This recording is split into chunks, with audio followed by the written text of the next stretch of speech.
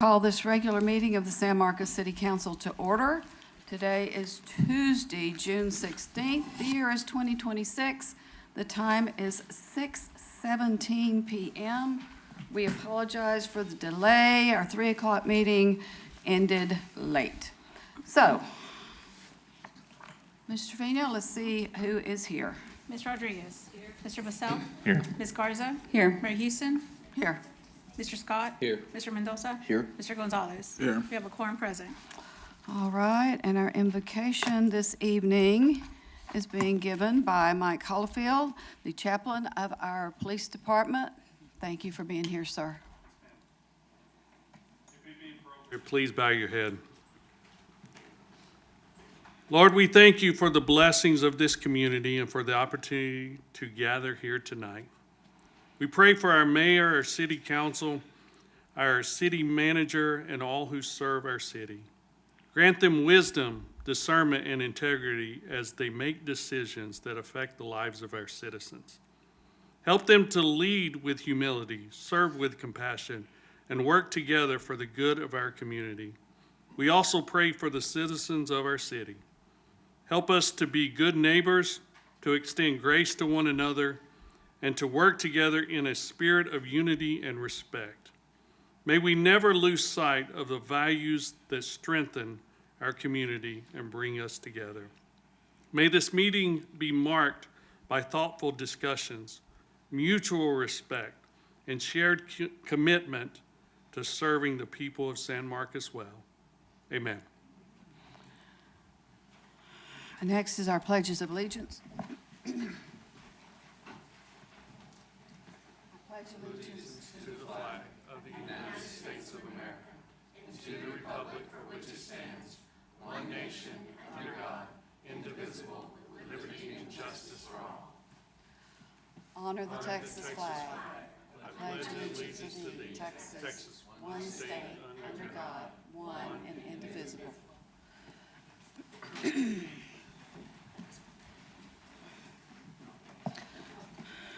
Our next item is citizen comment. The City Council will hear citizen comments at regular meetings, work sessions, and workshops. There is a process to sign up. For those of you, if you are online, when it's almost your turn, there's going to be a pop-up question, and you're going to need to respond to it in order to be able to take your turn. Speakers may speak once during the citizen comment time period and may not yield time to others.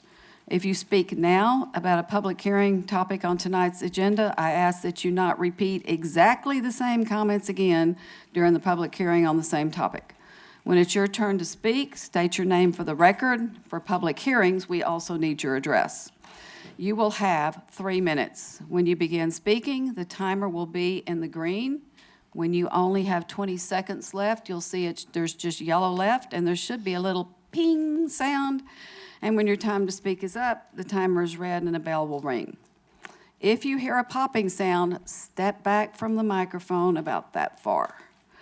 The mayor and council will endeavor to ensure that meetings are conducted in a courteous manner and in an atmosphere free of defamation, intimidation, personal insults, profanity, or threats of violence. If you do any of those, you'll hear the gavel and I will ask you to leave. So this is your warning. We have 19 people signed up tonight. I will call out the names in groups of 5. And if I have called your name, please be ready to approach the podium. Camille Phillips, Carla Sisk, Lisa Pruitt, Amy Meeks, Nancy Moore. I believe Carla Sisk is the only one of that group here, so step on up to the microphone, please. Well, howdy, Mayor and Council. My name is Carla Sisk. I live at 808 El Camino Way Drive, and I'm here to talk to you about item number 22, about the naming of the road El Camino Way Drive. We have lived, and I say we, I have my dad, my husband, and 2 of my neighbors here with me. Y'all wave. And so we have lived off of what used to be Route 1, Box 15, a long time ago, 48 years. And for the last 30 some odd off of El Camino Way Drive, it actually, the county road, dead ends at my mom and dad's house at the Peach Orchard, and then the driveway continues down to my house. Well, some apartments have been built on the other side of the fence, as you may have heard, and they have a road that comes off of 123, comes behind them in like an L shape, comes along my fence, goes down to a little cul-de-sac with nothing there. So I'm calling it the new El Camino Way to Nowhere. And so I'm just gonna ask that y'all please, so actually I want you to close your eyes real quick. Close your eyes. Imagine you're having family dinner and all of a sudden daddy starts to have a heart attack. And you jump up and you call 911 and they say, we're 6 minutes out, we'll be right there to help you. And you wait and it's 6 minutes, it's 7 minutes, it's 10 minutes. I'm trying to do CPR. And the ambulance can't find me because there's 2 roads named El Camino Way that run parallel, and from 8th grade geometry, parallel lines don't connect. I know it's on the master plan for 25 or 30 years from now. In 25 or 30 years, y'all can have it. Right now, my neighbors and I, nor do we want an outlet to 123. We're a little 2-lane country road not built for much more than 1 car and driving and walking and a horse, which is Norris Horse Farm, sometimes up and down the road. So I just ask y'all to please send it back to planning and zoning. They can give it another name. I've given some suggestions. My newest suggestions is Carlita's Way. Why not? Because Carlita wants to get her way. No, but the main thing is, y'all, I had to inject some humor for you. The main thing is, please send it back because, I want Favor, HEB, Amazon, 911, and people to be able to find us. And when 2 roads don't connect and they have the same name, it is confusion. And y'all don't want that, neither do I. Thank you for your time, and thank you for your service. Our next 5 are Guadalupe Saran. I'm sorry, Mayor, is it appropriate, may I ask you to bump the agenda up items? No. Okay, thank you. Our next speaker is Guadalupe Saranana. Okay, I'll circle back. Virginia Parker, Kathy Morris, Randall Terrell is here. Sorry. Good didn't evening, see it. council members. Again, my name's Randall Terrell. I thought I was going to be speaking about something entirely different from what I'm about to say. Tonight, I'll tell you that I was thoroughly pleased by y'all's discussion. I know it was a pain earlier today at the work session, but y'all did exactly what I think we were hoping you to do, which is thoroughly explore those issues and wind up with and in favor of more transparency. Thank you for that. There was a lot of comment during the work session about bad information being spread around. Clearly, I'm the root of all of that. I apologize, some of that, and I apologize for that. I'm working off the numbers and the information that I get in other meetings and by rumors, and I hope you'll bear with me as I'm trying to get more accurate information. Thank you for that. And then the last thing is, I was asked by Virginia Parker to point out that on agenda item number 16, that it is not clear to her, at least as I understand it, that the tax breaks would go to a company that is actually providing, if I've got this right, not subprime, but below market rents. They do in Austin, they don't necessarily do here. I'm not sure I've got that right. But I'm just passing that on from a quick comment. So that's all I've got for right now. Thank you. Okay. Our next group is Addison Sears, Rodrigo Amaya, Gerardo Reyes, San Juana Escalante. Who is? Okay, oh, I'm sorry, I didn't see that. All right, then Addison Sears is joining us online.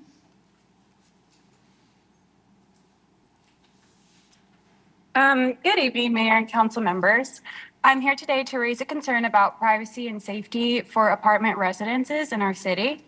Many apartment complexes require residents to display parking permits that clearly show the name of their apartment community. These permits are visible not only in apartment parking lots, but also everywhere residents drive, including stores, work, restaurants, and public parking areas. My concern is simple. When someone can identify a person's apartment community just by looking at their windshield, it becomes easier to connect that person with where they live. I understand it is necessary for parking permits, but I do not understand why those permits need to publicly display the name of the apartment complex. There are other options available, such as permit numbers, QR codes, license plate, registration systems, or other forms of identification. I'm asking the city council to consider whether this issue deserves further discussion and whether there are opportunities to encourage safer and more privacy-conscious alternatives. If no immediate action is taken, I hope this concern can begin a conversation about resident privacy and safety in our community. Thank you, guys. Next, Rodrigo Amaya, is he here? I don't see him. Gerardo Reyes was supposed to be online. Are they online? Okay.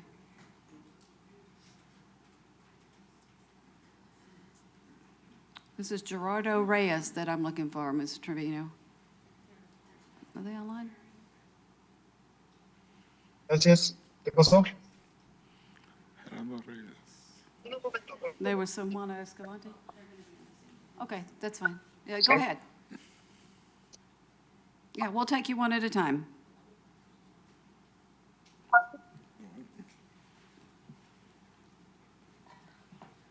Gerardo, it's now your turn. Hello. Yes, give me 1 second. Yeah, we can see you and hear you really good. Perfect. Buenas tardes. Gracias por darme la oportunidad de hablar. Mi nombre es Gerardo Reyes. Soy padre de familia y estoy aquí porque lo que ha pasado con mi familia ha sido demasiado y ha sido demasiado y ha tomado demasiado tiempo durante una detención de tráfico en San Marcos. No se nos explicaba claramente lo que estaba ocurriendo. Como padre preocupado por mi hijo, intervine. En ese momento, eso terminó en mi detención y más de 2 meses detenido. Estar en ese centro de detención fue muy difícil para mí.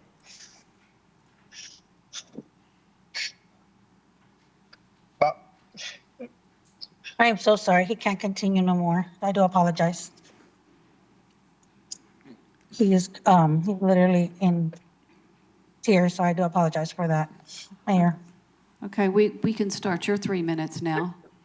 Would you like to do that? Okay, perfect. Give me absolutely. Let me just go ahead and pull over because yes, I pull over right now. Second. Okay. All right. I am speaking as a mother and a wife, and I want to be very direct about what my family has experienced and what is still being ignored. First, the facts, the matters. No crime occurred in the situation that led to this entire chain of the event. That is not an opinion, that is what has been confirmed. Yet despite that, the consequences placed on our family have been severe, ongoing, and completely disappropriated. My husband was taken from our home and from our family that depends on him. I am disabled and he's our primary provider. His removal didn't just affect him, it destabilized our entire household. And even after his release, the damage did not stop. We are still dealing with the financial strain, emotional trauma, and ongoing legal aftermath that should have never escalated to this point. My son is still facing charges connected to this same incident. And I need to be very clear. We are now being forced to fight to clear his name in a situation where the underlying facts do not support the criminal conduct. And what makes this even more unacceptable is how he was treated in custody. When my 17-year-old son was booked into Hays County Jail, he was brought before a judge without his shirt, a child without dignity, without basic respect, standing in front of condition in front of a court. Why was that what was that acceptable? Why was that considered appropriate treatment of a minor who has not committed a crime in the first place? This is not a small detail. This is dehumanizing, and it raises serious questions about how this entire process was handled from the very beginning. At the same time, we are still being denied full transparency. We are still waiting on the body camera footage, and we're still being asked to continue showing up and continue waiting and continue trusting the process that has not been fully honest or complete with us. And even more concerning, we have to push and advocate repeatedly just to have acknowledged of what we now know policy violations by the officers involved were not only addressed after sustained pressure from our family and the public. This is not an accountability. This is a delay until it becomes unavoidable. So I need the bigger picture to be understand here. This is not just about one stop, one arrest, or one decision. This is about a father removed from home, a disabled mother left without support, and a 17-year-old son still carrying trauma from how he was treated in custody. We're not asking for sympathy. We are asking for accountability, and we're asking for transparency. And we're asking why a family has been put through all this when no crime has occurred in the first place. At what point does this city acknowledge the full scope of the harm that has been done and take responsibility for correcting it? Because of this, where we stand, that has not happened yet. Thank you. And what do you think about that? Thank you very much. Our next speaker is Amy Camp. Is she on? I think she's online too. Okay, Amy Camp.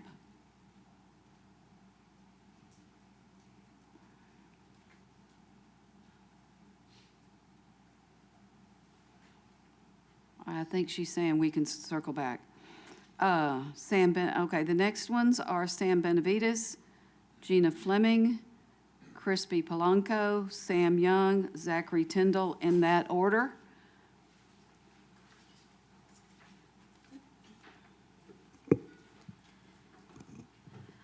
Good evening, Council. My name is Sam Benavides, and I come before you this evening to uplift the Reyes family's demands for justice and transparency.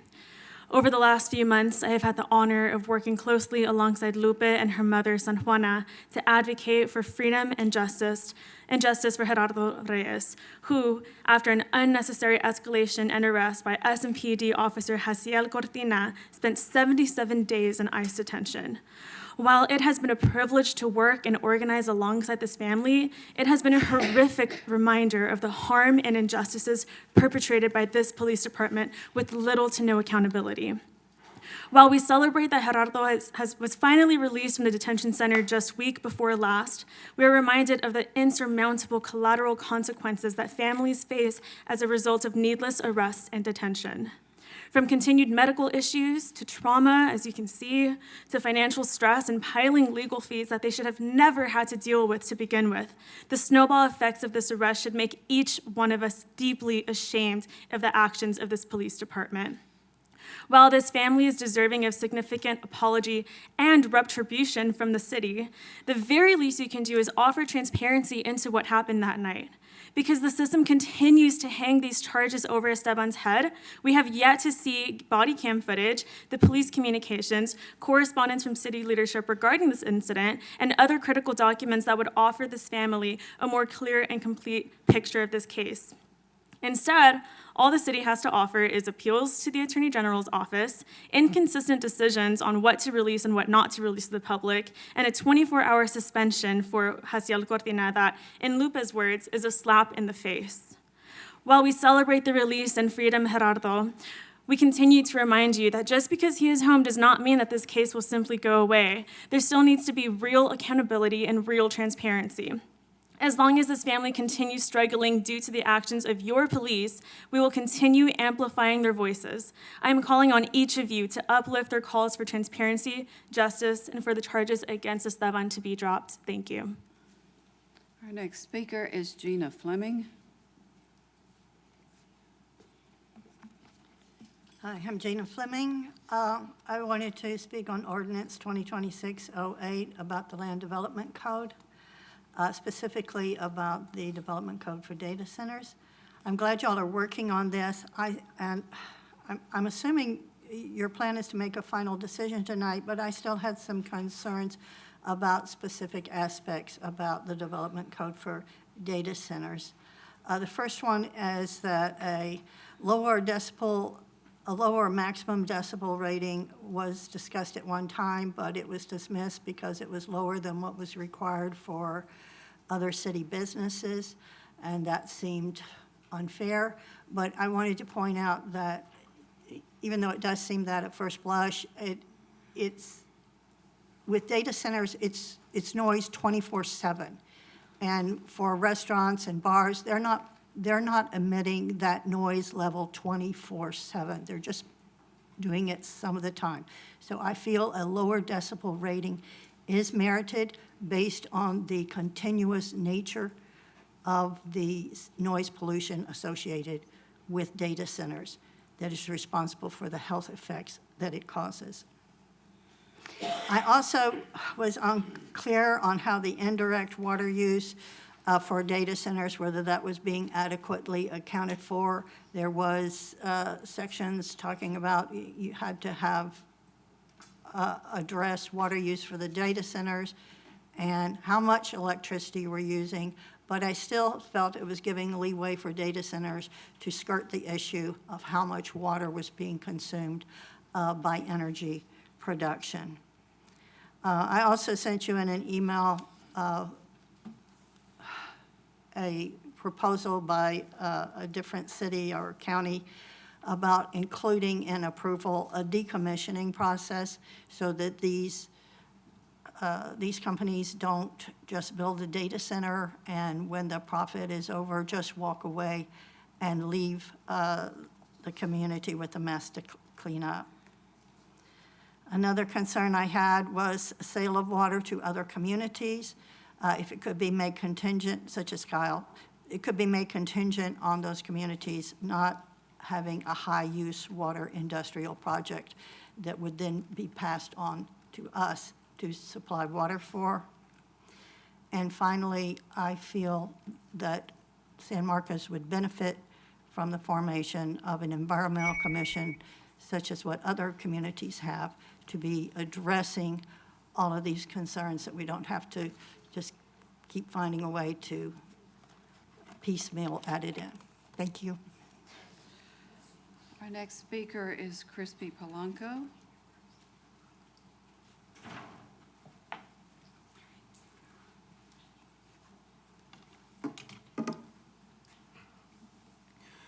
Yeah, Crispy Polanco. Just getting right down to it. The body cam footage from the incident on March 14th between SMPD, Gerardo Reyes and his son needs to be released, and it needs to be released yesterday. It is my belief that any delay or refusal to release the body cam footage is simply to avoid making SMPD look bad, because it would destroy any reason that Esteban is still facing any charges. I have been told that charges were dropped against his father Gerardo and continued against Esteban in order to throw a bone to the police department. I know people are going to deny that and say, oh, of course not, but nobody's stupid. And that is not justice. That is completely antithetical to what justice actually is. So yeah, we need to release the body cam footage.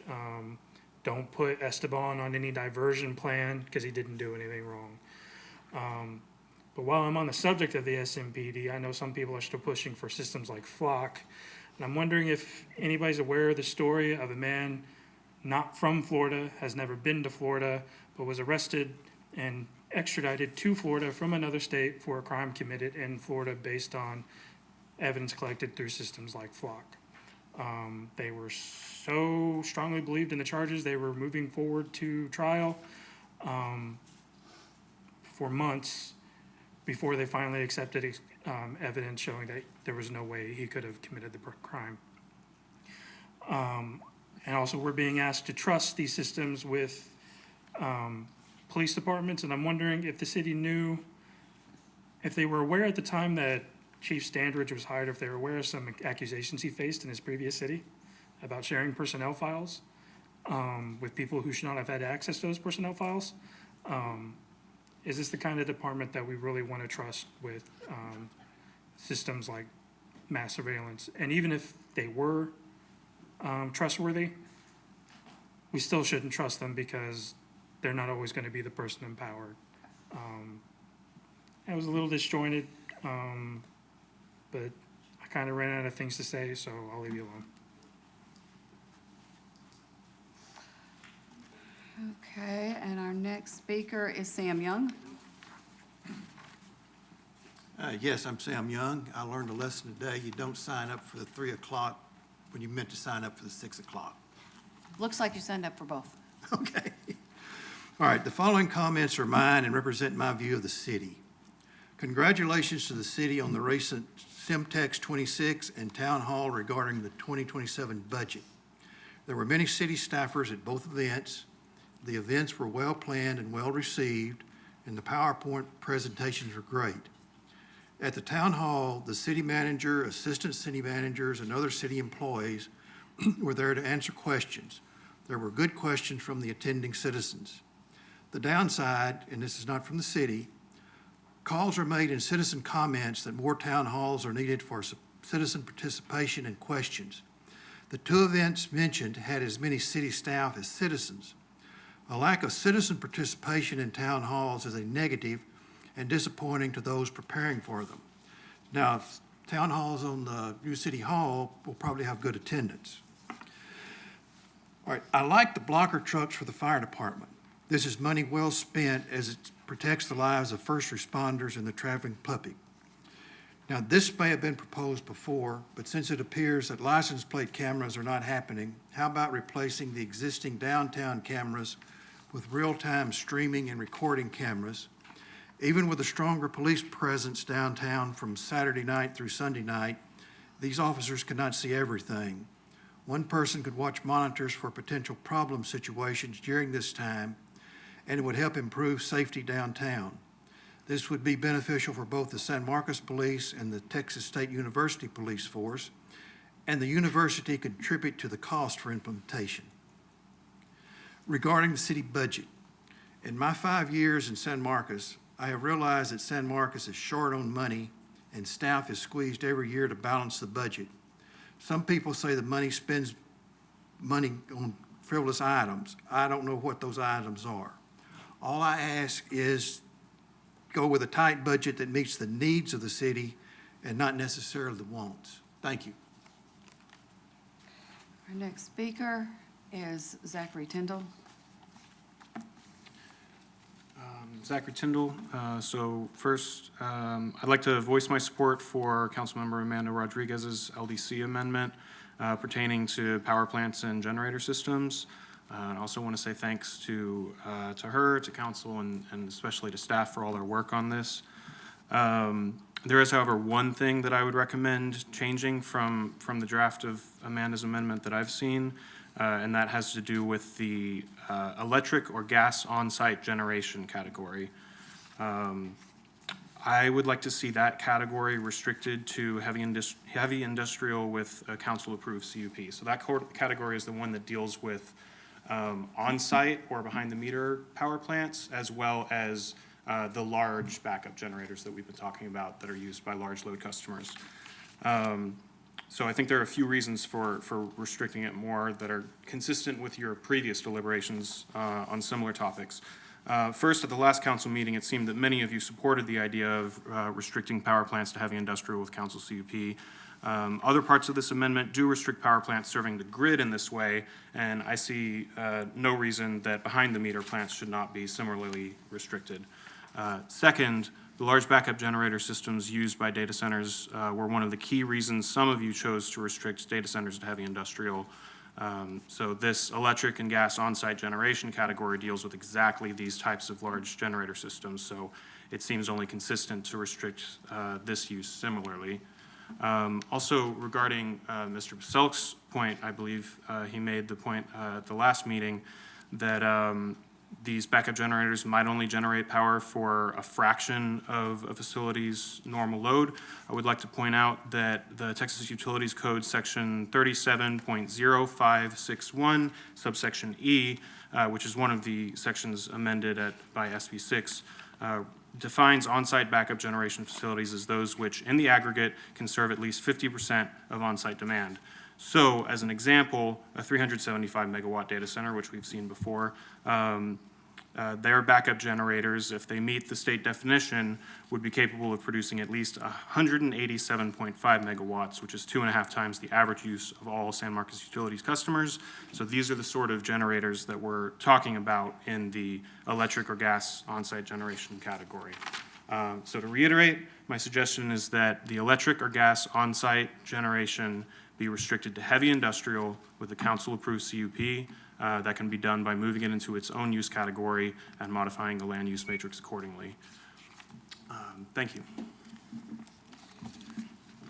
Okay, and I'm circling back to Amy Camp, who's online. I think she's ready now. Yes, thank you, Mayor. My name is Amy Camp. Good evening, City Council, Mayor Hewson. I'm just here to, like Sam, uplift the Reyes family and everything that they're going through. I think it's very important that this City Council understand the extreme fallout from the arrest of Gerardo and his son, and why it's so important that we have greater accountability of our police and greater understanding that you can't just arrest people first and ask questions later. Like, any arrest is going to have consequences, whether or not the charges are dismissed or, the person is found not guilty in court. It's a very, very high cost.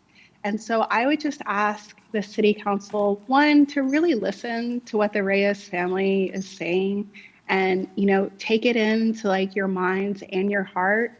Look at Gerardo and how he has been affected by 77 days in immigrant detention, something that, so many people are rightfully comparing to concentration camps. We have to work together to figure out a way to end unnecessary arrests, to de-escalate interactions between, ordinary people and the police so that these horrible, unnecessary consequences aren't happening again. And another thing I want to say before I conclude is that, it takes so much courage and it takes so much work to speak out the way that the Reyes family has done. This is a lot of time and effort on their part. And I know that there are so many other people who have been harmed in this way who simply don't have that ability, who feel scared. And so it's really important to, again, realize that this is not about one family. This is not about one arrest. This is making sure this doesn't happen, period. Thank you. Okay, that takes us to the end of our list. I'm circling back.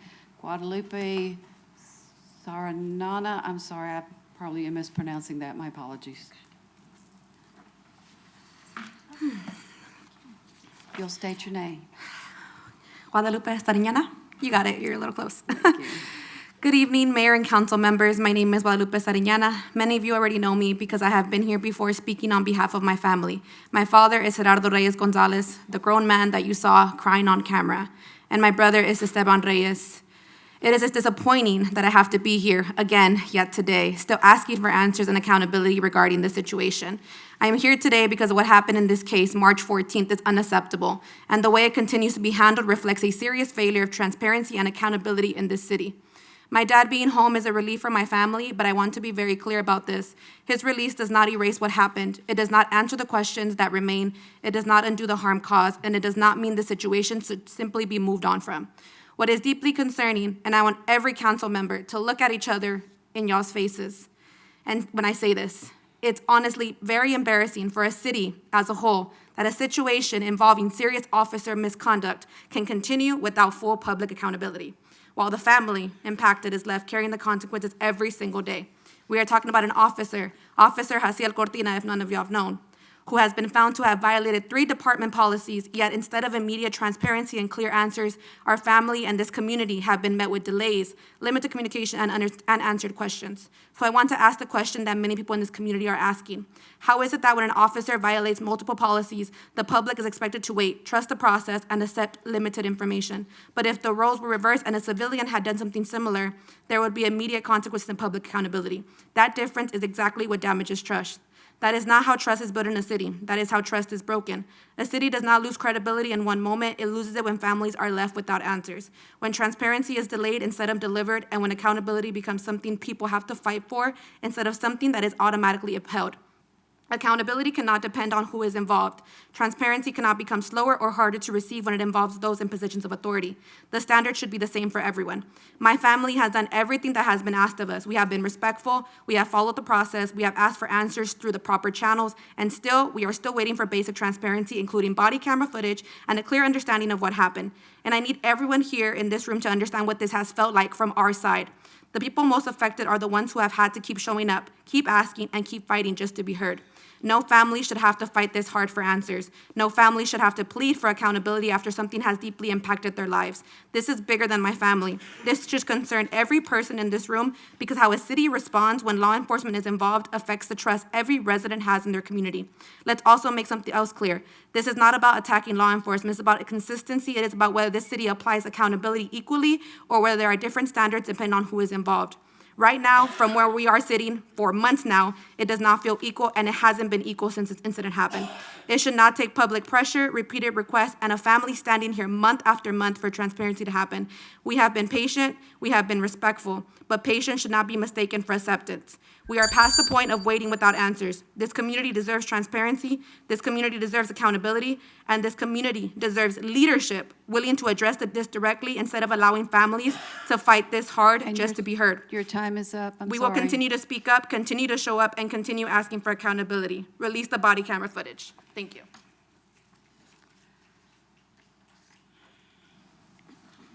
And Rodrigo Amaya. And that's everyone. So we will go next to presentations. Ms. Trevino. Receive a staff presentation on the FM 1978 Regional Wastewater Treatment Plan, Progressive Design Build project located southeast of the city, and facility naming methodology. Good evening, Mayor and Council. Joe Pantown, Assistant City Manager.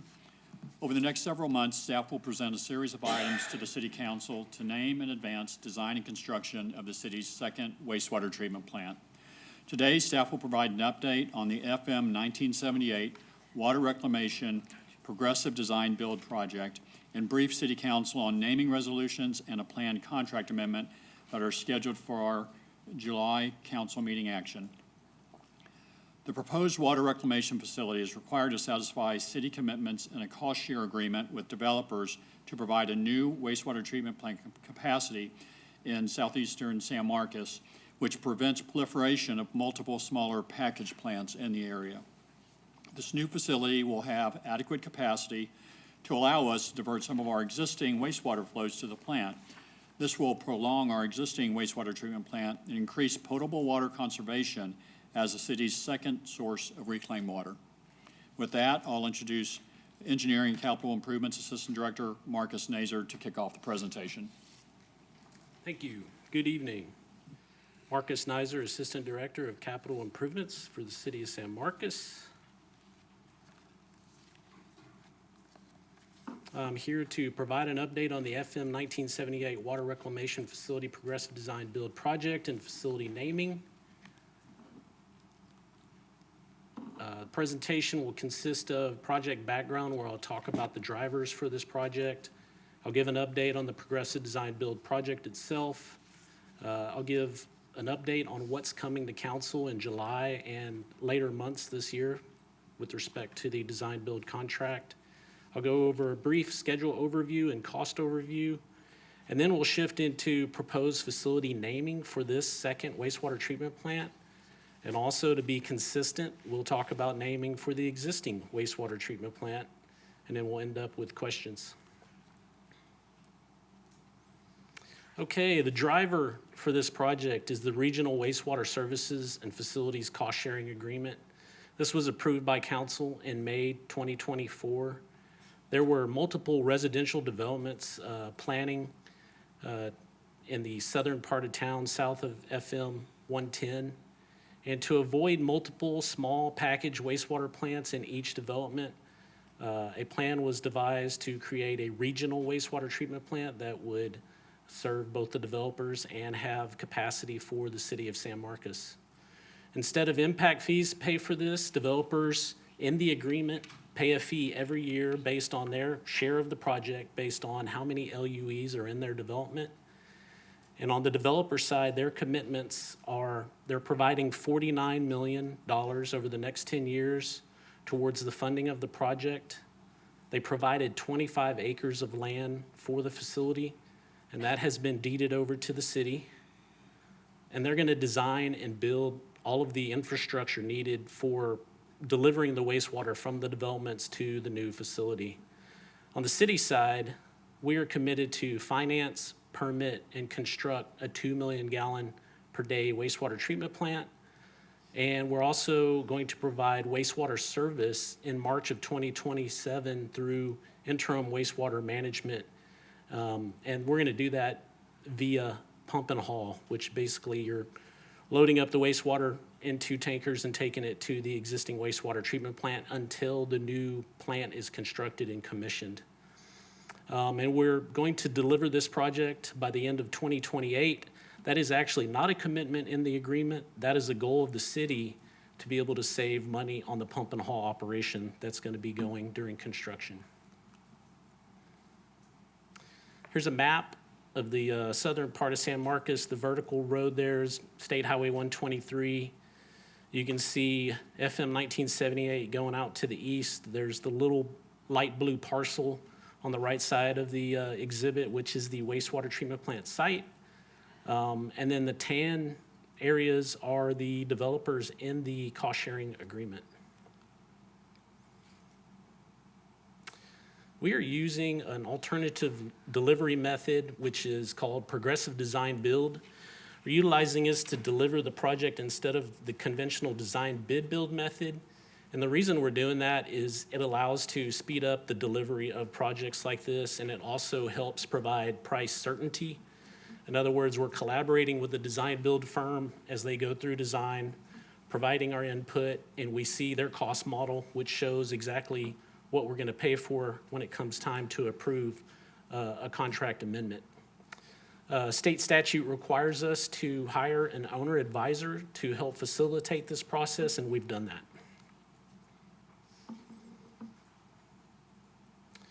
Okay, we're gonna be using the word reclamation a lot in the rest of the presentation. So traditional wastewater treatment plants just do that, they treat wastewater. However, our existing plant and this proposed plant are going to reclaim the water. In other words, we're gonna be able to treat it to type 1 reuse quality water that can be permitted with TCEQ and sold, and that will help us with our conservation efforts. In other words, every gallon of reclaimed water that we use that's produced by these wastewater plants can replace a gallon of potable water that's typically used. The phasing of this project, in the first phase, which we are committed to in the agreement, it's a 2 million gallon per day treatment capacity is what we need to build. This addresses the developer's needs, but it also provides capacity for the city and for expansion, and we're gonna be able to divert wastewater flows from the existing wastewater treatment plant service area to this new plant and defer some of the near-term improvements that are needed at that plant. The second phase, which is out there in the future, is a 2 million gallon per day expansion. That is slated for around 2032. And then we're able to expand all the way up to 8 MGD on this 25 acre footprint.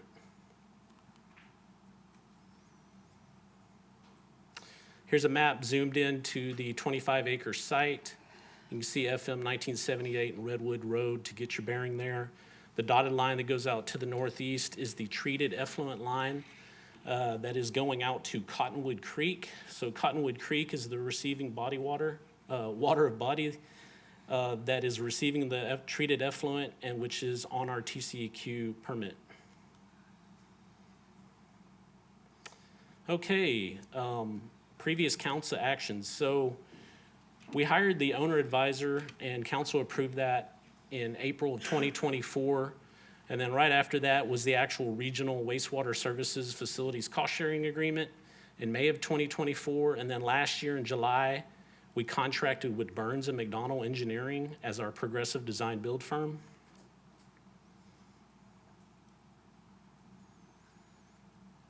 And talking about Burns and McDonnell's progressive design build contract, the original contract for phase one had the scope of delivering 60% design on the treatment plant. And in doing that, you formulate the guaranteed maximum price contract amendments that you're going to need to deliver the plant efficiently. The first proposed planned amendment is coming to council in July.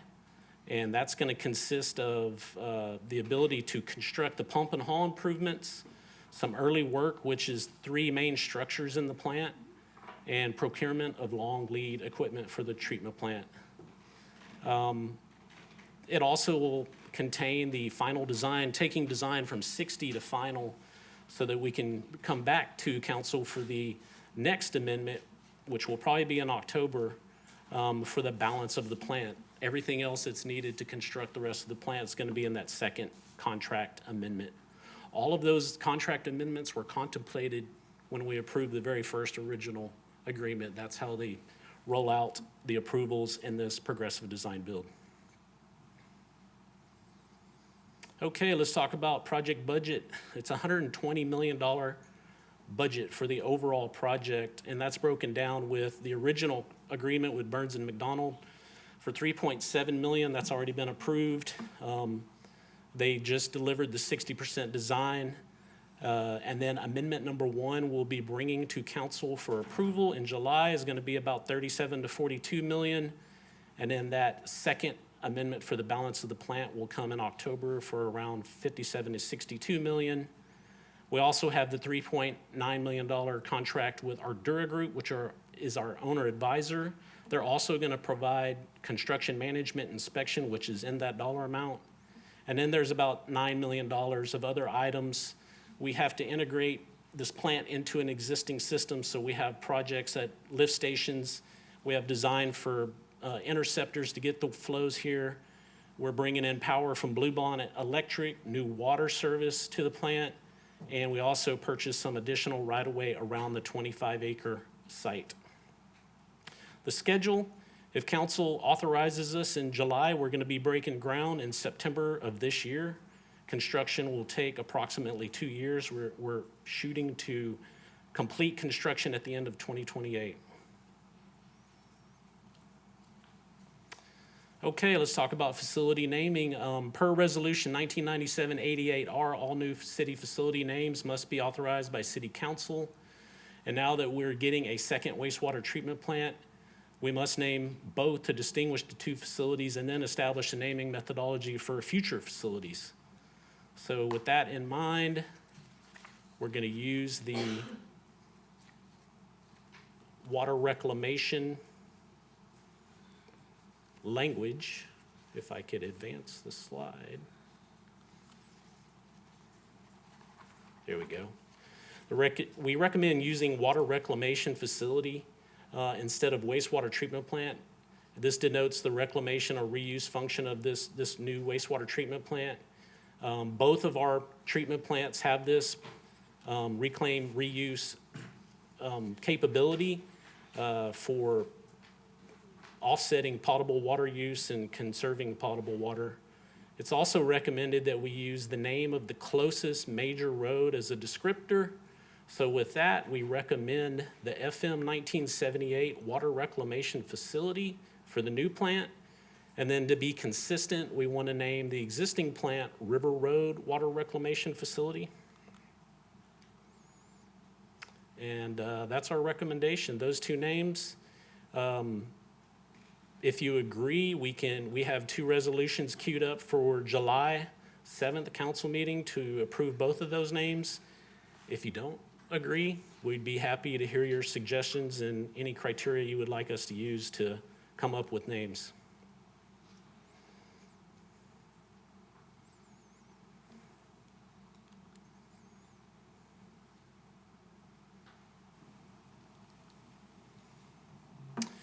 And with that, the next steps are July 7th is going to be a busy council meeting for this project. We're going to have the contract amendment number 1 to proceed with construction and finished design.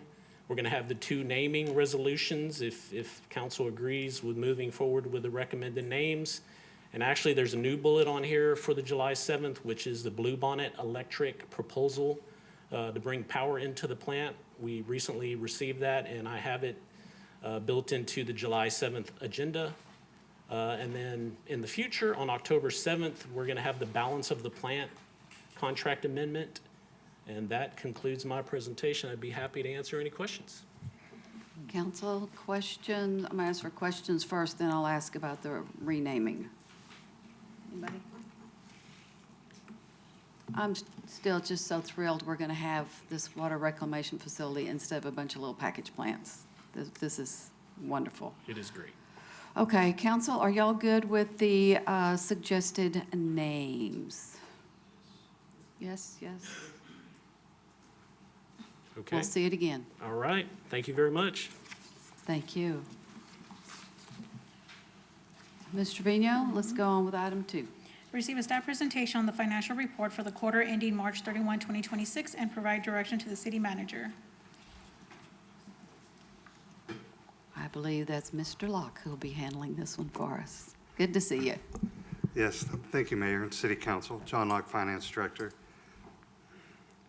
This financial overview was presented to the Finance and Audit Committee at the May 14th meeting. At that meeting, there was a detailed presentation provided, and that was included in the packet. And there was also the notes that were discussed at that meeting were included in the packet.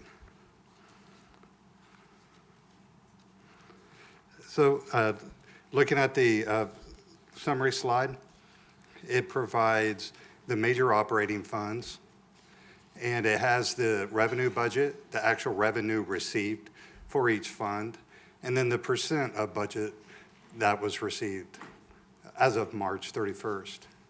That same information is there for expenses with the budget, actual, and then the percent received.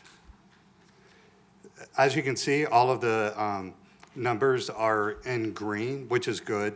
You can see there's a legend down to the left-hand side.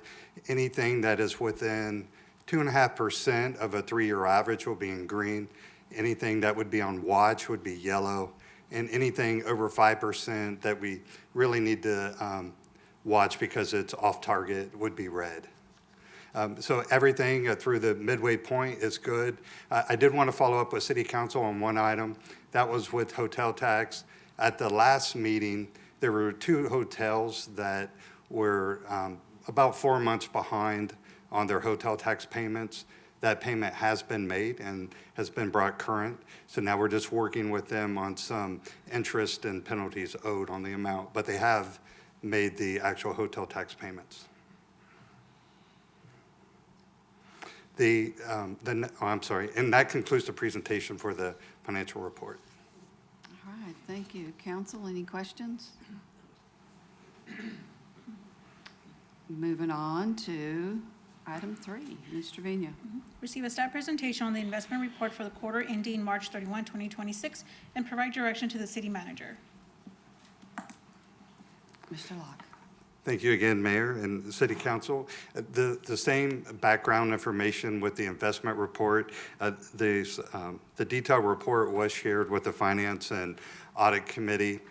And what we have on the screen right now is the detailed financial report and not the summary investment report. I think if we keep going through the slides, we may make it to the investment. And this is the information that was summed up on that other slide that we saw before. Yes, Mayor. Okay, looks like we're there. Yes.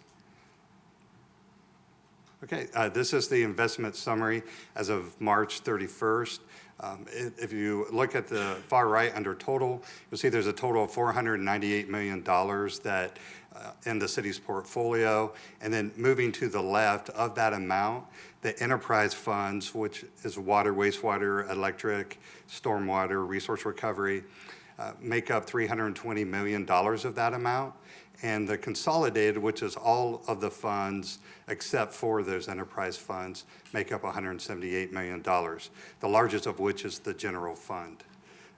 Within each one of those, you can see what's labeled as an asset type, and that's how much money is in the local government pools or the money markets, how much is in a security, and then how much are in demand accounts, which are just the accounts that the city pays its bills from. If you move down to the middle section, I'm sorry, on the same slide, on the left-hand side, it has the current quarter average yield. And you see the total portfolio yield was 3.7%, which is above what we use as our benchmark, which is the 2-year treasury. To the right of that is a rolling 12-month average yield. And the portfolio was just over 4%, which is also above the rolling 2-year treasury that we use as our benchmark, which is about 3.7. All the way at the bottom, it has the total interest earned during the second quarter. It's $4.5 million. And year to date through March, we've generated $9.3 million of interest. And that concludes the presentation for the investments. Any questions, comments, thoughts? Thank you very much, Mr. Locke. Thank you. And we will move on to our consent agenda. Ordinances, resolutions, and other items numbered 4 through 12 may be acted upon by one motion unless a council member wants to pull that item. If they do, then we will discuss those after the public hearings. Anybody got anything to pull? Okay, I'll accept a motion to, oh, yes, Ms. Garza? Which one? Poll number 10? Okay, and I'm looking for a motion to accept 4 through 9. Second. 11 and 12. Motion by Ms. Rodriguez, seconded by Mr. Mendoza. Ms. Trevino, or I see we're push button voting.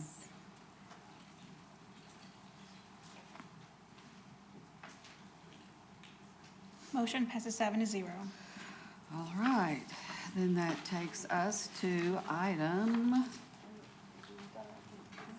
13, public hearing, first public hearing item. Ms. Trevino. Mayor, I'm going to read 13 and 14. Oh, I'm sorry. I had that note to myself and then didn't read it. Items 13 and 14 are somewhat intertwined, and we're likely to discuss both of them at the same time. So Mr. Trevino is going to read 13 and 14, and then Mr. Floyd will do the presentations as he sees fit. We can discuss them together. I will have to have the public hearings separate, and the votes will be separate. Receive a staff presentation, hold a public hearing to receive comments for or against Resolution 2026-94R, approving a request for a conditional use permit in case number CUP-25-71 to allow purpose built student housing development for the property located at 325 North Camacho Street. Authorize city staff to issue a conditional use permit consistent with this resolution and declare an effective date and consider approval of Resolution 2026-94R 14. Receive a staff presentation, hold a public hearing to receive comments for or against Resolution 2026-95R, approving a request in case number AC-25-09 for alternative compliance to maximum building height requirements in Section 4.4.3.7 of the Development Code to increase that permitted building height from 5 to 7 stories for a proposed development located at 325 North Camacho Street. Authorize city staff to issue permits consistent with this resolution and declare an effective date, and consider approval of Resolution 2026-95R. Presentations. Good evening, Mayor and Council. Terry Floyd, Director of Planning and Development Services. I'm going to try to advance my own slides, so bear with me. If not, you'll hear me say next slide to Hayden. So the item before you is, yeah, Hayden, I'm going to need you to advance the slide. The item before you today is a public hearing related to, and I'm going to speak to both things, both an alternative compliance and a conditional use permit for purpose-built student housing at 325 North Comanche Street. And so just kind of briefly, the definition of purpose-built student housing is outlined in our land development code. And a couple of things to think about in this respect is it's, we look at rent by the bed leases in both the purpose-built student housing and the conventional multifamily CD5, which is what this property is zoned. Both are allowed. The maximum number of bedrooms per unit is where the change happens. In our CD5 or legacy multifamily districts, only three bedrooms per unit are allowed. In a purpose-built student housing, that number can be set as part of the condition. And in this case, it's being recommended was recommended by Planning and Zoning Commission as 5. The parking requirements are 1.5 spaces per bedroom in purpose-built student housing, 1 space per unit by right in CD5D. Additionally, in CD5D zoning, purpose-built student housing does require a CUP. Just by itself, it's allowed by right. Next slide, please. So the property is approximately just under 1 acre. It's just located on the southwest corner of Pat Garrison Street, North Comanche Street, just south of Texas State. We'll look at that here in a moment. It is a concurrent application, as pointed out, with an alternative compliance for 7 stories in height. It's not a change in the height. Both are allowed 75 feet by right, but the applicant is asking for an alternative compliance to move from 5 to 7 stories, which we'll talk a little bit more about additionally later. Next slide, thank you. The existing zoning is CD5, Character District 5 downtown, and the proposed use is purpose-built student housing as I outlined. Next slide, please. So a little bit of history and kind of some context of where this is at. It's former Pennington Funeral Home. Demolition permit actually hasn't been issued. It's not there. The historic structures on the site are listed as medium preservation. In 325 North Comanche and 325, it went through the proper processes to be demolished. Balcones Hall, purpose-built student housing, grocery, obviously, church, multifamily, and Texas State all surround the property there. Next slide, please. So just kind of looking a little bit about what's been approved in the past over the last couple of years. North and Lindsay Street were approved in 2024. A CUP was approved for purpose-built student housing in the area outlined in red on the map. Also, an alternative compliance for the exact same ask for a 7-story building was also approved on a portion of the site, and a portion of the site stayed at a smaller story. And then later in 2025 at Comanche and Hutchison, a CUP was approved for the same use of purpose-built student housing, and an alternative compliance was approved for 7-story building height, and it was built at 75 feet. Next slide, please. On 2 of them, yes. So in looking at some of the criteria as outlined in section 2.8.3.4, there are a few things that we see the proposed use of the specified location is consistent with the adopted policies in the comprehensive plan. The proposed use is not consistent with any adopted neighborhood character study for the area, and we'll touch on that just here in a moment. The proposed use is compatible. That's one of our criteria with and preserves the character and integrity of all the adjacent developments. That is partially met by the applicant's current application. Next slide, please. And then looking further at, some additional criteria. It does not generate pedestrian and vehicular traffic, which will be hazardous or in conflict with the existing and anticipated traffic in the area, so it is compliant with those criteria. It does incorporate roadway traffic adjustments, traffic control devices, and as you know, all of those things come in as part of the planning process and our site permit process, so that will be evaluated then. The proposed use does incorporate features to minimize adverse effects, visual impacts, and so there are some things, some architectural features that do minimize those. And then the proposed use meets the standards for the applicable district, and that too is partially met. Next slide, please. Further evaluating criteria in section 5.1, does the project have the ability to transition to future accommodating a more diverse population? Potentially, but it is a purpose-built student housing at this point. The durability, energy efficiency, and longevity of the building? Potentially. The location of the development In relation to alternative transportation opportunities, yes, it is there. There are a lot of sidewalks, bike lanes, and more. Pedestrian traffic is available there. Pedestrian opportunities, mitigation of any effects on the adjacent property and neighborhoods, potentially. Again, there's some elements there that this criteria could do. It is not compliant, though. It doesn't meet the criteria for our comprehensive plan, downtown master plan, and other adopted policies of the city. Next slide, please. And kind of thinking about those areas where it may not meet the criteria, if we look at the wording in the downtown master plan, most of the rental housing units, on page 56, it outlines that most of the rental housing units in the downtown are student-oriented. Additional non-student-oriented rental housing options are needed.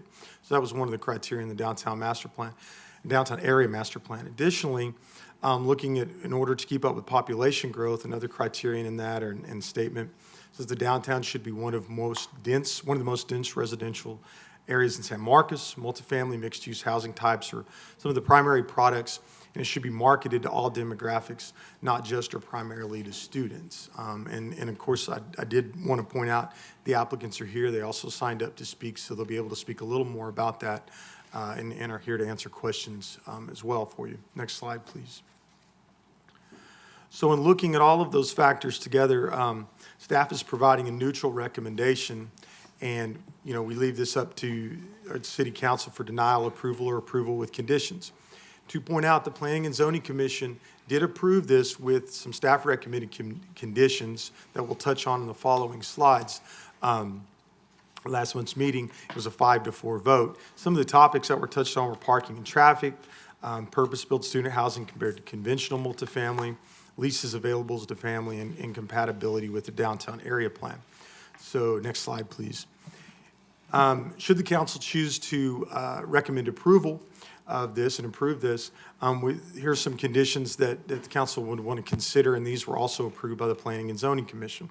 So the development shall register with San Marcos Long-Term Rental Registration Program. The lease shall be made publicly available on the property's websites. These are also, just to point out, are consistent with other conditions for some of the other approvals for this property previously. Next slide, please. Additionally, the lease shall contain the text related to the student leases. That, again, was language that was in some of the previous approvals regarding the issuance of the certificate of occupancy, that when the lease for the tenant to occupy the premises shall include a late delivery provision that I'll talk a little bit about on the next slide, please. And of course, this statement related to the tenant remaining bound if it's not delivered on time, or it terminates the lease with no financial penalties, and any prepaid items within 10 days. So that language, again, would be included, would be recommended if the council choose to approve this as a potential condition.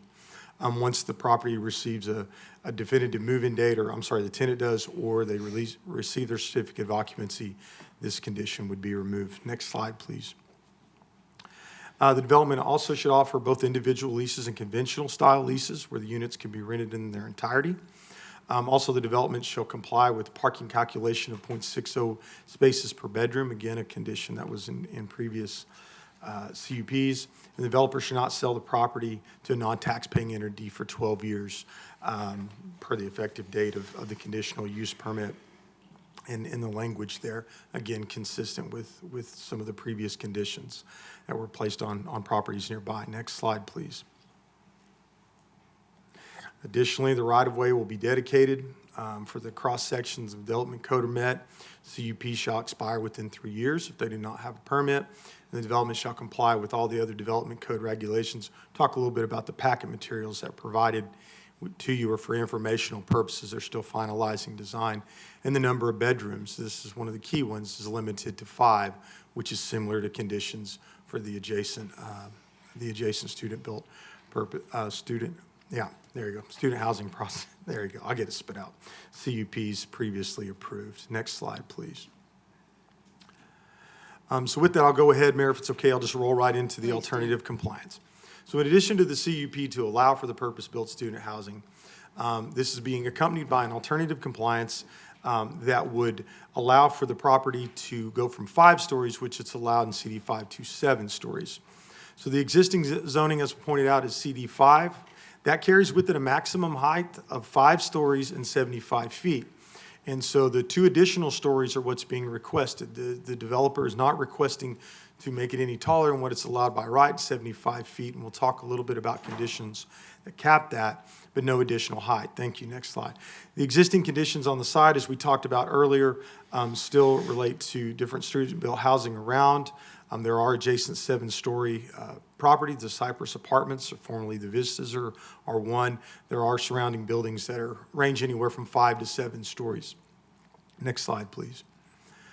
So just some context here, looking at some of the surrounding properties. As you can see, there's a little bit of everything. There's some 1-story properties, some that are 5, 6, and even 2. So it sits within that realm of when we talk about the stories and the height of what's been developed there over the years. Next slide, please. Again, just as kind of a bird's eye of an overlay, you'll notice the not approved. These are the plans currently as they are, but they may change some, so didn't want to get out there that this is the exact product. But this gives you an idea of the scale and the massing of what that would look like on the site at 7 stories per the renderings provided by the developer. Next slide, please. So you can kind of see a street view here of some of the architectural features, the setbacks, some of the step back features and other things to kind of break up that one uniform mono wall that obviously we like to see different architectural elements in our downtown area. So this kind of gives a flavor of what that is. Next slide, please. Additionally, you can see some of how the stories would relate there, and again, some of those elements of the street frontage, how that story interrelates to the 5 stories above that, and then the top story. Next slide, please. So with that, and looking at some of the criteria for approval, again, some of these conditions are partially met. When we look at those sections in the Land Development Code, it is partially consistent with some of our guidelines from the comprehensive plan. We talked a little bit about the downtown master plan. We'll talk a little bit more about that shortly and how that and how this project's consistent. Again, one of the criteria is a residential project. The additional stories provide an opportunity to provide up to 10% of the project as affordable housing. It's not being committed to by the developer here. Additionally, the residential property shall provide additional stories for the opportunity to provide or include 20% as workforce housing. That's not been not met yet by this project. The developer hasn't committed to that. And then there are additional stories that provide an opportunity for professional office or commercial space. That's not being met here in this proposal. Next slide, please. Additionally, the developer has talked some about this, but is not committed to any LEED green building. That's also a criterion. The additional stories, they also have not committed to providing any additional child care within the facility. And the additional stories, also another criteria to provide an opportunity to add public parking. That could be determined, but that's only partially met at this in public parking or adjacent to downtown parking. And then lastly, the additional stories provide an opportunity to include on-site publicly accessible space in excess of the open space requirement. They're not going above and beyond that requirement as well. Next slide, please. Additionally, in CD5, in the 5 downtown design context, the approved alternative, does it conform to the downtown design guidelines? Partially. And architectural elements, do they mitigate any of the effects on the adjacent properties? We do feel that it meets those criteria. Next slide, please. And so talking a little bit about the downtown area plan, we talk about the gateways, and Pat Garrison Comanche Street intersection is designated as a pedestrian gateway. And that is recommended in the downtown area plan that gateway and that space be provided. Next slide, please. And then also looking at New Park area, it's designated the northwest of downtown area, and that the public spaces allow and accommodate that downtown growing population. That's also a recommendation in our downtown area plan. Next slide, please. And then, of course, our design manual talks about the project. It does fall within the downtown core design, so it's within that area. Next slide, please. And so in looking at that, no additional height adjacent to downtown historic districts is being recommended in the design manual. Any additional height should consider if it obscures views, but additional height above 5 stories is discouraged, and is part of our design manual. So when we look at that criteria, it's discouraged. Next slide, please. Next slide, please. So with that recommendation, because so many of the criteria aren't met, staff is recommending denial. We'll point out again, the Planning and Zoning Commission recommended approval with some conditions we'll talk about when this was considered last month on a 5-4 vote. Again, in looking at this, some of the discussion topics were alternative compliance, the San Marcos Design Manual height strategy, request for stories versus height, maximum bedroom count were all discussed as well. Next slide, please. So should the P&Z approve conditions, here are those conditions, and those would be conditions that the council could consider or recommend if they wanted to approve, is the development shall comply with the activation bearing massing standards described in Chapter 4 of the Land Development Code. Next slide. That it should include an enhanced pedestrian gateway of a publicly accessible plaza at the intersection of Pat Garrison. That was also outlined in the plan in North Comanche. That it should be equal to or greater in size in the area of the plaza that's currently shown on their plat application now. And then it should incorporate all the different amenities for bike pump station, refills, benches, lighting, and shade canopy. Next slide, please. Additionally, the building facade facing North Comanche shall incorporate different expression elements in the first 3 floors. Cornices, material changes, horizontal bands, vertical wall offsets, and so forth, as shown in attachment B. We'll talk about that shortly. The height of the building, another condition, shall not exceed 75 feet, and the development shall comply with any of the other development regulations.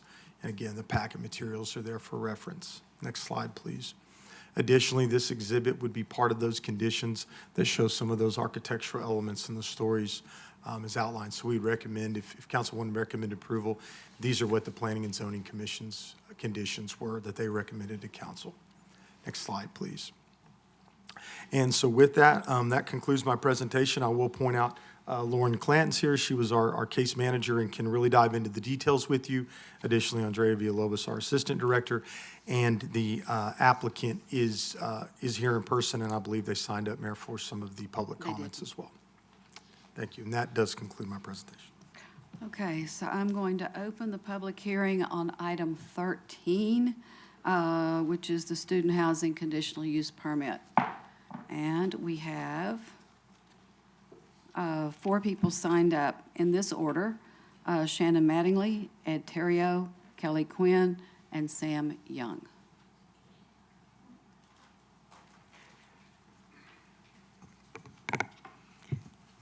And it's a public hearing, so we need name and address, please.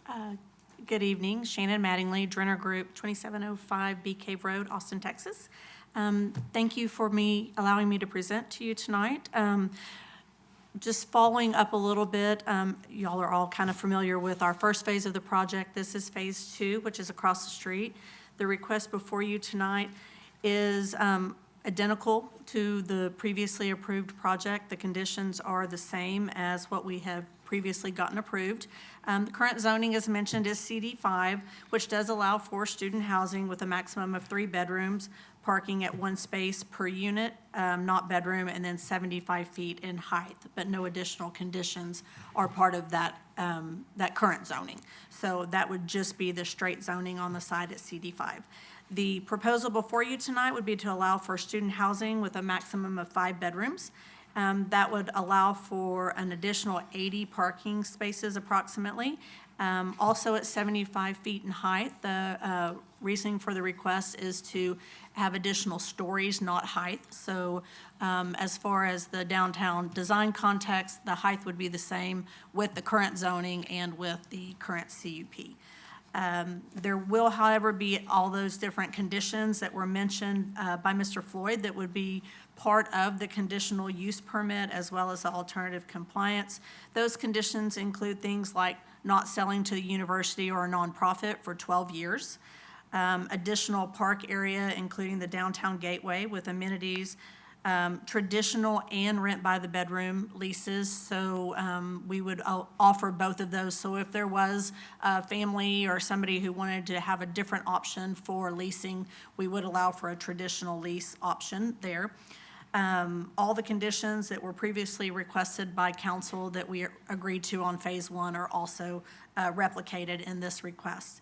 I passed out an exhibit just to kind of give you a visual of what CD5 now and what CD5 with the request with all of our conditions would look like, just to kind of show you what the differences are in those. I know they were in the presentation as well that we sent in, but just wanted to hand that out again.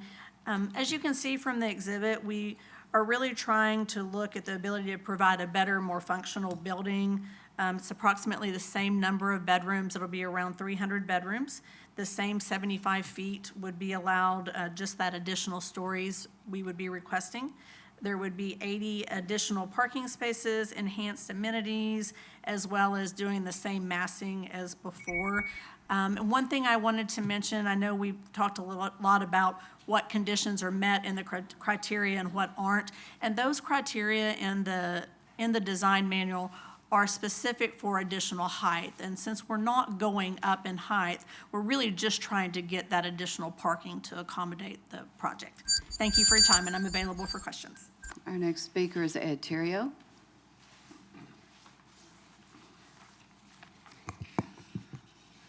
Good evening. My name is Ed Terrio. My address is 120 Lakeview Circle in Lockhart. Just to add a little bit of information on the need for the project and some of the potential revenues that could be generated from the project. The estimated property tax that would be provided just to the city of San Marcos would be around $215,000 to $250,000 per year once the project was completed. Permit fees, impact fees, those types of fees would be around $200K, $200,000 that would be coming into the city in those revenue classes. But the significant revenue that would be coming in off the project would be around $1 million for the parking buy-down that's associated with this project. The phase one of the project had about a $1.5 million parking buy-down, so that's about $2.5 million just off this project that the city has available to use to target towards parking type projects in the downtown area. Combined with the North Lindsay project, which also was about $1 million, there's probably about $3.5 million available to council off these projects to utilize for parking.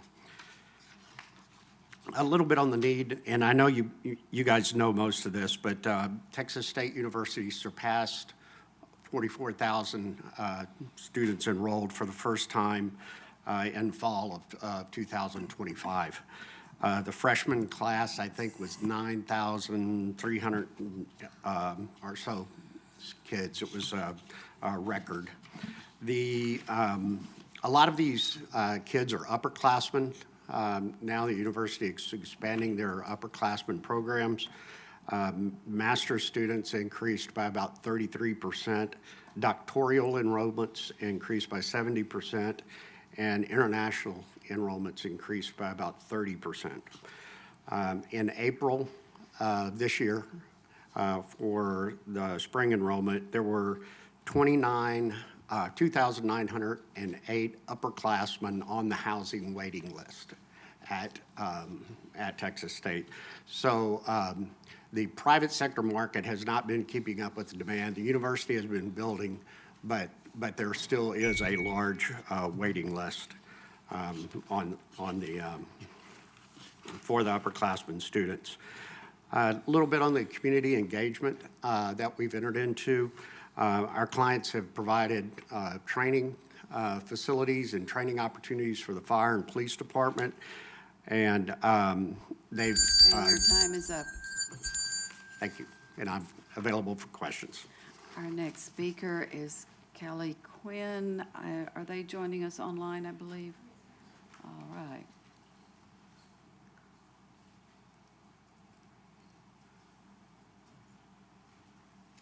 Good evening, City Council. My name is Kelly Quinn from Emerge Here, 325 North Comanche. First, my apologies that I'm not in person. As most of you know, this meeting was supposed to be for June 2nd, and I planned a family vacation this week last summer that I couldn't change. I think Ed and Shannon did a good job asking or explaining what we're asking for tonight, and hopefully the email and the presentation helped clarify it as well. To reiterate, I'm asking for a CUP to provide a more diverse unit mix for future residents. The site's location will naturally attract primarily students. I am asking for alternative compliance to extend 2 partial floors to 2 full floors, which will accommodate the parking that is required by the CUP. I am not looking for more height. The building will be the same height, the same massing, the same residents, but with your approval, it will be a better parked, better functioning, better looking building. I'm around for any questions. Thank you for your time and service. Our next speaker is Sam Young. Sam Young, 232 Playing Cypress in San Marcos. I have no problem with higher quality, better design, better functionality. My only question, and this may be silly, but will there be enough growth in San Marcos property tax growth in 12 years to offset a possible sale to a non-property tax paying entity? Is 12 years long enough to offset?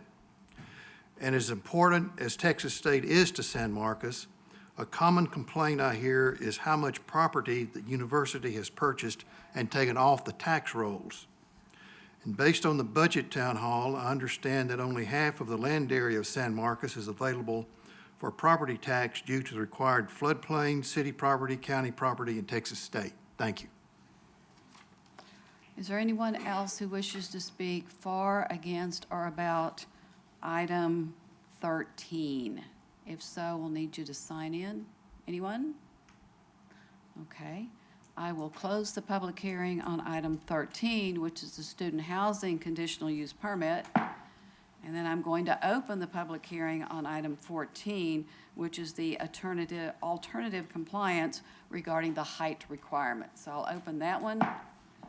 And signed up is Shannon Mattingly, Ed Terrio, and Kelly Quinn in that order. Mayor, we covered most of our information in the last presentation, so we'll be available for any questions that the council has. Thank you. Thank you. Mr. Terrio? The same, Mayor, just to reiterate that there's no height variance being requested as part of this. It's only adjusting the floors within the allowed height. Thank you. All right. And next will be Kelly Quinn. Kelly Quinn, Emerge Here, 325 North Comanche. Again, just to reiterate, I'm asking for I'm asking for alternative compliance so I can meet the parking requirement of the CUP. I can't accept the CUP because I can't park it without the full 7 floors. Thank you. Around for questions. Okay, thank you. Is there anyone else wishing to speak for, against, or about this one, which is the alternative compliance regarding the height requirement? If not, I will close the public hearing. And council, we can begin discussing either one. We'll just have to vote on them separately. Anybody? Motion to approve for discussion. Thank you. Second. And was that for 13? Sure. Yes, All ma'am. right. Me too. Mr. Gary, do I need to go ahead and get another motion for 14? Is that going to be, I think we should take care of one at a well, at we're a time. discussing both, Yeah. because we already read both of them. Right. I know, that's not per Robert's rules, You but can have discussion of both, and just 2 separate votes, really, I guess. what So, about motions? I'm sorry, you can either dispense with the rules and have the discussion, but I think it's better have a motion to approve 13, Which I do. and then go with that discussion first would Okay, be better. council? Questions, concerns, thoughts? This is the same. Actually, Mayor, based on the last comment she just made about needing the alternative compliance in order to accept the CUP, can we flip-flop that, and could I modify my motion to approve 14 since based on what she said, even I, if we. I can say that that was, if you would like to make that motion for withdrawal for 13 and make it for 14, we can do that, if that's what you would like to do. Mr. Mendoza, are you okay with that with your second? Yes, All right. And your discussion can overlap if they're so intertwined. You can kind of get into both areas for your Yeah. discussion. Okay. Just the motions have to be separate. Okay. Mr. Gonzalez? So my biggest concern, I guess technically it's just clarification, because I think they already said this, but as far as all the, I'm gonna call them concessions, they pretty much match the last one that we had? So I know we sat up here for quite some time last time, going back and forth, but so essentially it just mirrors what we asked for Yes, last they time. match the other ones. Okay, cool. Mr. Floyd, was there any change in conditions at the P and Z meeting? May I ask Ms. Clanton, our case manager, on that to answer that question, ma'am? Thank you.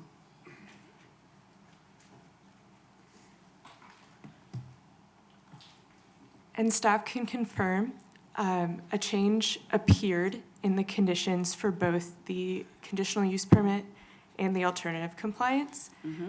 For the conditional use permit, it was more administrative. An amendment wasn't involved. The phrase "per unit" was yes. added to the line addressing bedrooms. Which makes sense. Is that the only one? Additionally, for the alternative compliance, there was a little clause added through an amendment, which referenced the plat to give a sense of the size of But the it was plaza. clarifying, not really changing anything. Right. All right, thank you, ma'am. Thank you. Okay, counsel, Mr. Gonzalez, did you have anything else? No, ma'am, that's all I had. Ms. Rodriguez? I didn't have a whole lot. I know we still have a lot of items going. I can just tell you that I appreciate Mr. Young's comments, because that's exactly where I feel. I voted no the first time this came before us. You know, I saw in the letter submitted by whom I'm assuming is the consultant of the development, and I will read. Yes. It was sent to us by Shannon Mattingly on February 16, 2026. There's a line in here that says, in preparation for our submittal, we met with the representatives of Texas State University to discuss the school's projected growth and to discuss the immediate and future housing needs of the university.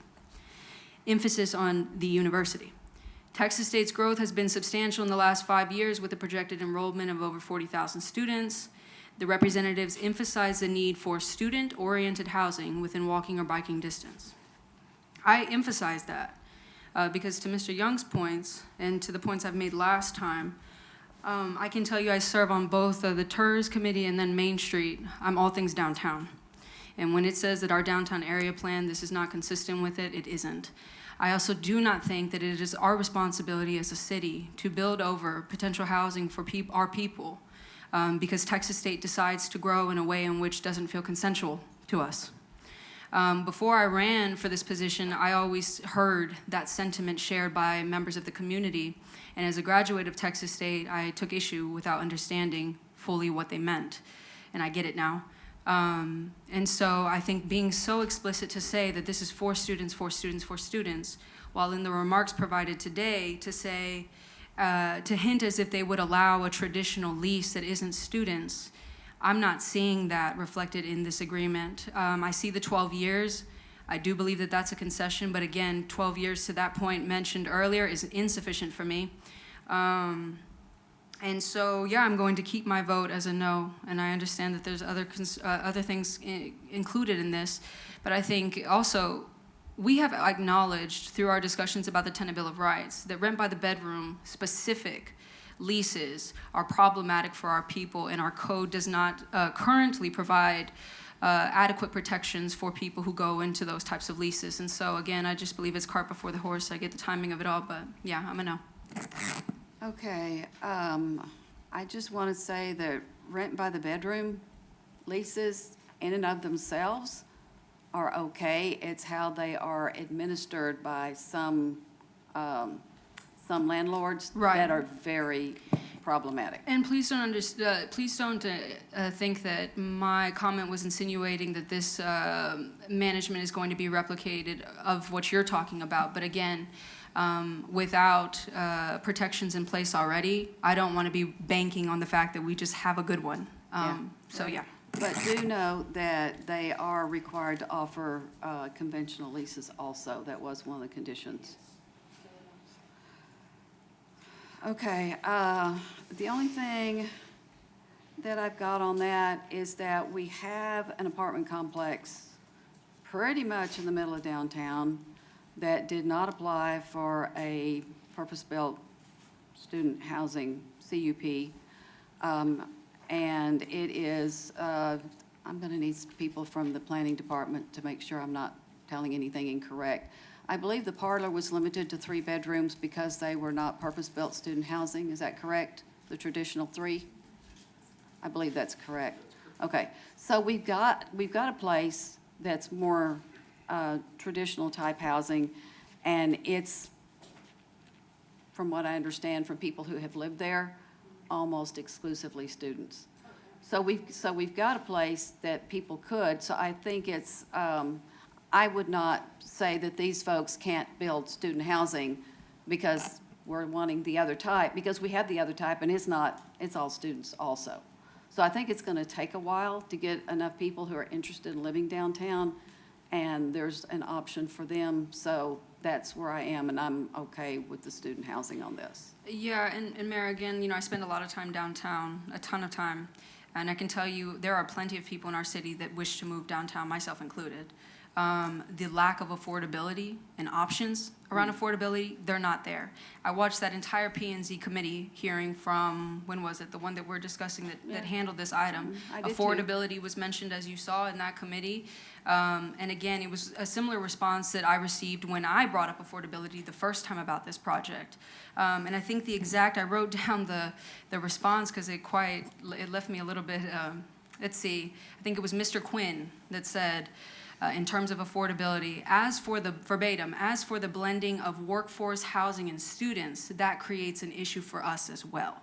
So I'm not sure what that meant, especially followed by a claim that, you know, students are not a protected class under the definition of affordability. That was also mentioned in that.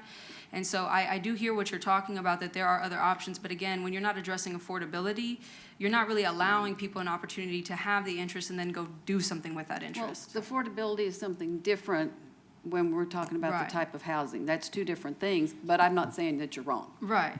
And we know that it can be done if they wanted to, if it was of interest. So. Mr.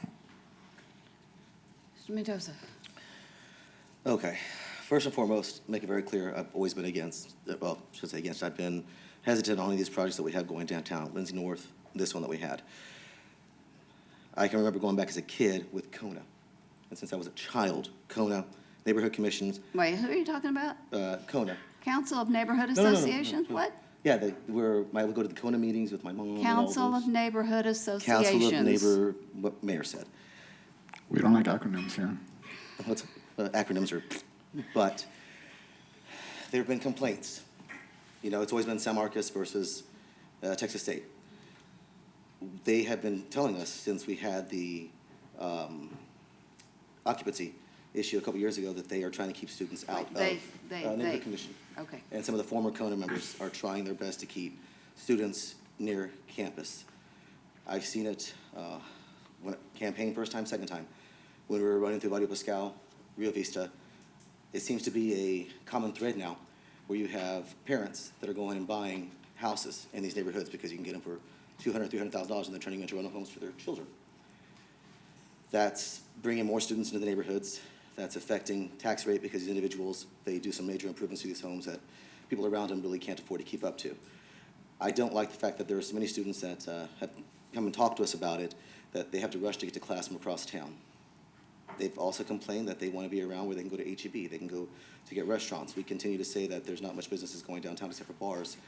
This is another reason for people to actually go downtown and shop and to use things. We used to have pharmacies downtown. We used to have more restaurants. We seem as a council to be trying to go in the direction of bringing more people downtown, not just to make it a catered area for bars.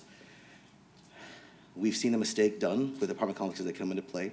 like Cheatham Flats that don't provide any substance when it comes to parking for them. It's just, here's some options, and the students choose, just go ahead and park in the neighborhood because it's a little bit cheaper, and it's a little bit easier. We need parking garages downtown. We need them to be able to park up there. We cannot stop what's happening with Texas State, and we've mentioned that there's a waiting list for places down here. I think this is just another option for us to have better parking and put students near campus. That's just the way I felt since, growing up here. I just want them to stay there. So I'm going to be in favor of this project with the conditions that are placed on there. So that's where I'm at. Anyone else? I've got a couple of questions for staff. And that is, I'm still perplexed about this whole 75 feet is big enough for 7 stories, but we limit it to 5. That's still not making sense to me. But my question is, and apologies for not putting this on the message board, it was on my list, I didn't get it typed in. Of the other buildings that are nearby, they're 5 stories, 6 stories, do we know how tall they are? Do we know if they're 75? If you don't, that's okay. I didn't ask you in advance, and I don't expect you to know off the top of your head. I was just curious. Yeah, if we don't know for sure, that it's okay. I'm not I sure should've we're asked 100% clear. The developer may actually know from some of their research if you want to direct the question to them. If they know for sure, What we can tell you for sure is that our buildings, in relation to the buildings behind us, will not appear to be taller. I can't attest to their actual height, but I do know they are taller than us, and the natural topography of our site slope down towards Hutchinson. So we will maintain the same overall appearance, albeit the buildings behind us are likely taller than us, but optically, we look of the same height. right, yeah, because the elevation changed. Okay, Mr. Terrio, do you have some? That's basically what I was going to say. The project, the name's escaping me, but right across Pat Garrison is slightly taller on the average height than we are. I think it's 80 something feet. But then as the slope goes back up campus, the other side of their building is not as high, so it averages out. Okay, thank you.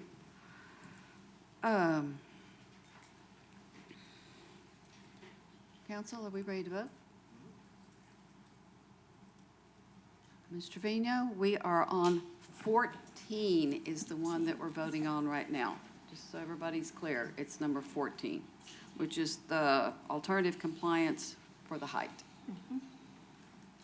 The motion passes 5-2 with council members Rodriguez and Garza dissenting. All right, then we will go to item 13, and I will accept a motion for item 13. So moved. Second for approval. Motion, was that for approval, Mr. Gonzalez? Oh, yes, ma'am. Thank you. And second, motion by Mr. Gonzalez and seconded by Mr. Mendoza to approve 13. Any more thoughts, conversation? If not, we're ready to vote. Motion passes 5-2 with council members Rodriguez and Garza dissenting. And I'm going to say it's time for a break. Anybody else ready for a break? Some of us are ready for a break. It is 8 o'clock. Please be back in your seats at 8:07.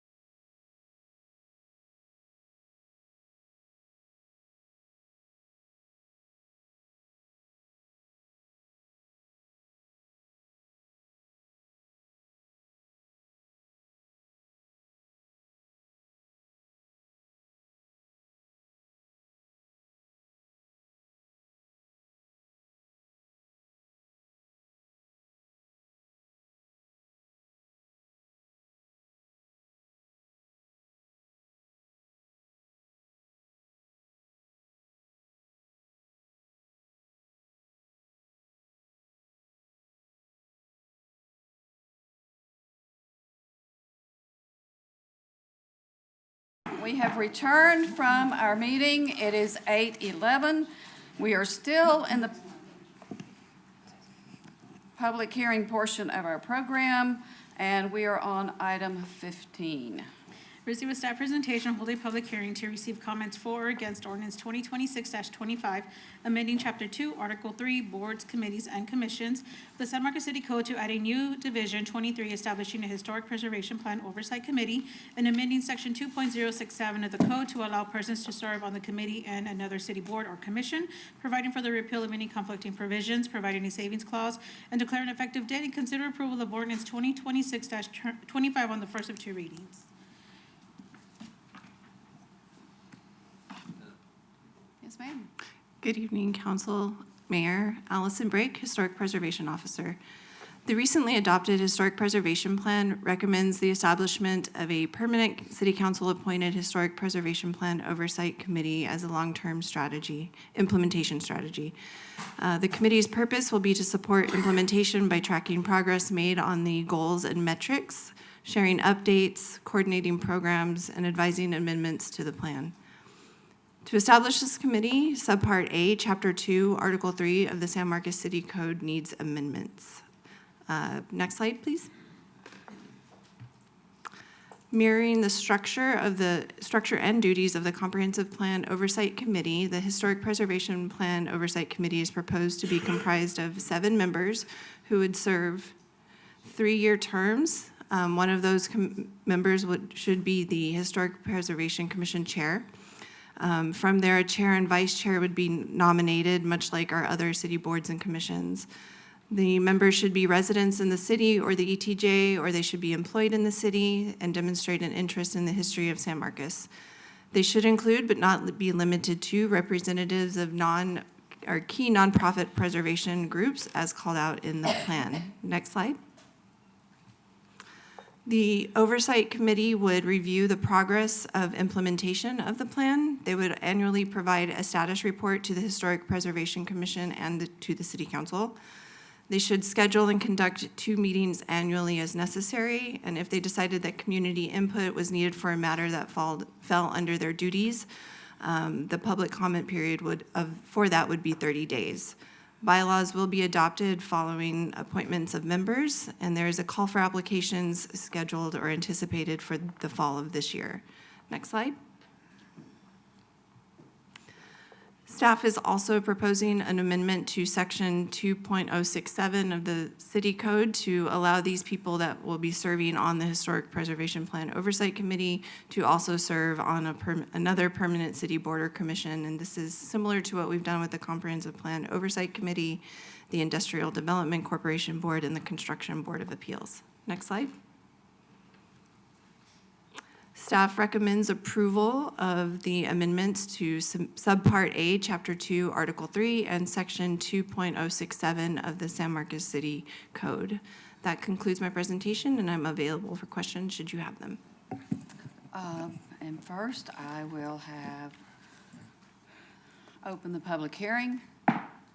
And Mr. Trevino, I don't believe we had anyone signed up, so the floor is open for anyone who wishes to speak for, against, or about this item. Not everybody rush up at the same time. Going once, twice, 3 times. Motion to approve. Second. Close the public hearing and motion to approve for Mr. Scott, seconded by Mr. Mendoza. Anybody have any questions? Yes. Okay, because I have some questions and I have some amendments. Okay, I might have a slight amendment on, I have the old packet, it was page 578. It gets into the duties of HPPOC, the section 2.37025. Yes. So I want to draw attention to subsection E. I bring this up in no way to micromanage what this committee does, or, yeah, it's a committee. But on this, when we talk about has no responsibility to advise, you have the inclusion of city council. I would ask that, I know Ms. Trevino does a good job at sending us a report of what P&Z does. it sort of has like, I don't know if that's planning staff that provides that. Planning staff creates it. I appreciate that. I would hope that per this language, are we still gonna be able to get things like that? Sure. I guess I'm trying to understand intent. Yeah, we can definitely provide any kind of updates or what we call a day after report from these commissions. We can, or Yeah, committees. because we can- get them for HPC too. Right, and so I figured that Yeah. was gonna be a non-issue. I was just, it was a point of clarification in the sense of, did we need to strike the city council to allow that just for the sake of, or, you know, if not, then it can just remain as is. Which item are you talking about? Subsection E, when it E. talks about has no responsibility to advise, and again, I am not trying to, Oh, specific land use decisions. yes, Okay. ma'am. I'm not trying to micromanage as the council what this does. I just want to make sure we're being updated. We can definitely provide a day after report whenever Okay. we have those meetings. Okay, Well, thank you. Actually, y'all are only gonna meet twice a year. Y'all are gonna review. I think what we need to get is that status report that they're gonna come up with. Not just that day after, like who voted for what motion, Right. but That's a good point. real report, because that's what this whole oversight thing is about. Are y'all okay then, Mayor? And I can ask staff this as well, but are you okay, Mayor? Let's just strike city council to allow for stuff like that or anything else the council, I just feel like it would be The weird. point of that one is specific land Land use use? Okay. decisions. And I'm okay with it. Okay, it'll be They're only gonna fine meet with twice them. a Okay, year anyway. That's fine. Yeah, I just wanted to make sure we're getting Okay. information. Okay, so here's my question. And I asked this when this was first discussed. I don't understand why we need this committee. We've got the Historic Preservation Commission. I wouldn't want to see these two at odds in any way, which could happen. And I don't see the need for this group to begin with. I think this should be given, these duties should be given to the Historic Preservation Commission. So can somebody explain to me, other than some people from out of town thought this was a good idea? I like the idea of what they're doing. I just think it should be part of the HPC that we already have. And I think that was why staff felt the need to include the chair for the Historic Preservation Commission as being one of the members. So 6 other members could Yeah. be from the city, they could work in the city, they could live in the ETJ. Oh, I got amendments for that too. So I think that was that way, you know, the Historic Preservation Plan Oversight Committee, it was a long-term strategy. It was the last long-term strategy for the implementation of the plan that was inside the plan itself. They will inform the HPC, and then much in the same way that the Comprehensive Plan Oversight Committee informs the Planning and Zoning Commission, and then that goes on to the City Council Yeah. for. Yeah, those aren't comparable though. But here's what I'm concerned about is, Mr. Pentalian, we have an airport commission. I wouldn't want us to see, we've got to have an airport master plan oversight commission in addition to the airport commission. Because the airport commission pretty much oversee what's going on with the master plan, what needs to be overseen. They are presented with information. They are not tracking it like task by task, but certainly they do receive presentations. But is TAP tracking it? The CIP is, yes, No. absolutely. TAP, Oh, TAP, yes. Yeah. I'm sorry. yeah. Okay, so I've got some amendments that I'm gonna propose, and we'll see where they go. But I'm of the opinion in this particular case that this shall be residents. And I also think that members, former members of the Historic Preservation Commission could probably be good members. So if the folks in the back will put that up, please. I've got it laid out, and I'm gonna let y'all look at these, and now I'm gonna do them one at a time. Okay, whenever they get up there. The first one will be on C, members shall be residents of the city, and my amendment is to strike or the city's extraterritorial jurisdiction. So that's my motion, and I'm looking for a second. Motion by me, seconded by Mr. Scott. Are we ready to vote? Okay. Motion passes 5-2 with Councilmembers Rodriguez and Garza dissenting. Okay, my next one, are y'all not finding this so we can display it? Thank you. The next one is to strike or shall be employed in the city. I'm okay if they're employed, I just want them to be residents. So I think that was so that if they're not a resident, it's okay if they're employed in the city, correct? And they can live out of the city? Correct. That was the intent? Okay, Yes. so my amendment is to strike or shall be employed in the city. So I'm seeking a second on that one. Thank you. Any comments? If not, we'll vote. For the second one, or shall be employed, because I think they should be residents. If they're employed in the city, that's great. This doesn't mean they can't, but that was a way to let people on who didn't have to be residents. So this is part of I think they need to be residents. Can you expand on why you think that they need to be residents and why folks in our ETJ, that perspective you think is not appropriate here? Does the historic preservation plan cover anything outside of the city limits? No, ma'am. Okay. It's just the way I feel. I mean, you disagree, but that's just where I am. Mayor, No, let I me, was just curious. let me ask you, I hear the intent. When you talk about though, this is subsection C, when you look at subsection B, we're putting that the members should include, be a representative of key nonprofit groups, right? Right. I feel like there should be a carve-out, though, if we're asking that those nonprofit groups be included and somebody, to Ms. Garza's point, happens to live in the ETJ, that doesn't make me want them less. Their perspective is still valid, and I can think of one, Centro.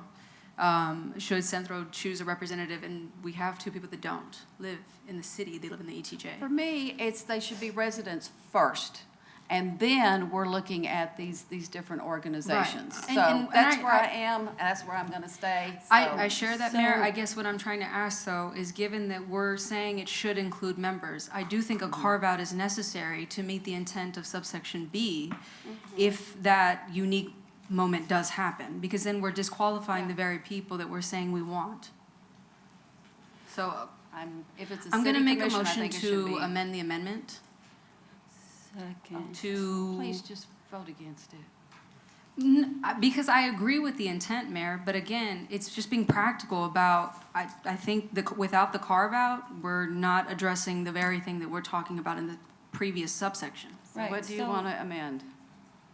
To literally make a carve-out that unless they are a representative of the identified key nonprofit groups. So Simple. I think that's separate, and I'll take that motion to amend also. And then that may negate this one. Perhaps, Yeah. but procedurally, it's in line, it's in order. State exactly what you want your amendment to be. Unless it is a member of the representative of the identified key nonprofit groups, something of the sort. Right, so like. Did you want that to apply back to number one also? No, Mayor, I want to vote for your amendment, but I'm amending it to add the carve-out. That's why I don't want it to be a separate amendment. I want to support your amendment, but I'm just making sure that we're not. It's limited to people in Right, those groups. that's all I'm saying.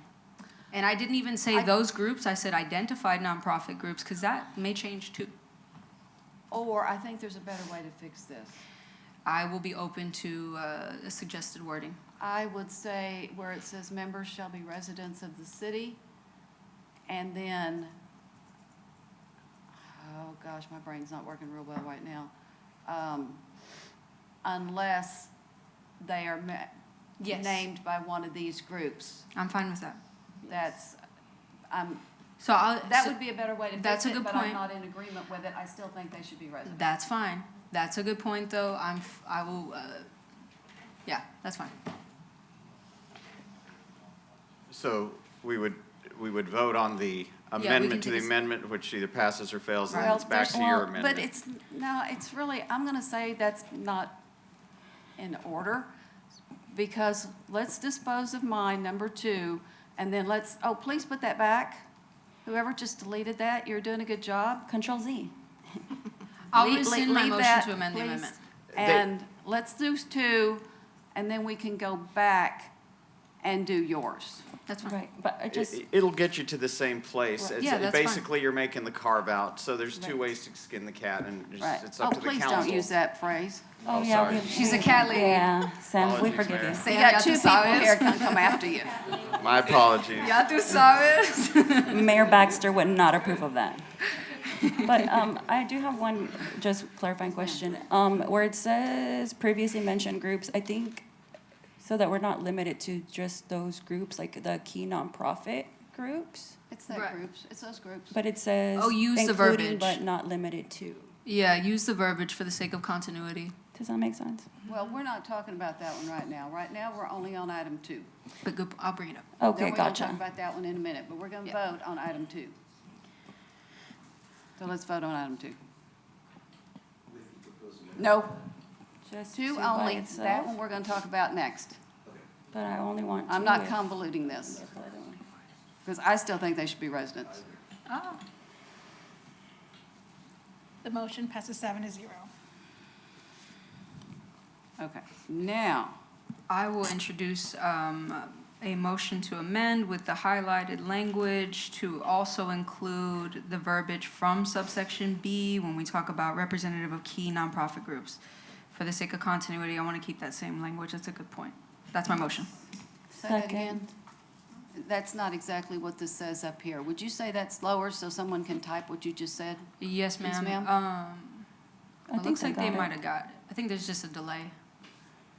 No, yeah, we just want to copy and paste the. Let's just say groups noted above. There you go. Love that. Subsection, cite to subsection. Yep. Okay. Policy Mind loves that. Good job, whoever's doing that. Yes. Okay, that was. You're welcome. That was a Thank you, Mr. motion Mingo. by Ms. Rodriguez, seconded by, did you second it, Ms. Rodriguez? Yes, ma'am. Okay. Okay, everybody knows what we're talking about here. That means that you're either in the city, but if you're in one of these named groups, you don't have to live in the city. Right, because you're, Okay. you're representing the perspective of the group and those, Right. yeah. Okay. Okay, so we're gonna vote on that one. Yes.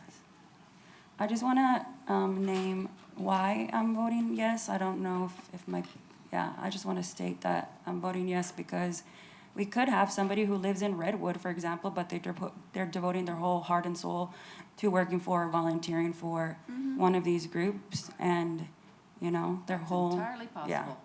It has happened, okay. Right. So that's why. Motion passes 4-3 with with Mayor Houston, Councilmember Mendoza, and Gonzalez Jacinti. Okay, so that passes. And then I would like to add, and this is who I would look to probably first, is members may be former members of the Historic Preservation Commission. And that's my motion. Looking for a second. So when you put that, it's just naming that they may be. I just want it so that instead of just those groups, that if we're appointing someone, we will think, oh, what about somebody who was on HPC? Okay, so it's just like prompting us to be It's like, adding this more was people. more But, well, it's more people to consider. consider. Okay, No requirement, yes, ma'am. but Is they there can ever- see it as separate nonprofit. Is there ever a lack for committee members for that committee? I'm sorry, say that Is there ever a lack of involvement on that committee? Probably not. For HPC? Mhm. The issue There has with been. HPC is we've got different slots, like people who have to live in a historic neighborhood. Mhm. And several years ago, we relaxed some of that because we were sometimes having trouble finding Yeah. people to meet each one of those slots. And so, yeah, sometimes it's tough. This is leaving it very open, which is good. This is not putting, well, there's actually no restrictions if you're a resident. These are just suggestions. So anyway, item 3, my motion, seconded by Mr. Mendoza. We can vote on it. I have a question. Yes, sir. But the residency requirement would still, Yes. okay. So if they were a former member and they moved to Tennessee, but their heart's still in Texas, they can't join this committee. Okay, cool. Not unless they're part of one of these other groups. That's right. I agree. Motion passes 7-0. All right, so we have a motion by Mr. Scott, seconded by Mr. Mendoza. We are now voting on item 15, Historic Preservation Plan Oversight Committee as amended, please. Wait, I have another question, Oh, just because sorry. y'all brought it up. Go ahead. Can we go back to the list of exemptions? What would a Those aren't exemptions. exemption to the residency requirement? Oh, yeah. What would a member of Texas State University be? I mean, could the argument be I'm an alumni of Texas State University? That one made no sense to me. Does that mean an employee? Does that mean somebody who's graduated? Does that mean somebody going to school there? Does that mean somebody who's thinking about it and bought a T-shirt? I don't know. Right. Good question. You can make another carve-out. You can amend it. I mean, I'm just asking What the I want intent, to like what the define it. I don't rationale. necessarily want to exempt them or scratch them out. I guess what did y'all have in mind when it was Texas State? Because I'm thinking like, maybe like somebody who's like a expert in the field, or I think of things like, yeah, or somebody who works for like the Meadow Center, who knows like historic preservation stuff Right. about the river. I don't know, like I didn't think. Texas State University throughout the plan is mentioned as a partner in preservation, or, you know, there's always the hope to be a better partner in preservation with the university. And so this was seen as a way to possibly get them involved, and maybe both of us at the table at some point talking about preservation. Not so much meant as an alumni per se. Right. One of our commissioners. Unless it's an employee, I don't see that that's going to happen. But here's the deal. This is on us when we are making appointments. Right. I hope that we will have a number of people who will apply, and then it's up to us to choose who we feel will be the best members of this committee. It's a committee? Correct. Committee. Right. Yeah, maybe we'll get somebody from the archives.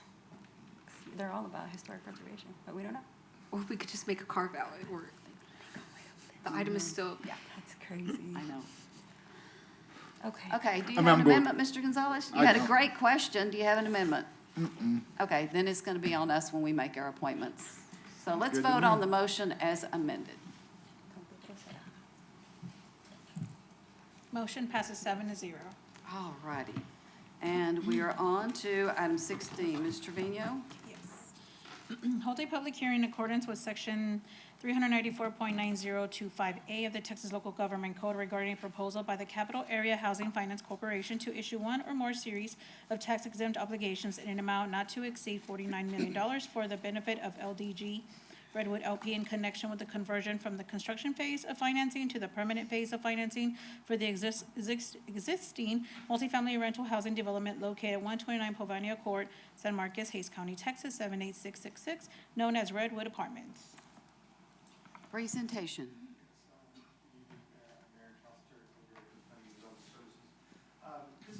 Brought before you today largely due to some changes in state law. So the Capital Area Finance Committee is in the process of converting the Redwood Apartments to permanent financing.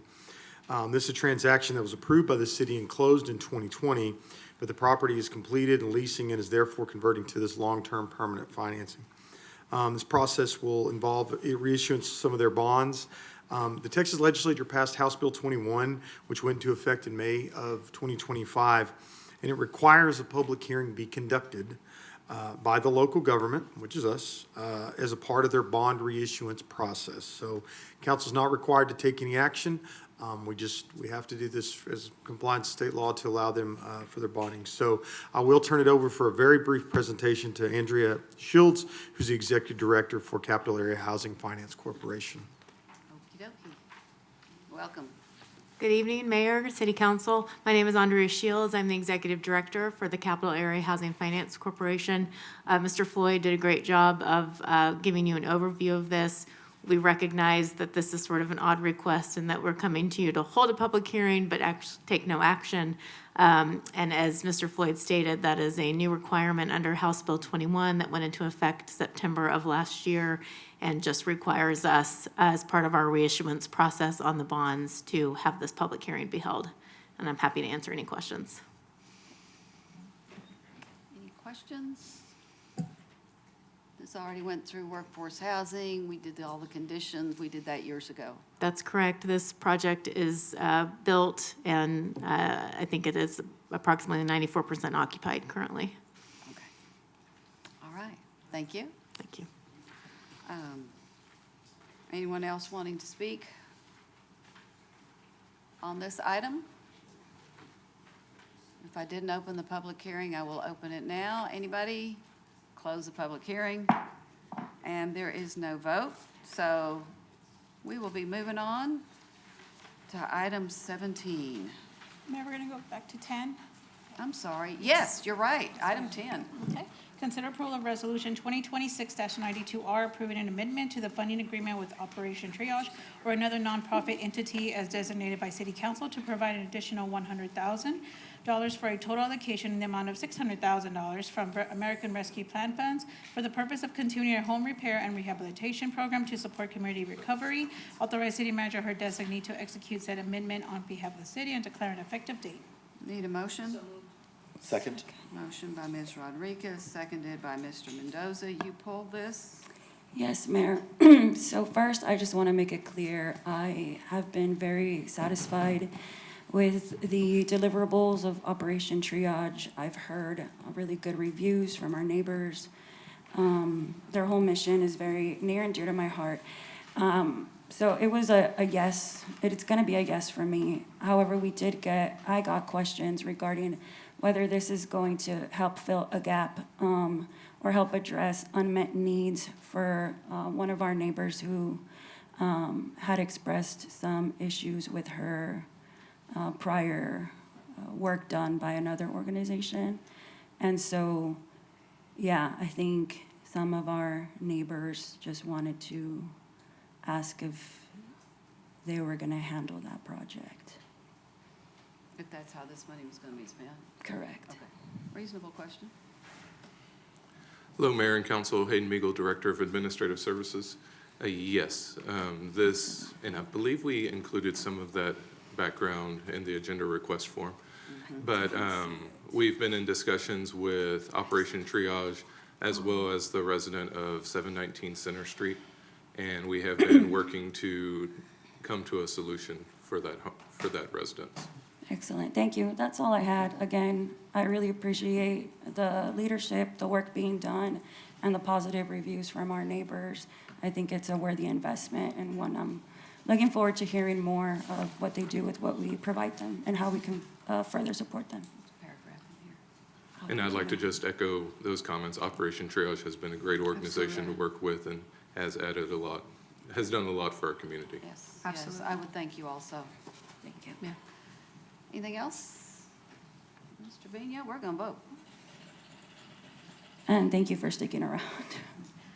The motion passes 6-1 with Councilmember Gonzalez dissenting.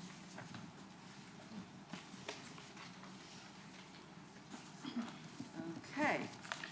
So now we're going to go to item 17. Consider approval of ordinance 2026-08 on the second of two readings, amending the city's development code and associated design manual to, among other things, update applicability and processes for certain development permits, update provisions and concerning parkland dedication requirements, establish an operational development overlay regulating plan to accompany zoning change requests, provide standards for new and emergency development types within the land use matrix, such as data centers, update and clarify landscaping and tree mitigation requirements for new development, correct typos and inconsistencies, and update the code to reflect recent changes to state law, providing a savings clause, providing for the repeal of any conflicting provisions, and declare an effective date. I'm looking for, there's a motion by Ms. Rodriguez. Second. And seconded by Ms. Garza. And I know there's several of us that have amendments. Ms. Rodriguez has 5, I have, heck, I've lost count, several. Oh, that's another book. Yes, ma'am. Are you gonna do a presentation? Yes, ma'am, I Oh, do have jump some on in there. slides, if you think that's helpful for you. You go right ahead. Okay. So, good evening, Council. Andrea Villalobos. I'm Assistant Director of Planning and Development. And I know Council has seen this item several times, but I did want to provide just a few slides to provide some information on some important topics that you all discussed at your last meeting. And so to kick us off, I wanted to just give you a recap of the May 5th City Council meeting, where City Council recommended approval of the Development Code on first reading with amendments. So to make it easy for council to see these amendments, we did a few things. So first, we created a separate memo in the packet that outlined all of the amendments. Secondly, we incorporated the amendments into the development code so you could actually see where those are. We created a yellow box around it so you could find those very easily, and then we added a note about the amendment. And then lastly, we also incorporated the amendments into the justification table that was in the council packet. Next slide. So the first topic I wanted to highlight is the Qualified Watershed Protection Plan. To give a bit more context about this plan, there were some questions on the message board and some discussion, so I just wanted to give an overview on this. So staff is proposing a few edits to the code related to Qualified Watershed Protection Plans, and they're edit 2.7 and 2.21.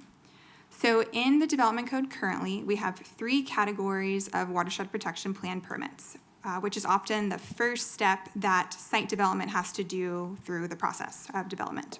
We have a phase 1, a phase 2, and a qualified watershed protection plan permit. So these 3 permits generally identify the drainage, the water quality, the stormwater requirements, and they're all outlined in the code of standards. And all 3 of the permits are administratively approved if the code standards are met. So just to give an overview of the difference between the 3 types of permits. So first, a Qualified Watershed Protection Plan requires an informational meeting with the Planning and Zoning Commission, and all other standards are reviewed as part of the phase 1 and the phase 2 watershed. So that's really the only difference between a phase 1 and a phase 2 watershed protection plan and a qualified is that the qualified has that P&Z informational meeting. So what staff is proposing to do is remove the Qualified Watershed Protection Plan requirement, which entails just that added informational presentation to P&Z. I understand it sounds like we're removing an entire process, but really it's just, it had a different name, and the only difference was that it required that informational meeting. So that's the amendment that we're doing. The reason we were proposing to remove the Qualified Watershed Protection Plan is to streamline and shorten the development process in certain circumstances. It does not remove any water quality and environmental protective requirements by this edit. And then a phase 1 and a phase 2 watershed protection plan are always going to be required per code, and then all of the standards apply still.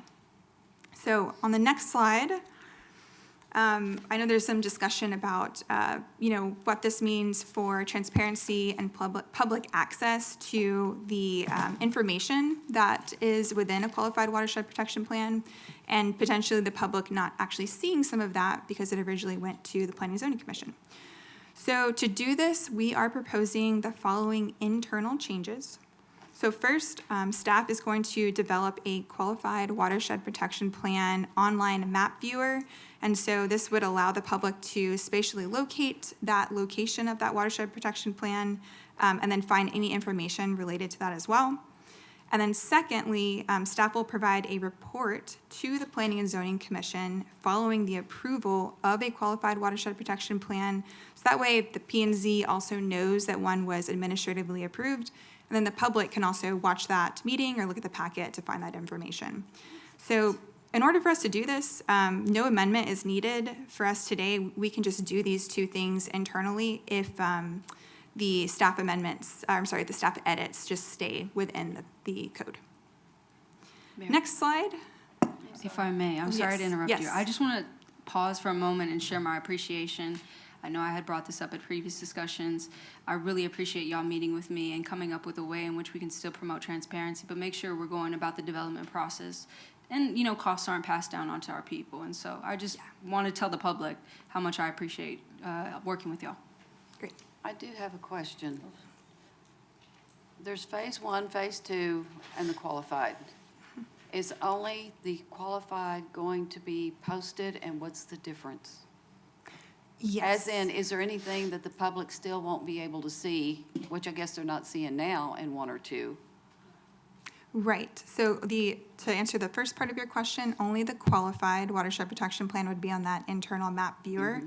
The public does still have access to any information on watershed 1s or 2s through open records request. Right. So that's still going to be available. Okay, so basically what was going to P&Z, which delayed the process, is what's going to be seen here. Correct. Thank you. So this slide here is intended to just highlight for council and for the public who might be tuning in that we have a lot of different ways that the community can learn about development that is occurring within the city limits. So the first way is we have a permit map on our website. It's a searchable map. It displays all permits that have been submitted to the city since 2012, which is when we went online and kind of shed paper applications.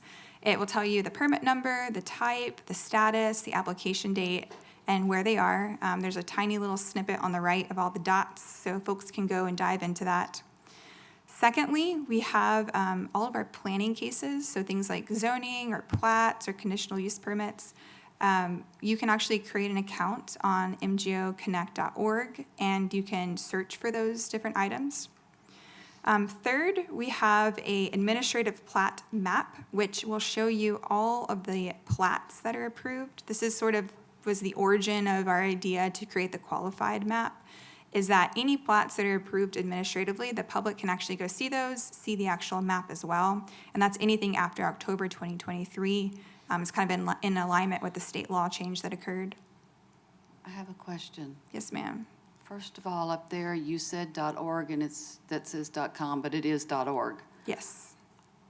About the qualified watershed, are the old ones going to be posted, or just from this point forward? Just from this point forward was our intent. So the last two I wanted to highlight is we have a historic interest map, and this is also a searchable map online that displays our local historic districts, our historic landmarks, and then you can also search the results of the 2019 Historic Resources Survey. So this is another resource. And then always, public and information requests can always be submitted so that a citizen or anyone can request any of our governmental information. That is the link there on our page, but we're trying to create a little more accessible resources for the community to find these things. Okay, switching to our next topic on the next slide. I wanted to cover a topic that was discussed at the May meeting in depth, which is an overview of on-premise consumption of alcohol requirements within the central business area. So there's a lot of discussion on this topic. I'm going to break it down in detail for us. So first, what is a conditional use permit, also called a CUP for short, for on-premise consumption of alcohol? So the city has a variety of different uses that you can do on a property. One of those uses is called on-premise consumption of alcohol, and that requires a conditional use permit in most commercial zoning districts in the city limits. The use is not permitted by right, which means you can't just start doing it. You always have to receive a conditional use permit. So there's no place in the city limits that you can have on-premise consumption by right. A CUP application, if a business owner would like to have this use, they would submit an application to the city. It's reviewed in accordance with our code. And then the CUP is then considered by the Planning and Zoning Commission during a public hearing. Conditions are typically recommended by staff to ensure compatibility with adjoining uses. We typically have approval timeframes, sometimes noise conditions, and then site design conditions. The Planning and Zoning Commission can also always add conditions during the meeting as well. And this is just, again, an overview of things within the city limits. So on the next slide, you're going to see what's called the central business area. And for the remainder of my presentation, the remainder of these slides, I'm only talking about the central business area. and that's this map here on the right. So the central business area, called CBA for short, it's a geographical boundary located in the downtown area. Within the CBA, there is a limit on the number of conditional use permits that can be approved for on-premise consumption of alcohol. So there are two categories. The first is called a bar, CUP, and the second is called an eating establishment or restaurant, CUP. So two different categories. Next slide. I'm going to break down the two categories a little bit further. So again, only talking about the central business area boundary. So a bar permit is defined as a facility that primarily sells alcoholic beverages for on-premise consumption, and they may have food. They may include the sale of food. The total number of bar CUPs that you can have within the downtown CBA is 14, and we are maxed out at 14. So we cannot accept any more applications for a bar permit in the CBA. A few examples of a bar permit is Davenport, at the corner of Guadalupe and MLK. Another example is Showdown over there on East Hutchison Street. But you may know that Showdown sells food, and they choose to serve food. They're not required to per their permit.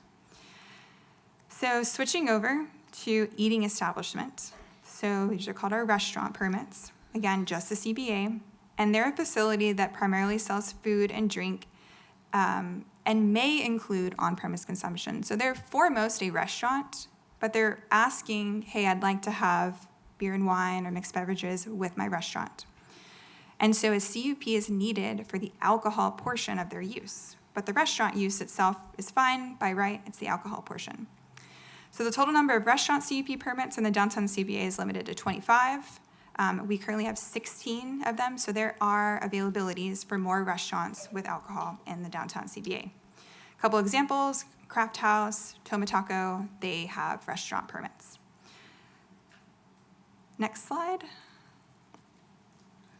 Okay, so here is just a breakdown of the restaurant requirements in the CBA.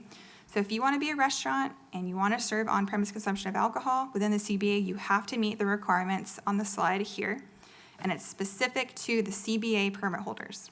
So there's a bunch of highlights and some underlined text here. Those are just reflecting the amendments that the council has already made that are in the code. So just know that those are the sort of changes that we've been doing here in 2026. Next slide. Okay, so switching over to the topic of mobile food trucks, but we're still talking about alcohol in the CBA. So this is a recap of the May 5th City Council Amendment. It's edit 541 in the code if you want to look it up. And so Council's amendment was to prevent a mobile food unit as solely a bar use within the downtown CBA boundary. So in San Marcos, we have only one example of a mobile food unit that is solely a bar use, and that's Tapville, which is shown here. And they have beer and cider on draft, and they're located at the Prime Outlet Malls. And so if Tapville were to want to locate within the downtown CBA and request a bar CUP, assuming we had open slots, the amendment that council made in May would not allow them to. So that's what's in the code currently, and it's reflected. They wouldn't be able to do that. And then the text on the right is just the language staff wrote to reflect the amendment you made in May. Next slide. So I want to emphasize a few things about mobile food units. So first, a mobile food unit is still allowed in the downtown CBA boundary as a restaurant use. No alcohol sales, but if just a food truck wanted to come, they don't want to sell alcohol, they are a permitted use within the downtown CBA. They're just called a restaurant. So an example of a mobile food unit that serves as a restaurant is Cafe Cortado. It's at the intersection of Hutchison and North Street. They're a coffee shop, they don't serve alcohol. They're not located in the downtown CBA, but they could theoretically locate to the downtown CBA, and they would be considered the use of a restaurant. Next slide.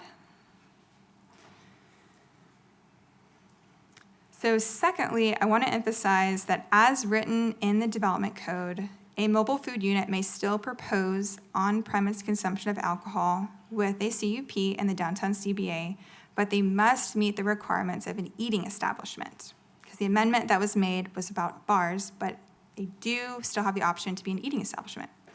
So again, the on-premise consumption part of a food truck would still require CUP. It would go to the Planning and Zoning Commission. So here's a hypothetical example of this. So say a business owner wants to occupy an existing retail space within the building here on the slide. And they want to propose an eating establishment with on-premise consumption of alcohol. That retail space probably doesn't have a formal kitchen just yet, and that would usually require a remodel permit in order to outfit the space. So that business owner could propose a food truck at the rear of the lot, which can serve as, one, an incremental way to have a restaurant, because that would be the kitchen, and two, that food truck could be used to meet the eating establishment requirements related to the on-premise consumption of alcohol. And remember that is the second category I mentioned with the slide with all the different requirements. That food truck allows them to meet that page with all the different requirements about an eating establishment. Again, you'd still need a CUP for the alcohol sales portion. Okay, next example on the next slide. So let's say a property owner with a vacant lot, like the one that's shown here. This is corner of Hutchison and Guadalupe. Let's say they propose to place a mobile food unit on the property to serve as an eating establishment with on-premise consumption of alcohol. As currently reflected in the code, they could do this, and they would need a CUP for the alcohol sales portion. But the restaurant portion itself, the food truck, is allowable use. They would still need the CUP for the alcohol, and they would be under that second category of eating establishment. So same topic. I can pause here if there are any questions, actually. Yes, question. So Okay. if Tapville added food to their menu, they can then move into downtown. I'm sorry, could you repeat? So we had the example of Tapville, which is like an all. If they started serving food, they could then theoretically move into downtown as a food establishment. If they started serving food and met all of the requirements on slide 11, then yes. They would have to go get a CUP, of course. Okay, I am a bit perplexed about this one and the one before, because when we were talking about food unit, a mobile food unit, the whole idea was someone had a brick and mortar place to open a bar, and the whole point was it's expensive to add a kitchen and all that other stuff, and so that the mobile food truck would meet, I'm gonna say the kitchen part of the restaurant bar permit. This starts out with a mobile food unit may propose, this is like it's backwards, or the opposite, is you start with the food unit, the mobile food unit, and then you're looking for the other, it looks like it's the opposite from what we were talking about before. I think the end result may be the same. Yeah. But this is a whole different approach from what we talked about the last time. Yes, that's This why is- I wanted to put it as a hypothetical that technically that could still fit under that category. Okay.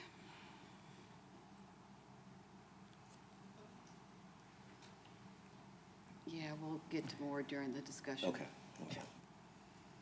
I just wanted to clarify what we're seeing here. Okay, moving on. Okay, let's move on to one slide down.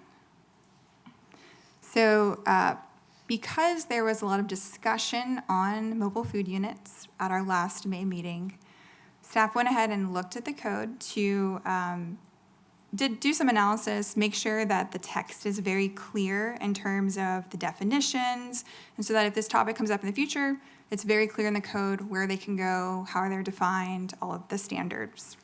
So this first, and what staff is doing is we have 4 recommendations for you to consider. So these are not included in the code right now. So if you like them, if they meet your intent, you need to make an amendment to the code. So this first staff recommendation here is we want to make a clear definition for a mobile food unit. And so we propose to do this in Chapter 5. That's the chapter that talks about uses. And we're proposing it under the restaurant use category. So again, the reason for the amendment, which is shown there on the right, is it clarifies that a mobile food unit on a lot is considered an eating establishment. And this is also consistent with how staff has historically interpreted this. It just memorializes it in the code. So that's staff recommendation number 1. Next slide.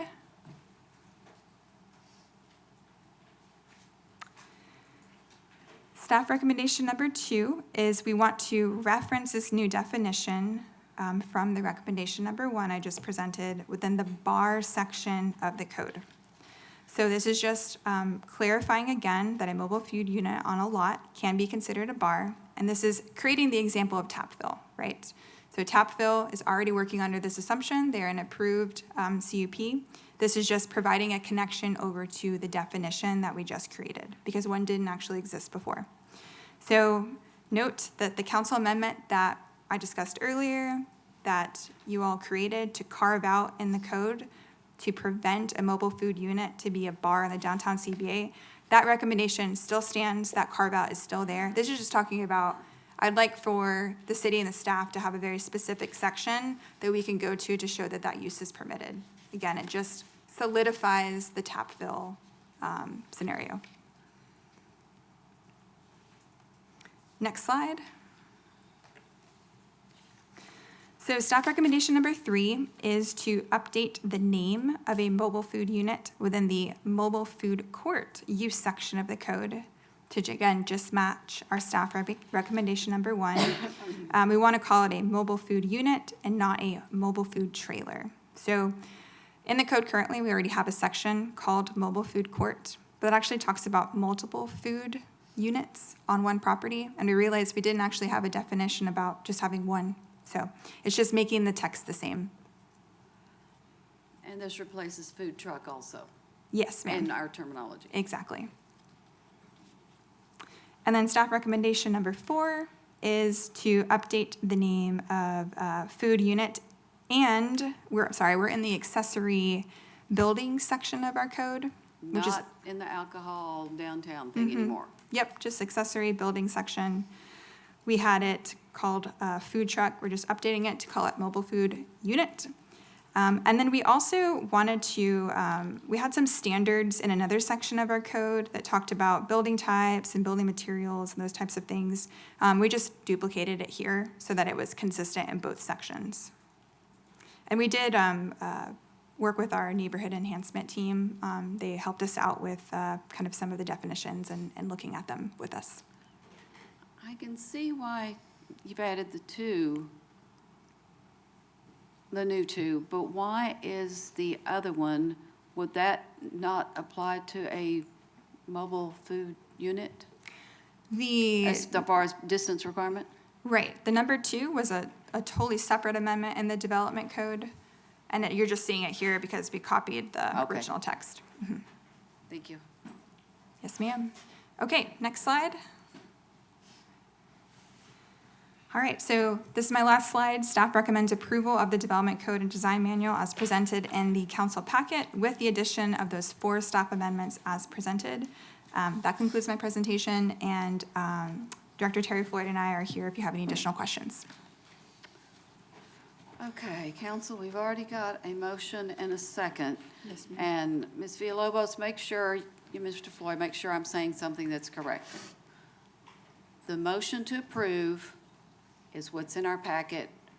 We started with the 325, I think. So unless we pull one of those for changing, we're adopting what's in, the change that's in here, correct? Yes, ma'am. That's the way I thought. I want to make sure everybody else understands it in the audience and everybody else. Yes. Thank you. Okay. Wait, what? What did you say?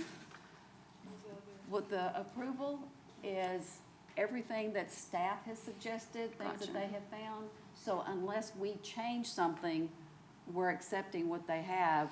And one of the amendments that I have will kind of make clear why Okay, so after this, we're gonna do those whatever amendments. amendments and all that. Excellent, So, okay. yeah. And it includes all of the amendments you made at the May 5th Exactly. meeting. Right. Yep. Right. When I said unless we changed it, that includes those. And actually, we did one in March.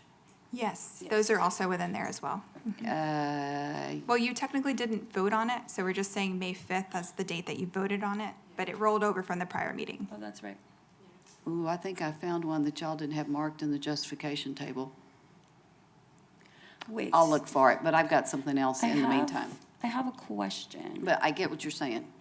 So there was an item in the March agenda that, in the March 31st meeting that Councilwoman Rodriguez brought up, which was regarding data centers, and that failed.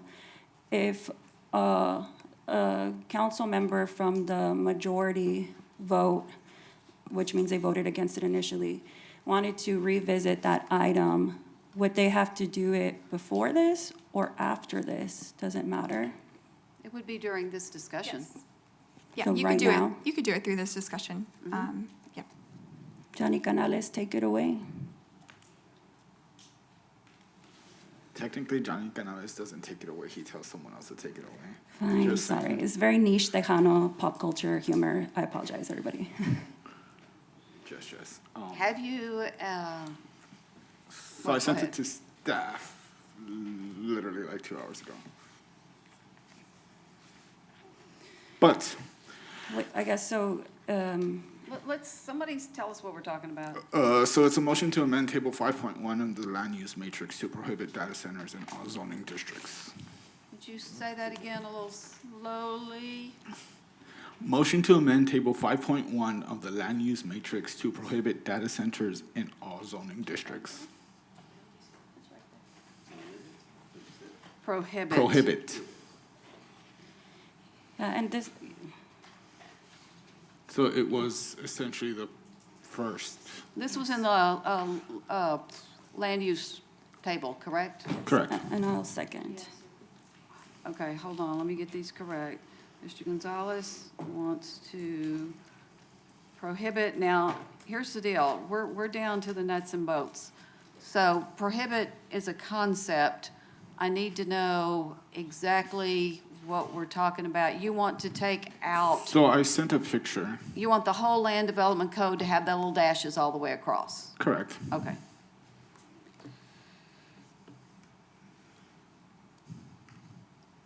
And what we had done, you seconded that, right? Yes, Mayor.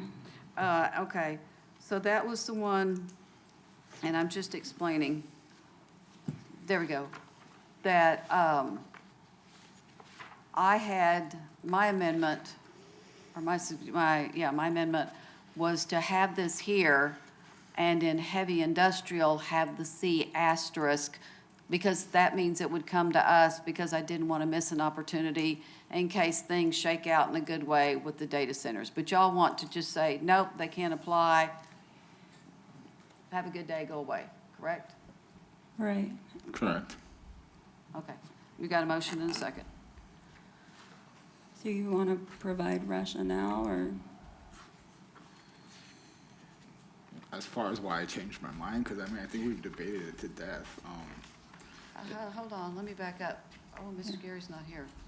Yeah, that would be helpful. You started out, I believe, actually very correctly, saying that you wanted, this was a motion to reconsider, correct? Sure. This was a motion that was made originally, I believe, and then it failed, so. It was, I made the motion in March. It failed, I want Right. to say, on a 3-4 vote. Right. Okay. I mean, I So your believe technically, it I motion would don't right be now is to reconsideration. reconsider. Yeah, the motion to it has to be a motion to reconsider. Okay. well, Mr. Gary, we need you. possibly, because I don't think the wording is exactly the same. I'm fine if we just vote on it. Okay. Let's see, Mr. Gary, there was a motion Let's vote. at a meeting prior to not allow a data center anywhere, and it failed. And then I made my motion to do the C asterisk in the heavy industrial, and that passed. Mr. Gonzalez wants to talk about the prohibition across the board all along. Do we need a motion to reconsider, since we're at another meeting and we're talking about the thing all over again? Under Robert's rules, it should be at the same meeting, except if the council wants to indulge it with no objections, you're welcome to, but under Robert's rules, it would be at the next meeting.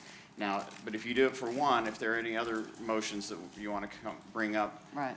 that to reconsider, we need to treat them the same. So we either allow all of them, even though it's not the same meeting, Well, or and- we don't allow them. And since a reconsider is just a majority, and you would assume that the vote would follow, I'm Let's just okay if vote. we just Okay. go with it. So Right, we so have a it- motion from Mr. Gonzalez, seconded by Ms. Garza, for this. And I just want to make the point, though, that if there are any other motions to reconsider, I would say let's be consistent on Of course. Absolutely. waiving the requirements for the two, for the, That's why it's gonna make the whole evening easier. and I apologize, I had to step out for a That's second. okay. That's perfectly fine. Okay. Are you gonna Anybody wanna phrase speak for this? Phrase the question so we know what yes is yes and no is no? Correcto. Pues, contra plus it. To vote for that would prohibit data centers anywhere in our city, in any zoning category. So, and I will, we're not ready, haven't called for the vote yet. I'm gonna vote against it for the same reason I did before. As long as these are required to come before us, I'd like to leave the opportunity out there, although if anybody's thinking about bringing a data center here and they're not doing the research on us prior to it, they would be kind of silly in that, but they could. I'm holding out hope that as time goes on, that there will be, the technology will be better and things will shake out. And as long as it's still up to us, yes or no, I think we should at least allow the possibility. So I'm going to vote no. And Mayor, and I'd also like to say I would echo your sentiments on the subject. No disrespect to anybody else on council, but I do believe that technology will probably change, and I just don't want to close the door altogether. But as data centers currently stand, obviously, it's a pretty obvious answer, so. yeah. So I actually agree, but I think that the current process with all the loopholes and reverse Uno cards is less transparent. If the technology actually changes to a point where our community is now comfortable with the data center, we can go through this very process and change the development code to allow it. That's true. Thank you. And yeah, I'm gonna vote yes, and I just wanna say I really appreciate your leadership and revisiting this, meeting with constituents, and everything that has transpired from March to now, everything new that we've been learning about, and appreciate Councilwoman Rodriguez's courageous leadership for bringing this in March. And I appreciate all our neighbors for continuing to email us all the updated studies, all the updated conversations. It's a super fast-moving conversation, and I think this is going to be good. There's a lot going on with this. So and much. Most of it's not good. Right. I agree, Mayor. Thank you. Thank you, Lorenzo and Amanda. Y'all ready to vote? Yes. Motion passes 4-3 with council members Vasel, Mendoza, and Mayor Houston.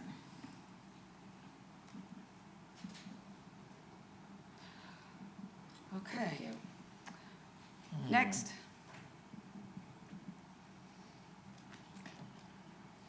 Okay, I'll bring mine forward. This will be, I think, pretty fast. This will be the one about, to the control room, LDC change 210 posting notices. Council, we have, staff is suggesting, asking that the applicant be required for posting notices. The blue is what I want to do, because remember, unless we change what's in the proposal, that's what's going to happen. So what I want to do is basically reject that proposal. We had a number of our folks say, please don't do this. At the time, I was thinking only of zoning. One of the concerns that I have is we would end up spending as much time checking on it as it would to go ahead and do it. I don't care if you charge them extra for the sign. I'm good with that because I understand that was expensive. I was actually okay with having the applicant responsible for CUPs because they're there. That's their business. They're here all the time. The zoning folks, sometimes they're from out of state or out of town. And I just wasn't sure that what we need to have done would get done. And then again, we just spend as much time checking on them. And so that is my first one, is to not accept the change that was proposed. And that's my motion. And I'm looking for a second. Thank you, Mr. Mendoza. Which would leave it as we're responsible for it. We ready to vote? And we did hear from our community that said, please don't do this. The motion passes 6-0 with Councilmember Becerra absent. Okay, next.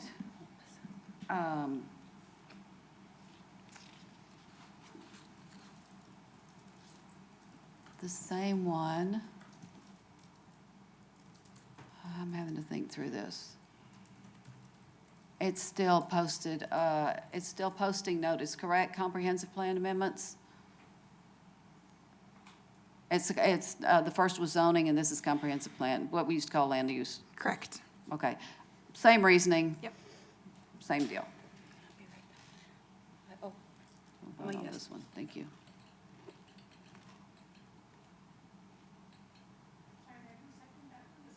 Oh, I'm sorry, I made the motion and I I can didn't get a second it. second. Did I'll you say second you it. would second it? Yes, ma'am. Thank you, Mr. Trevino, for keeping us square.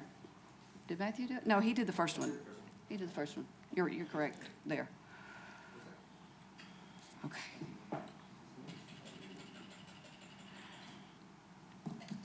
Did it go through? Oh. You know, sometimes we gotta hit these things 2 or 3 times. The motion passes 6-0 with Councilmember Becerra absent. Okay, now, the next one, I'm just making a notation to accept this change. We don't need to vote on this one.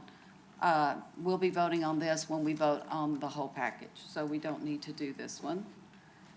And item 6 was an encouragement to the applicant to do the signs by saying if you don't get the signs done, if they don't stay up and all those other things, could result in a delay of your public hearing. However, this is no longer needed.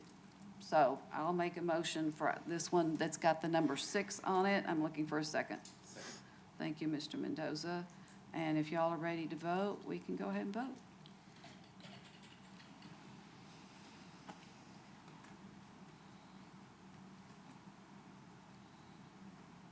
Ms. Garza? Oh, my God. I know, hit it I'm being again. bullied. Remember, Sal's was always, The motion passes 6-0 with Councilmember Becerra absent. okay. Yeah.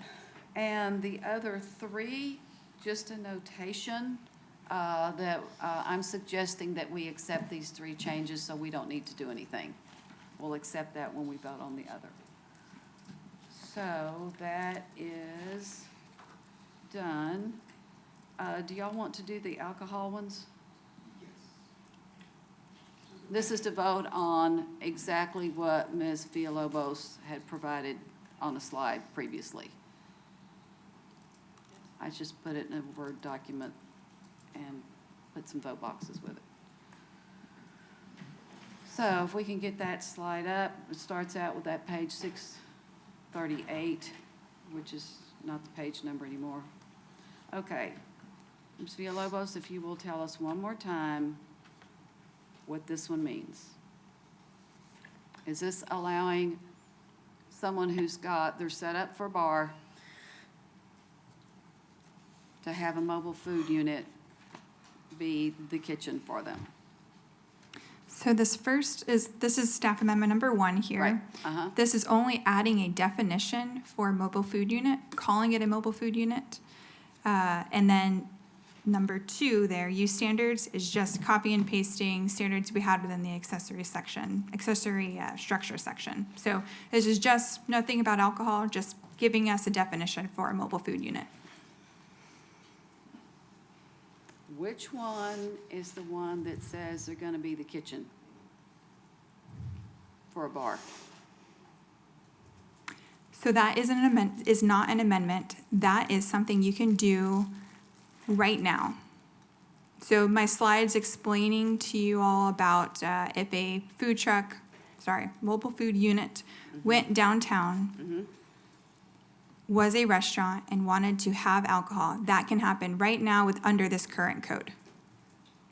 That was me explaining Right, but that can be that's- done. I'm going to say the opposite of what we were talking about in the first place and what we talked about at the Alcohol CUP Committee. Was somebody's got a building and it's a bar, they're starting, maybe it was a bar when they rented it. And now they're going to have to do restaurant bar in order to have alcohol because we don't have any more of the unrestricted permits. And so they're looking at, I've got some space back here. I'll have a mobile food unit come in, and that's going to be my eating establishment. Correct. Which one of these is that? You None of do not, these? you do not need to make an amendment for that. That can happen today.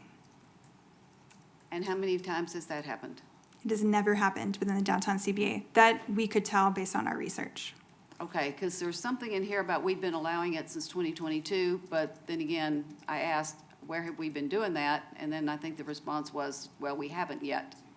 Yes, that was a director's interpretation where we had someone come across to say, and had nothing to do with the downtown, that was just someplace else Right. in the city. Okay.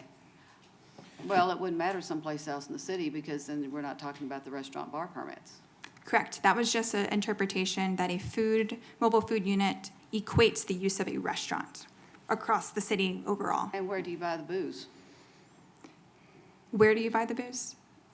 If they choose to have on-premise consumption of alcohol, that would require a conditional use permit. But we have no one who is doing that now, nor that I can recall. How do you define the premises if it's a mobile food unit? The property that the mobile food unit is located The on. lot? Yes, ma'am. It's gonna be a little harder to manage if it's just stepping off the curb than when it's walls. I think we could probably find some good conditions if that came across the board. Okay, at a meeting of the Alcohol CUP Committee, we were asked, are we okay with a food truck, mobile food unit, being used as, I'm gonna say the kitchen because it's easier than eating establishment, the kitchen for a bar? And those present unanimously said no. So where did that go? What? Can you repeat that one more time for me? You had What date was that, Mayor? March 4th. No, that's And I don't have a vote for you, so Yeah, I I don't wasn't think you there. were there. No, Um, it conflicts with another committee that I was Yeah. appointed to. And I think I remember in the deal, it says, do you want to prohibit, it may have said food truck, mobile food unit from meeting kitchen part for a bar? Because we had an extensive conversation, and I'm going to use Mr. Scott again as an example, is if Mr. Scott has gone to all the trouble and expense of buying or leasing a building, and he's either got to put that kitchen in, or the owner will, in which case he's gonna pay in higher rent. It's going to cost him to do that, okay, in order to meet this restaurant part of a restaurant bar, because those are the only permits that we have. I come in next door, and we talked about this at the meeting. I come in next door, and maybe it was already a bar, so now I'm leasing it, and oh, wait a minute, I've got to have a restaurant. Oh, I'll just get my buddy who's got a food truck, put a food truck in the back, and now Mr. Scott has spent a whole lot of money meeting that, and maybe in his position, let's say we're not next door neighbors, he's downtown, there is no place to put a food truck. There just isn't. But me, I'm lucky, I've got some backdoor parking or something, so I can put a food truck back there. And we talked about how unfair that was to the businesses that have spent the time and money in order to put in a kitchen, and that was one of the reasons why we said no. Am I correct on that, Mr. Mendoza? Yes, but even to add on to that, almost every meeting we've had from the CUP committee, staff, not just us on the committee, have mentioned that this is a loophole for bad actors to be using it. And it even seemed like the staff was, okay, we understand. I'm just very confused as the chair as to why this was not put on there, but the mayor is 100% correct. So to answer your question, during the CUP committee meeting, yes, the committee wanted to not allow, and actually, if the back room can go to our slide, just so we have a visual when we're talking about it. If we can go to the slide that had bar and eating establishment.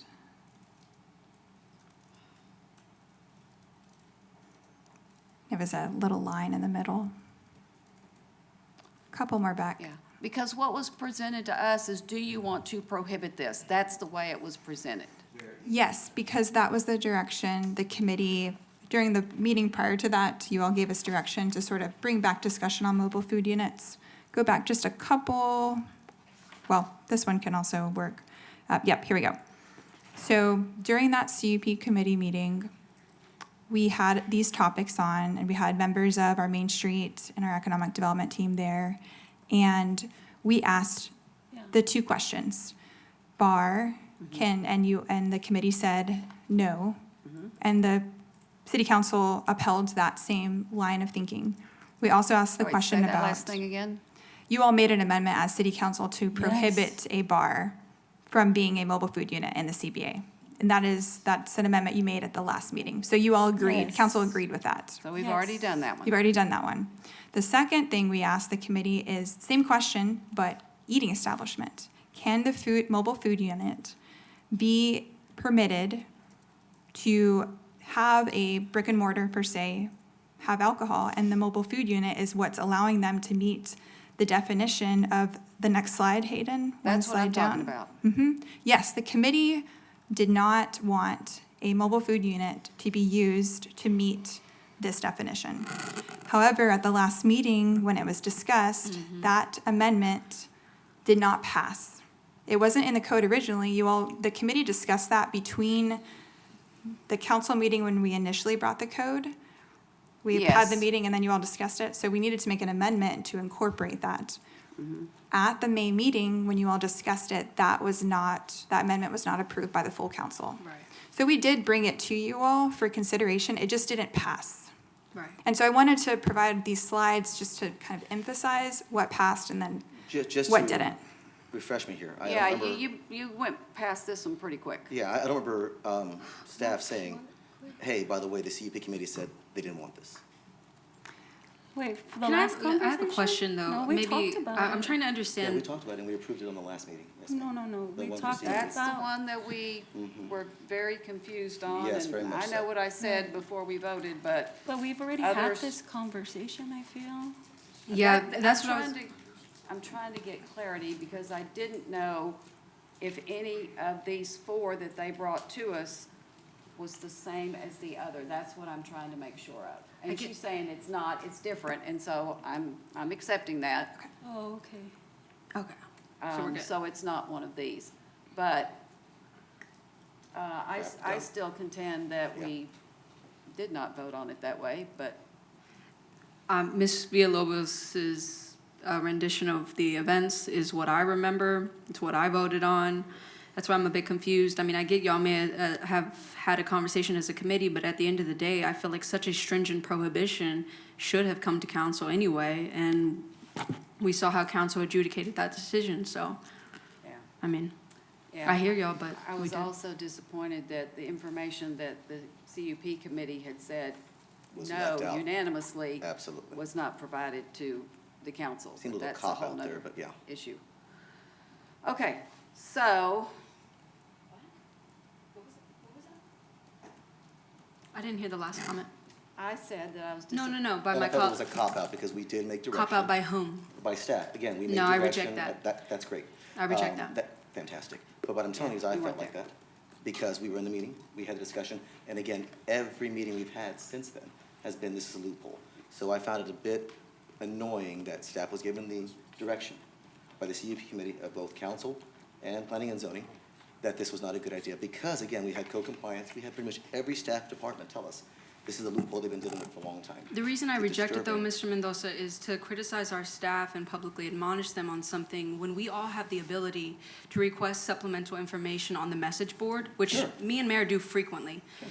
So I guess I'm just wondering, when you reviewed the packet, when the information was insufficient, why the request wasn't made to Because allow we were staff the going- opportunity to again, do like that? Like the mayor said, when they presented it to us, it was not the way it was presented to us in the CUP committee.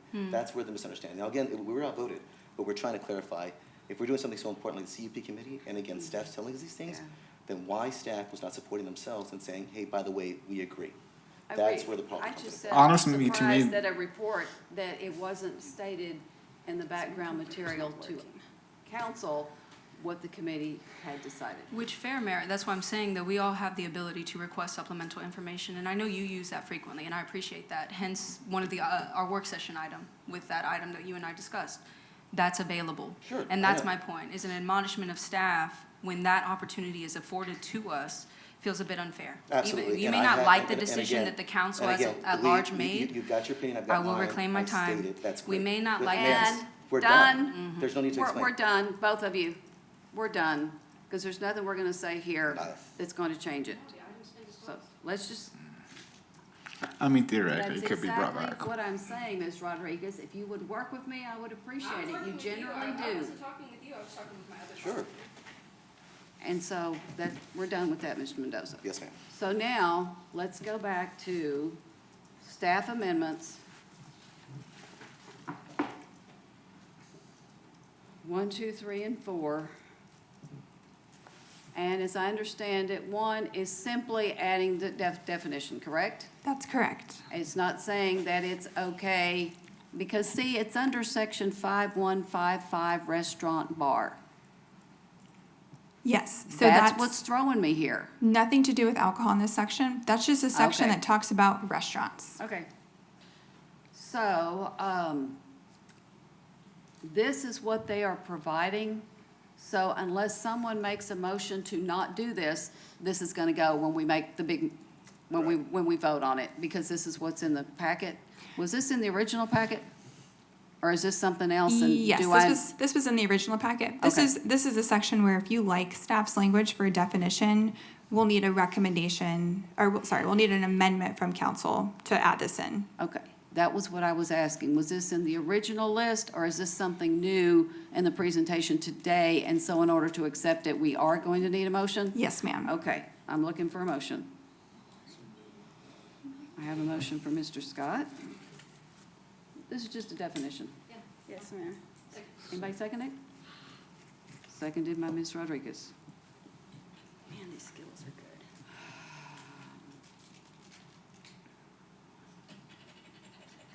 Oh, we're not blinking yet, Ms. Trevino. Now we are. The motion passes 7-0. I am going to ask some questions about the other in a minute. Okay, Amendment 2. Now remind us what this one is. This is the tap fill, correct? Yes, so this is just connecting, now we're within the bar section of chapter 5, that gives us the definition there. Uh-huh. So this is just connecting us to the definition that you just approved a second ago. It says it's defined in section 5155B. So I would go there to see that definition. What's the effect of this? It allows tap fill. Okay, so this also is going to need a motion. And I'm not making it because I'm voting against it. Did you make that motion, Mr. Scott? Motion by Mr. Scott and seconded by Ms. Rodriguez. This was another one we talked about, the unfairness that somebody's gone to all the trouble to spend a lot of money Yes, ma'am. on a brick and mortar, and then somebody else, and I know the mobile unit, some call this a mobile bar unit, are not cheap either, but still. Okay.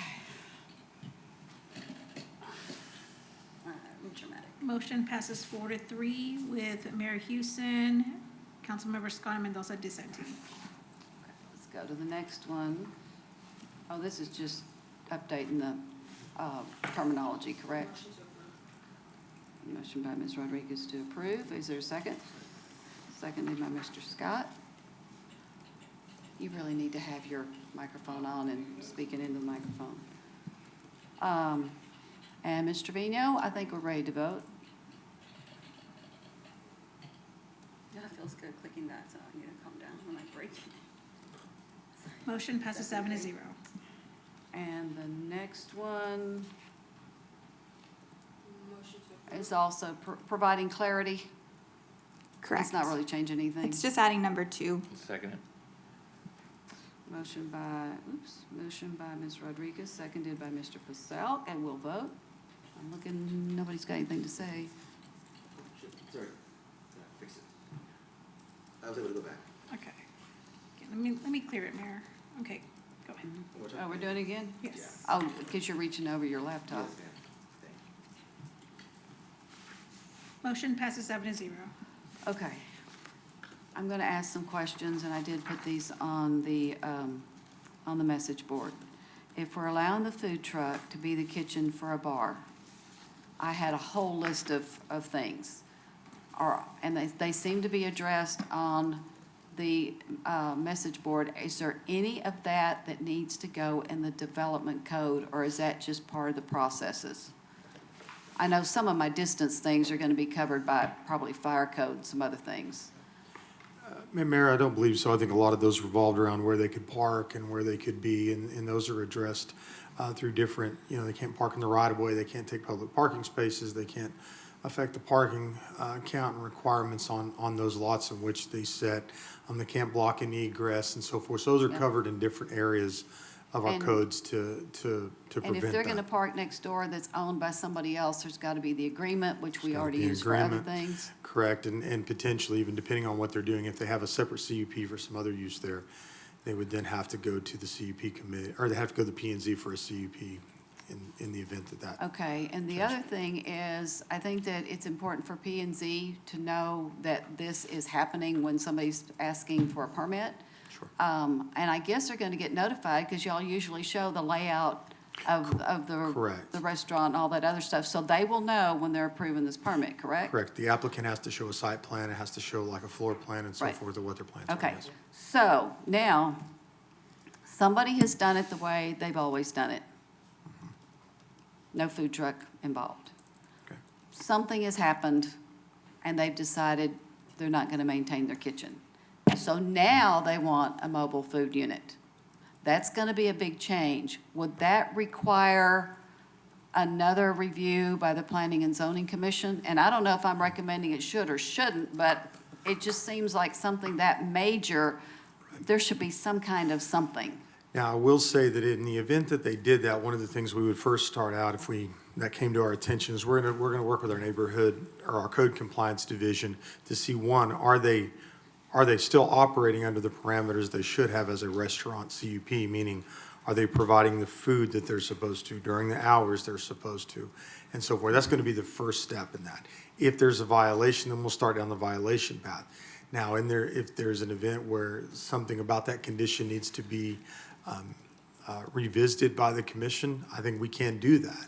But we're going to first and foremost see if there's any violations for their compliance with the restaurant CUP on that site.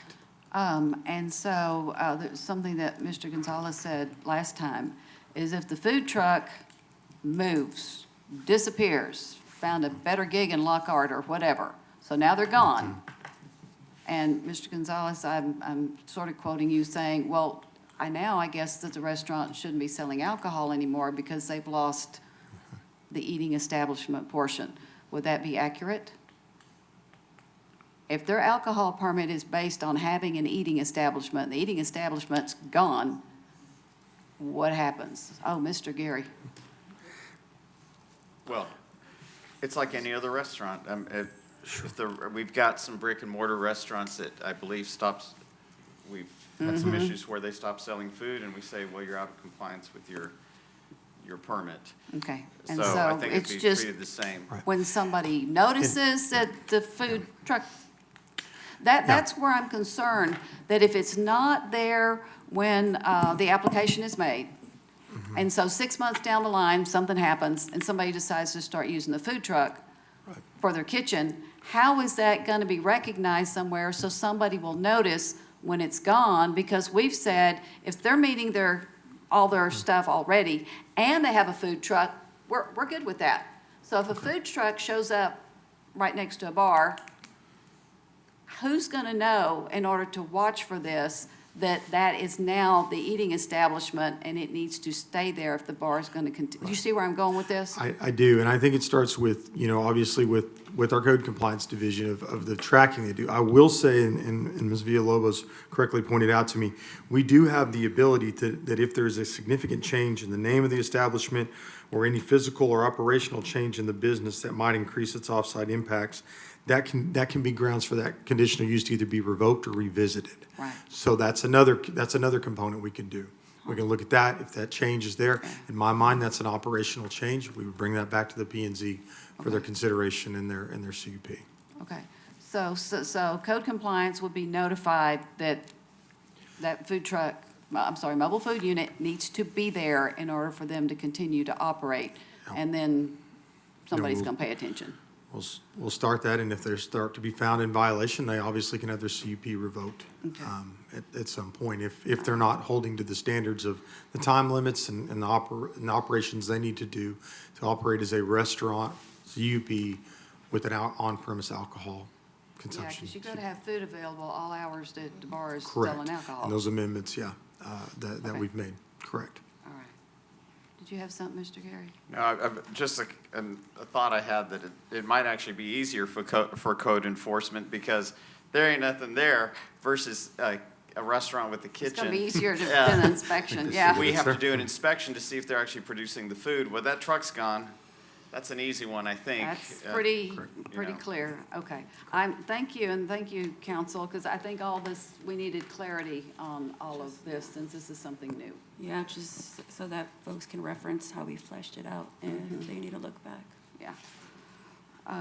Okay, so we have finished your amendment, your 4 amendments. Is that right, Ms. Villalobos? And I don't Yes, ma'am. think that I have any more. Ms. Rodriguez, I know you do. Yes, ma'am, if we can have staff pull it up, it shouldn't take too long. You starting with 1? Yes, ma'am. Thank you. I'm gonna go sequential. So these were posted on the LDC message board, so available for you all to review. I just want to preface, each one of these amendments stem from discussions that we had at our last meeting, not the last meeting before this, but I mean the last meeting we discussed the LDC.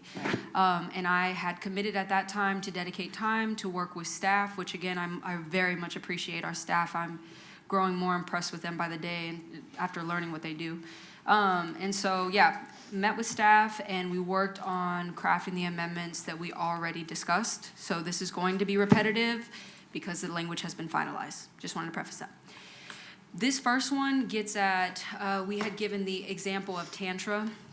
And so this amendment right here, you'll see highlighted the language number 4. I want to be very clear about 2 things out of the gates. This is. Can I have something real quick? Yes, ma'am. Everything that's in red there was already provided by staff, and you're just adding the part in yellow. Yes, ma'am. Thank you for Okay. that clarification Thank for you. the people watching I especially. when I started that, I'm going, what? And then I Yeah. realized, oh, the yellow means something. Yeah, no, I appreciate that. Thank you. Yes, so I wanted to start out the gates. This is only related to alcohol CUPs. I am not interested in unilaterally removing the authority of our P&Z Commission. With this amendment, they still have the ability to review. However, this ensures that if a majority of council, as we did with Tantra, support a CUP for the sale of alcohol for on-premise consumption, we should be able to decide the future of that permit. And so this allows council members to evaluate each appeal on its merits and consider the conditions in context, as well as being able to make thoughtful decisions. I just want to emphasize this, given that alcohol CUPs often affect, our restaurants, our local bars, other hospitality businesses, a supermajority as it exists currently does add unpredictability and increases financial risk for business owners. That is not something I'm interested in perpetuating. And that's the intent of this amendment. Second. Thank you. Hold on. Okay, and for the public, the reason it's that way is because, Mr. Gary, stop me if I'm wrong, generally speaking, if planning and zoning makes a decision, it takes a supermajority of the council to overturn that, including alcohol permits, and you're only wanting to change that for alcohol appeals. Yes, ma'am. I said permits, I should have said appeal. Yeah. Right, and, Yes, ma'am. and to Thank further you. clarify, there's, certain things requiring supermajority stem from state law and zoning, for example. Mm-hmm. But this is a purely local matter, so it's council's pleasure. Supermajority, any kind of, or no supermajority. Yeah. Thank you for the clarification, Mayor. Yes. And if there's no questions, we can vote. I support this, yes. Thank you, Amanda, for working with staff on all this. Motion passes 4-2 with Mayor Houston and Councilmember Mendoza dissenting. All right. If we can scroll down to the next one. This next amendment, as it gets pulled up, just want to let council know this is not an amendment proposing a substantive change. Or it's actually the next page. This is just a picture from the last amendment. There we go. Oh, wait a minute. That was Had- that was a picture from the last one we discussed. That's all, that's the same one? Yeah, it was just Okay. staff including a. Got it. Okay. Thank you. This one, like I said, is not proposing to introduce a substantive amendment. I just wanted to be very intentional on language to include that, this particular district is to promote the affordable ownership and ownership alternatives. It's just an editorial amendment, and it's just explicitly saying that we as a council prioritize these goals of housing ownership for these specific districts. And we did discuss this one. And that's a motion? Yes, ma'am. Okay, need a second? Seconded by Mr. Scott. And I'm for this, but, because I had caught that, but is this, Ms. Villalobos, remember we had two places and we wanted to make these things match? So in the other place, is that what this says? Yes, Is the ma'am. affordability? And Yes, it just ma'am. got missed putting over here? Correct, and if you Okay. can scroll down, Hayden, it's the image Below. below it. There we go. So it will match. No, that looks like we're changing it in both places. It might even be the one beneath that, They're both yellow. the subsequent page. No, I have it on. Well, regardless, this is what you want to do. Yeah, and I'll just direct staff to make sure that there's continuity throughout the code where applicable. I think what I did is I just copied the text, the first box, I just copied that text and stuck it here. Instead of like wordsmithing it all, it should match the first box in the second section. Yes, but the question was, did we fix the problem with it being different in the two places? Yes, and This fixes it? this fixes it, Okay. yes, ma'am. All right.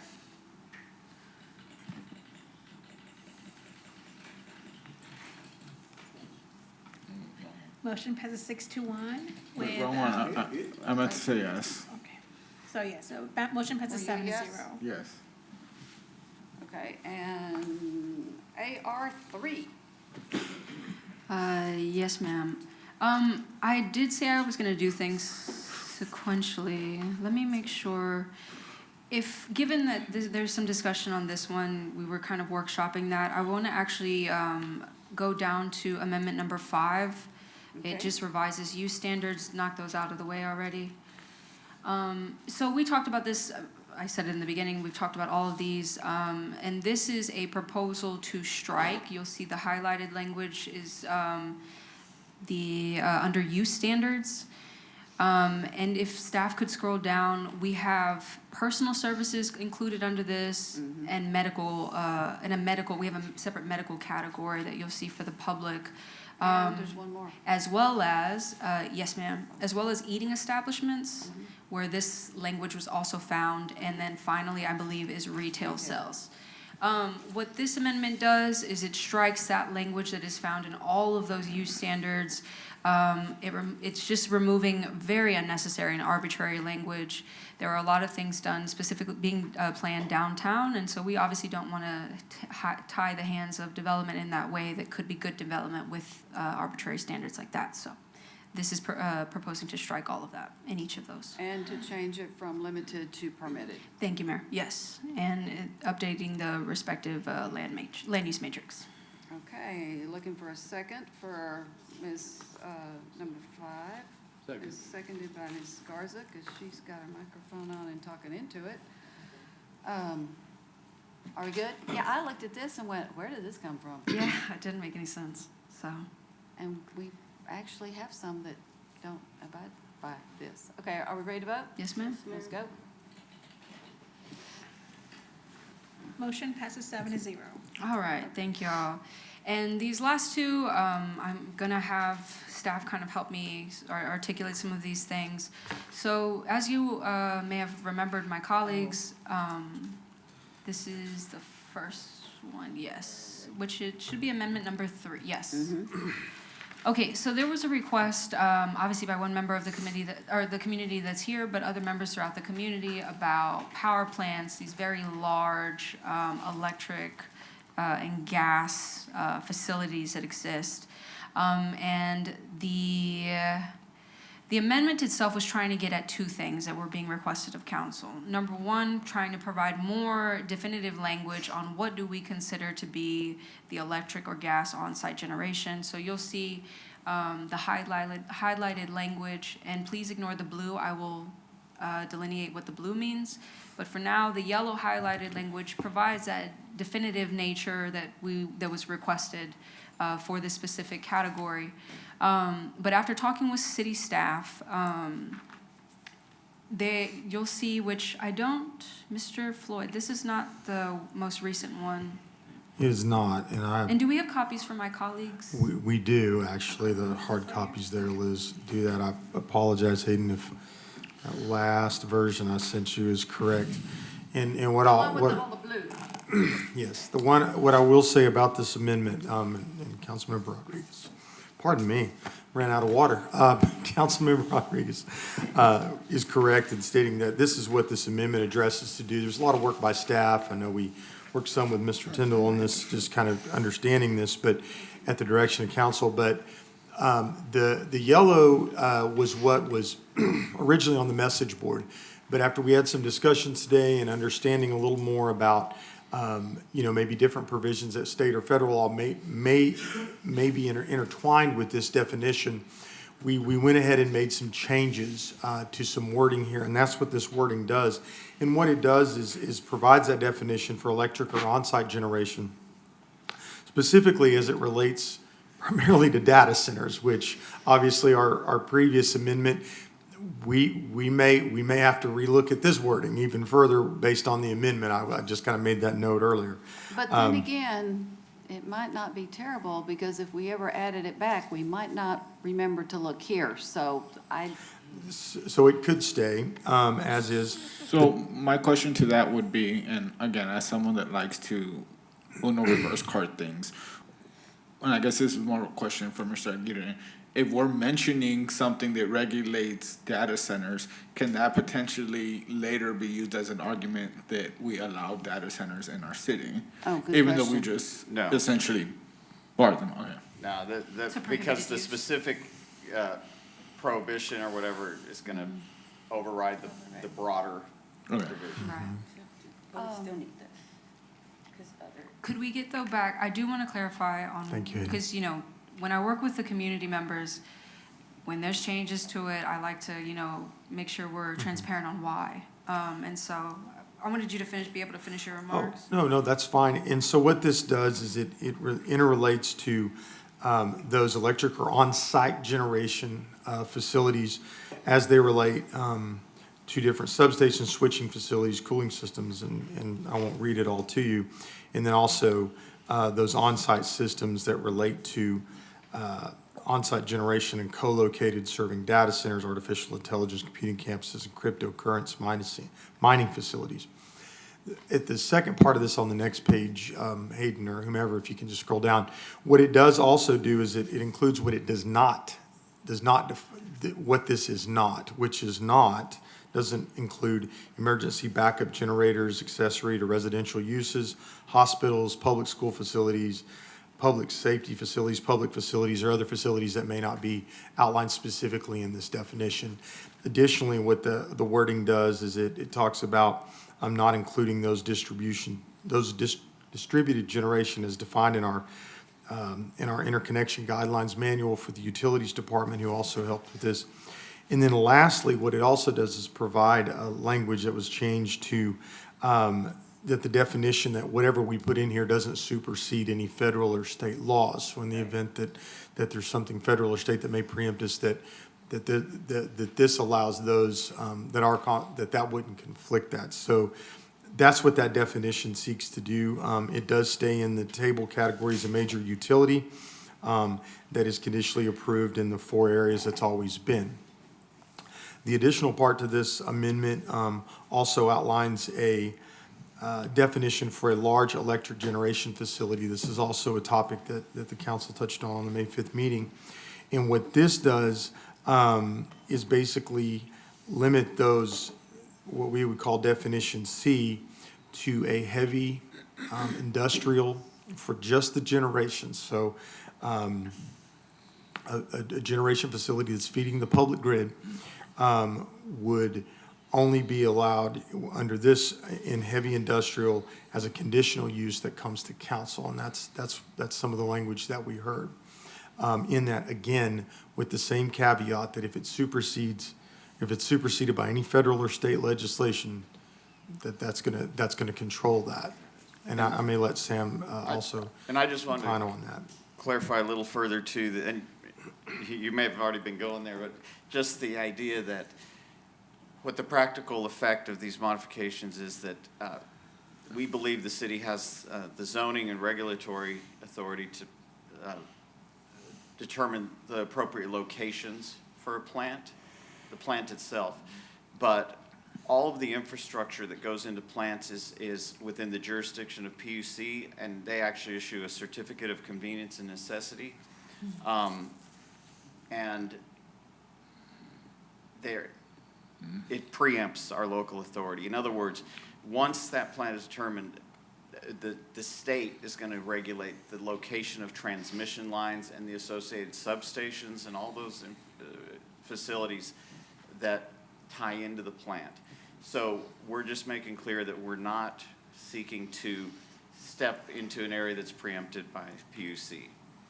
That's the important thing. Seems like a good idea.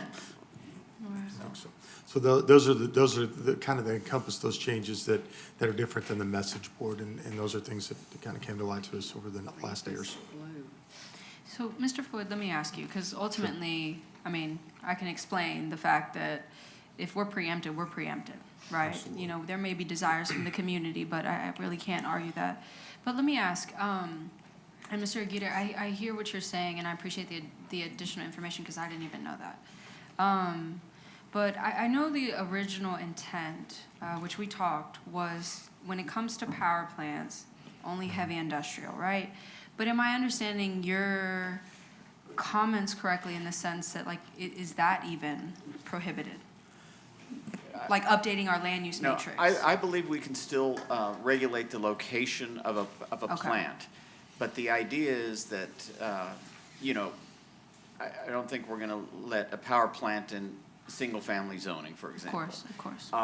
So that's not a problem, but once that plant is established, PUC is gonna, because everything ties into ERCOT and the grid, and it's regulated by utilities code, and they issue the certificate of convenience and necessity and the maps and the locations of the transmission and other lines. So it's above the city at that point. So the plant, I believe we can still regulate those locations, but the infrastructure, the power lines, and if you think about it, can you imagine we're gonna tell the state, no, that plan you approved for your power line, that's not gonna fly. Right. You know, the transmission line, and think about utilities we have under the streets.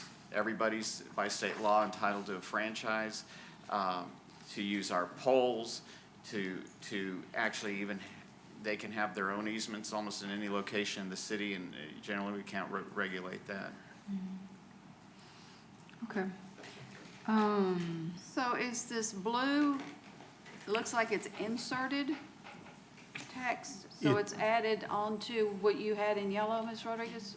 That's correct. Yes, ma'am. Yeah, Okay. I'm sorry. It reflects the changes, yes, that again, we Well, reflects the changes. Changes can be adds and changes can be deletes. Yes, ma'am, and I did try to strike through those things we deleted as well. This blue on red is really hard to read. I apologize. It's okay. It understand. was a good idea. I appreciate the effort to design. I should have changed the font color as well as I put that together. No, Okay, so, Mayor, let me ask you, because I know you were part of this conversation too, and I think met with similar people. So, understanding here, power plants under this amendment, just to, again, be clear, restricting the heavy industrial with a council-approved CUP, correct? As proposed. So when we talk about, in addition, those large backup generators, I know that we have a carve-out, right? You know, naming certain industries that it cannot affect. But this amendment currently doesn't also include large backup generators under a heavy industrial CUP. It would continue to see them as a major utility that would still require a CUP in the 4 categories in which they're allowed. And that's where it's kind of what we understood. Some of that we really wanted to focus in on obviously on the plants themselves, because that was a lot of the direction we got from council. Right. But in that case, they would still stay in those 4 categories with conditional use by Planning and Zoning Commission. And I know we were still having conversations about what is considered a large backup generator, you know, how much power is it? And so while that is an interest of mine to figure out, I don't know if I have the information at this time though on the definition of what we still consider a large backup generator. Because ultimately, like, I share the sentiment, heavy industrial, if we know it's gonna be something significant. But what's significant is where I'm kind of struggling how to delineate that. Right. And I think part of this was also to try to mitigate any unintended consequences, Right. whether that's our own facilities, public facilities, or other utilities that may need those, that those were set aside, and we didn't have any unintended consequence on those generators. That being said, you know, to my knowledge, I don't know that we see a lot of generation plants come through in our city limits, and additionally, when we come to the backup generators, we have been regulating them now. This is your amendment 3? Yes, ma'am. Could you make a motion? Let's give a second since we've been Oh, we talking did about not? it for a while. No, I didn't write it down. Okay, motion, and then I thought Mr. Scott had. I'll second. Thank you. Thank you. Please continue. You know, I want to meet all the intents of what was desired by our community, and I think part of that is through the definition as provided. We are restricting power plants to heavy industrial only with a council-approved CUP. I just think, even in the conversations I've had with staff and just additional information, I am not sure that we have fully ironed out this large backup generator issue. I don't foresee us, Mayor, like I know that, Mayor, well, first of all, was this a concern that was also presented to you as well? Yes. And do you have any thoughts on, like, how? Y'all were working on it, and I was working Right. on other things, so I didn't do any more research. My apologies. Right. May I call, just because we did it last time, and I know he probably has some thoughts, Mr. Tyndall? Of course. Okay, we can't have everybody gone. Hurry.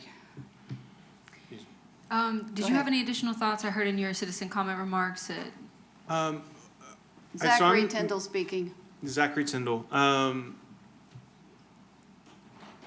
Does he have a copy of this? I'm not sure if I'm understanding your concern about the defining the large backup generators. It seems like this does define the backup generators adequately. My suggestion, as I mentioned in citizen comment, would be rather than putting those large backup generators and on-site power plants, which are currently under major utilities, I would move that section, which is what is it? Can you scroll up a little bit? I need to find that in the code. Yeah, I would have suggested making the electric or gas on-site generation its own use category. So it would be a section C, and then restricting that to heavy industrial with the council CUP. I don't know if that's inconsistent with what you're talking about, Ms. Rodriguez. Okay, so the proposal would be, based on what you're talking about, we have section 5.1.6.4 utilities. We have first subsection is minor utilities. Second subsection is major. And you're saying a third subsection for electric or gas on-site generation. Yes. And a fourth section, which would be subsection D, for large electric generation facility. Yes, that's my suggestion. And so Could currently. you say that one more time, please? Yes, ma'am. So we would leave the first two subsections as is, which is, well, minor and major. Create a separate subsection following that, so C, which would be electric or gas on-site generation. Okay, The definition that follows. got it. And then a last subsection, which would be subsection D, for large electric generation facility.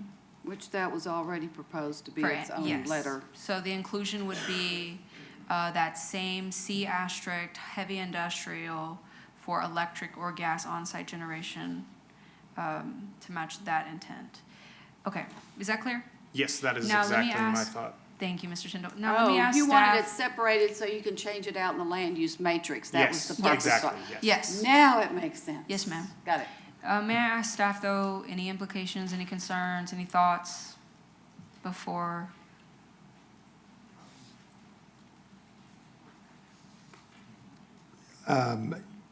I think we would probably want to do a little bit of work on that particular piece.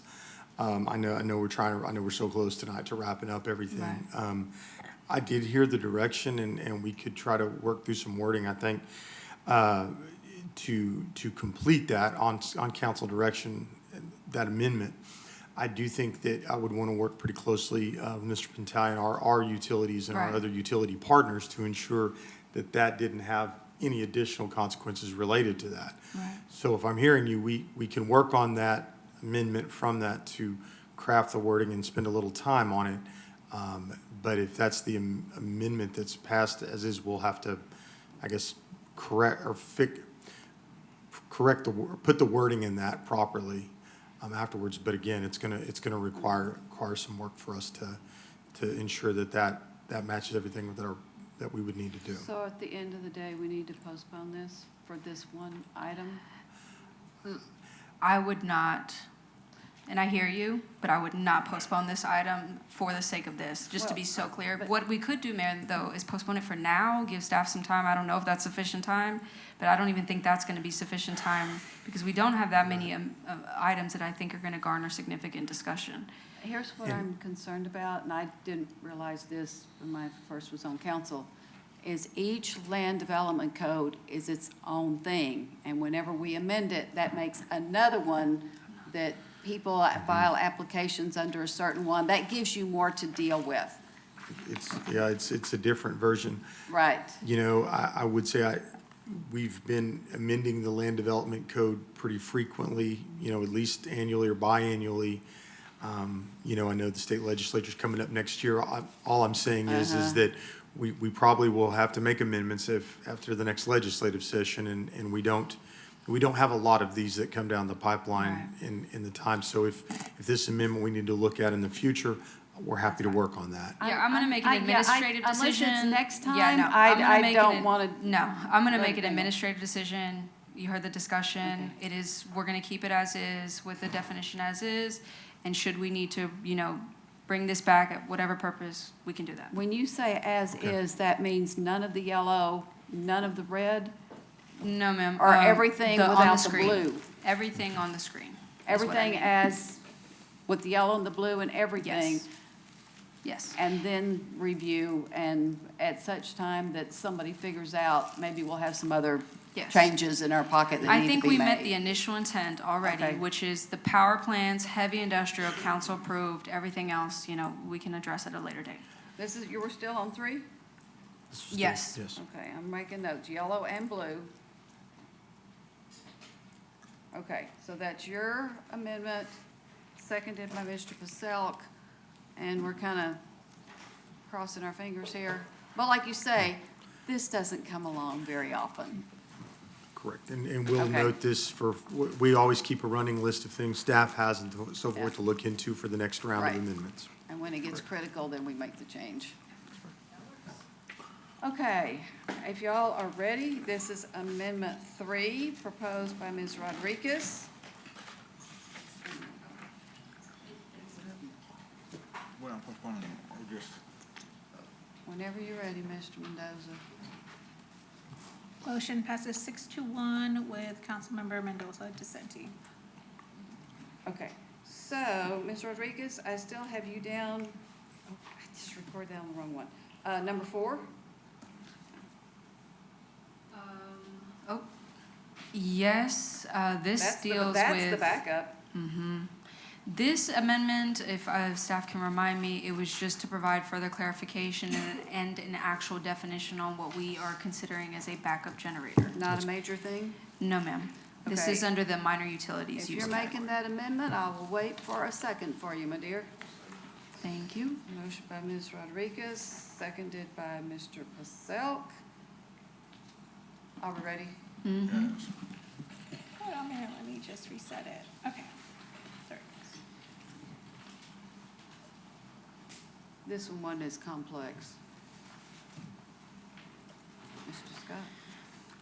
Motion passes 6-1 with Councilmember Mendoza dissenting. Okay. You said you had 5. We have now done 5. Ms. Yes, ma'am. Rodriguez, you got anything else? No, ma'am, just want to again echo my sincere appreciation for my colleagues, entertaining all the amendments over the course of the last couple months, but as well as city staff. Deeply appreciate all the work that y'all have done. And the community. Okay, mine are done, yours are done. Anybody else have an amendment that's ready in track changes mode? Okay, so what we're voting on now is everything as was proposed, plus all of the amendments from the last meeting and this meeting, and are we ready? Yes, thank I'm you, writing down everybody. Thank you. 1013.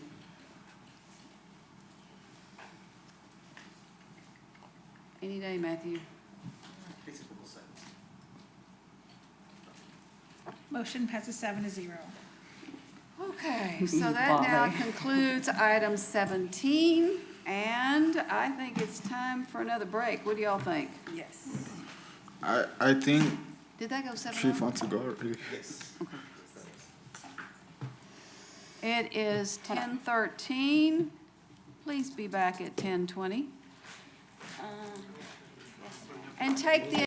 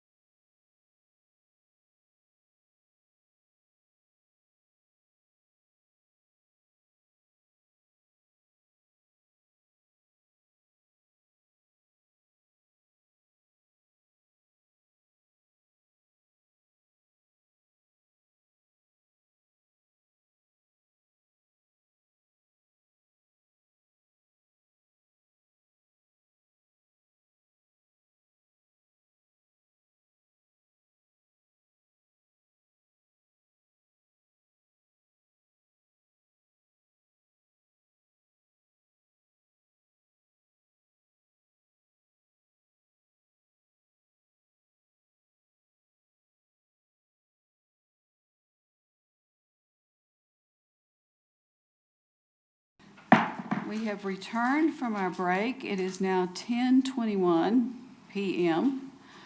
And we are on item 18. Consider approval of Resolution 2026-96R, awarding a contract to Greystone Construction to remodel and expand Fire Station Number 3, located at 2420 Hunter Road, including the addition of apparatus bay, workout fitness room, storage areas, new driveways, and interior renovation in the amount of $5,635,343. Authorize city manager or designee to execute the contract on behalf of the city and declare an effective date. Motion to approve. Motion by Mr. Mendoza, seconded by Mr. Scott. Mr. Scott. Are there any questions, concerns? Fire Chief Stevens is here. I'm sure he can answer any questions we might have. Are we ready to vote? Uh-huh. Let's vote.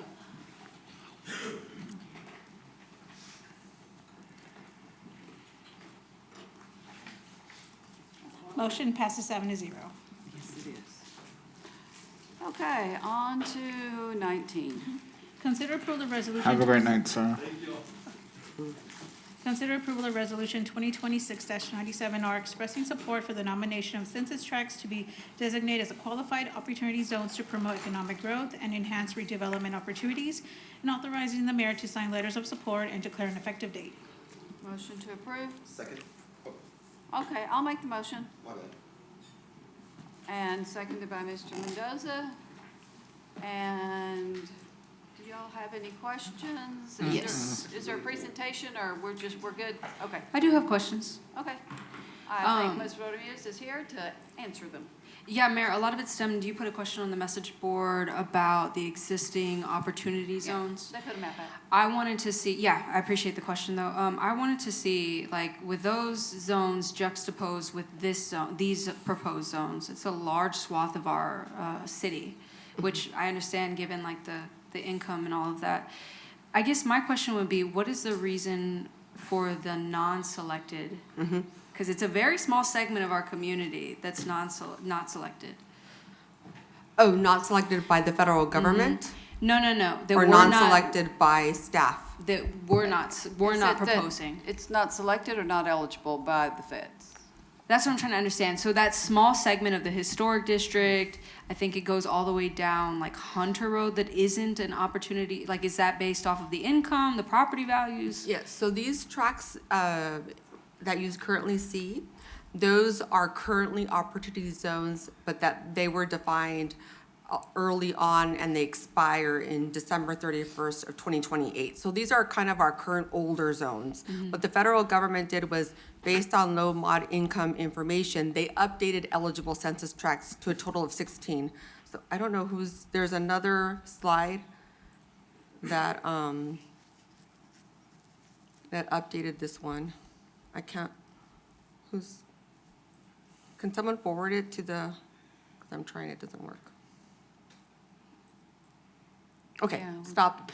So there are 16 eligible census tracts identified by the federal government. What we did was with planning staff is looked at, what we're saying is that whichever census tracts that we nominate, they meet different conditions. Not only are there low, moderate census tracts, but they're areas of the cities that we would want to, in some future, incentivize in one way through zoning or whatever for development. And what staff did was we worked with the planning department, and we looked to see, I'm trying to forward this, it's not working. If someone can forward it to the next one. We selected 5. Look at the next slide, please. Now, these 5, some of the criteria that staff utilized was area along the I-35 corridor because, one, they have a lot of infrastructure that already serves this development. So it's development that you would typically see to be developed soon because of the infrastructure, because it's off I-35. And they also, they did not want to include areas that were in a conservation or cluster area. And so some of the federal census tracts that are eligible are in preservation zones. And so we said, rather than nominating 16 census tracts, let's be strategic, because what it's telling the federal government is that we want these specific census tracts to be developed as a priority. And so there's 4 census tracts within Hays County and 1, which is the airport. That's the larger one, the 960501, and that's because we are looking at developing the airport. And so this eligible, what it allows for is for investors to invest in specific development within the city. And it's also telling them that these are some areas that we foresee possible development. It could also be a local developer that needs investment. We have an example of a manufactured home site that developed using opportunity zones, but it's only been utilized that we know of in working with the planning department, one project in the city. Okay, so that was gonna be my subsequent question. I'm not opposed to this. I'm just trying to understand when we go and let's say the federal government allows us to move forward with these, declares it as essential, or as the opportunity zones that we're talking about. Yes. I guess, so you're saying it hasn't necessarily been frequently used, so I imagine it's trackable. And that's my question is, how are the benefits and the efficacy of these zones tracked and reported? I would say that the federal government, when they first started the Opportunity Zone 1.0, which is the 5 tracks, what they found was that it wasn't very much utilized as an instrument, as a private investor instrument nationwide. Some zones were actually identified in protected areas.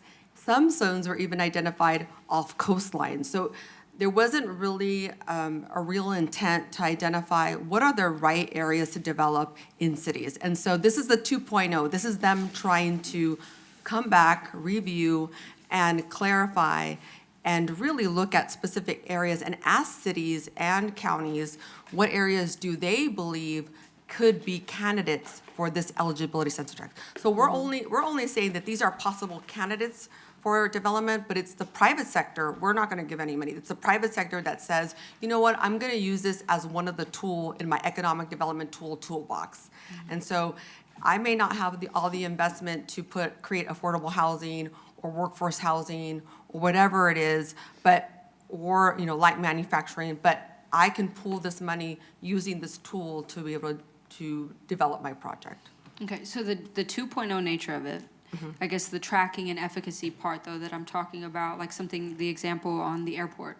Let's say that, these things get affirmed, we move forward and somehow, some way, there's some benefit out of this. How are we notating that as a city though? Like how am I understanding the benefit from declaring these things? I think that's a great point in terms of what's the best tracking mechanism, because it's pretty much driven by the private sector. We're just saying that the city supports these specific census tracts versus all 16, so we're being strategic. The way we found out up at this one opportunity was because the planning department had tracked it because it required a zone change.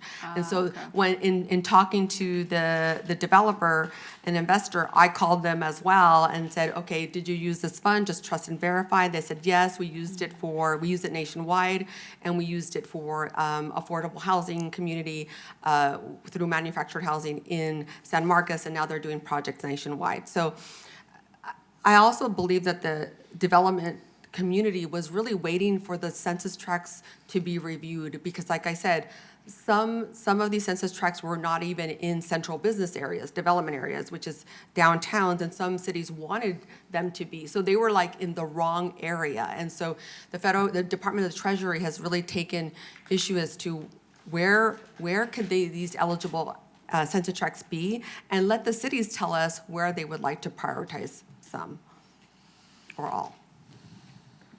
Okay. Yeah, it was a new thing for me. I tried to do some research on it and, understanding like, how is this ensuring that the tax incentives that are being offered, obviously, we're not talking about, The city. We're not city. Right, are benefiting residents, in these prospective tracts. And so I was just trying to break through that, but, okay. Anything else? No, ma'am. Anybody else? We're ready to vote. Ms. Trevino. Motion passes 7-0. All right, item 20. Discuss and consider an appointment to fill a vacancy on the Parks and Recreation Board and provide direction to staff. Council, we have one vacancy. There were several applications. I would like to put the name of Mitch Hoffman forward. I'd second that. We don't need a second, but thank you for your support. Mhm. What I mean is it doesn't take a second to get them voted on. Wrong verbiage, apologize. That's okay. Anybody else? 1 for 1, so you can just vote using your gizmo. Motion passes 7-0. All righty. On to item 21. I'm gonna make them, I'm so sorry, Liz. I forget you have to read it. Yeah. Discuss and consider an appointment to fill a vacancy and confirm the Downtown Association representative to the Hopkins City Center, new City Hall Steering Committee, and provide direction to staff. Motion postpone. Second. Third.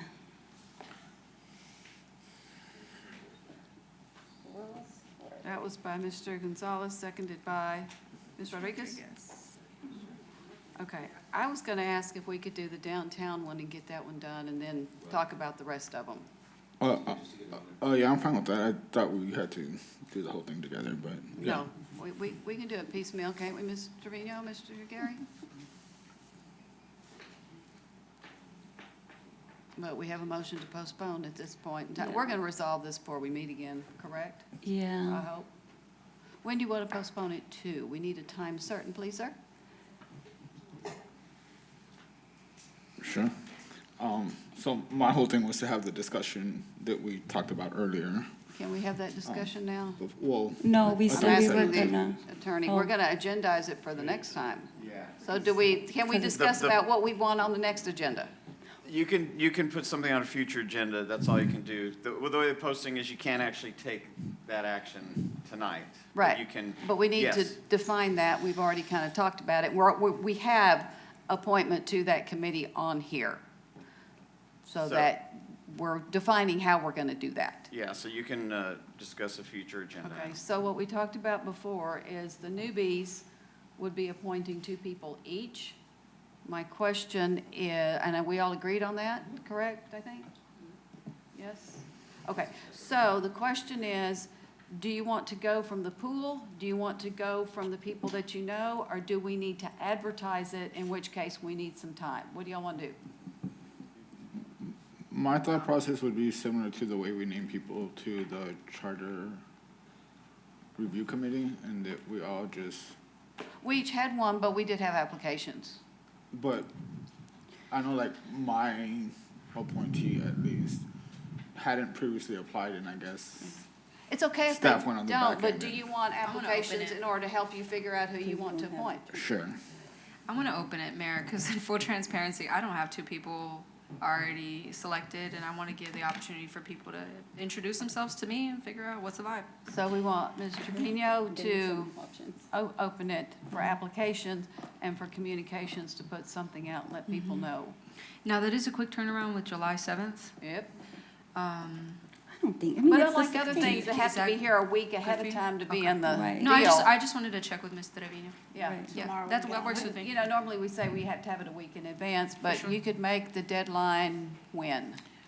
Sorry, Mayor, let me get my And can we calendar. post July. I have to post a little bit 7, earlier. 6, 5, 4, 3. I have to post Tuesday, June 30th. But does No, the no, applicants their have to names be are part not of- going to be on here. Oh, no, but to receive, because we have to make sure, like, once the agenda packet, I also send out all the applicants, the packet. Right, but we're talking to about the call for applications, or we're talking about Yeah, agenda uh-huh. item? Can we do the deadline it's- to submit applications on Friday, June 26th? Are you okay with that? We sometimes don't get these applications until like Friday after the packet's out. Because we're bookmarking and everything else, and sometimes we have those late applications coming in. I would be fine up until the last minute. I mean, I review the applications down to like what feels like the wire sometimes, even like with Yeah, this. but there's some work when they do Yeah. the applications. Yeah, to Yeah. weave it all together, put the. Whatever the longest amount of However- time that we can do. However, you don't have to have an application in this particular case because it's your 2 and we're not, the rest of us Right. aren't voting on them. So what do you think? July 26th, it's, yeah, June 10th, No, June 26th? June 26th 26th. is giving them, 10 days. Well, If we do it 9. tomorrow, about a week. Yeah. Yeah, I think that's. Okay. Some days. Yes, I would just ask in terms of, messaging, can we please have communications posted on social media and kind of the regular, normal formats in terms of disseminating information? I don't know what those are in addition to social media. And I guess my additional ask would be if someone does, after the deadline, try to submit an application, if, I guess, your office, Mr. Reno, could just advise them that it's too late for the application, but they can forward their individual application to the council member email.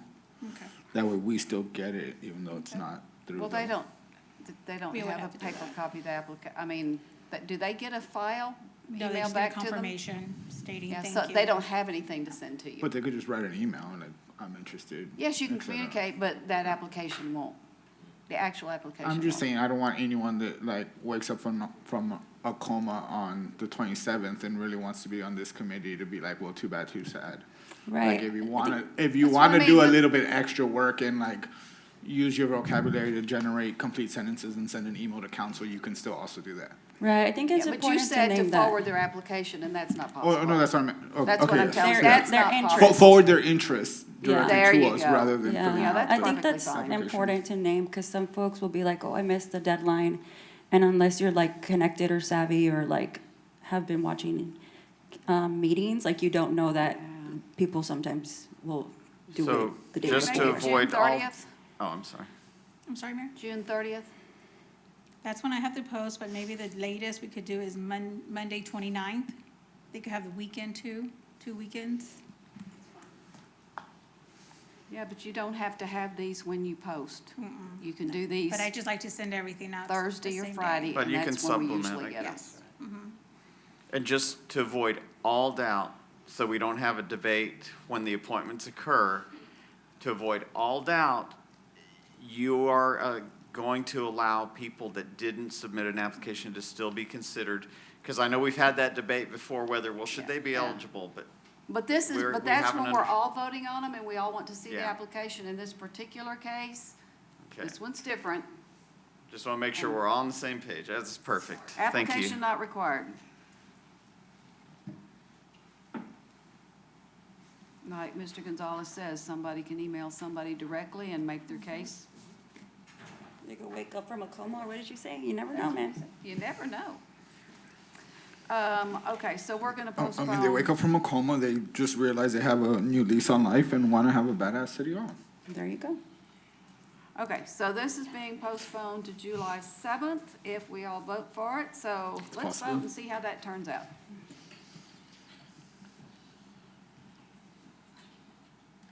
Motion passes 7-0. All right. Item 22. Yes, ma'am. Hold a discussion regarding renaming the new section of El Camino Way on a temporary basis until such time that this roadway connects to the existing El Camino Way.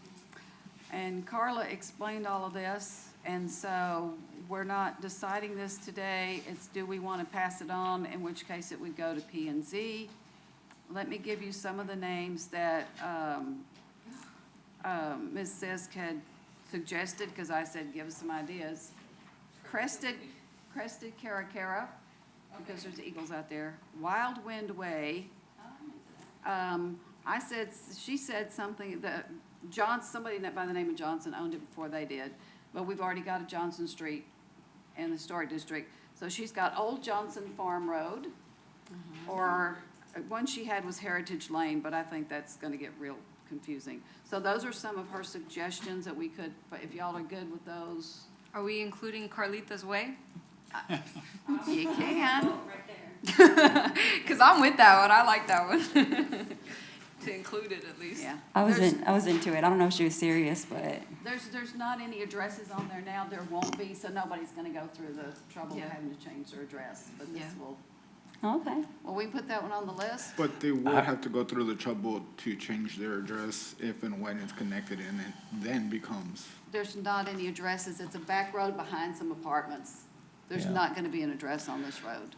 Yeah, it's But pretty if unique. Between now and when the roads Yeah. connect, someone moves there. There's not anything that, it's a road that literally We're comes good. behind the fence of some apartments. Nobody's gonna be living, Private property. nobody's gonna have that address. So why is there a road there?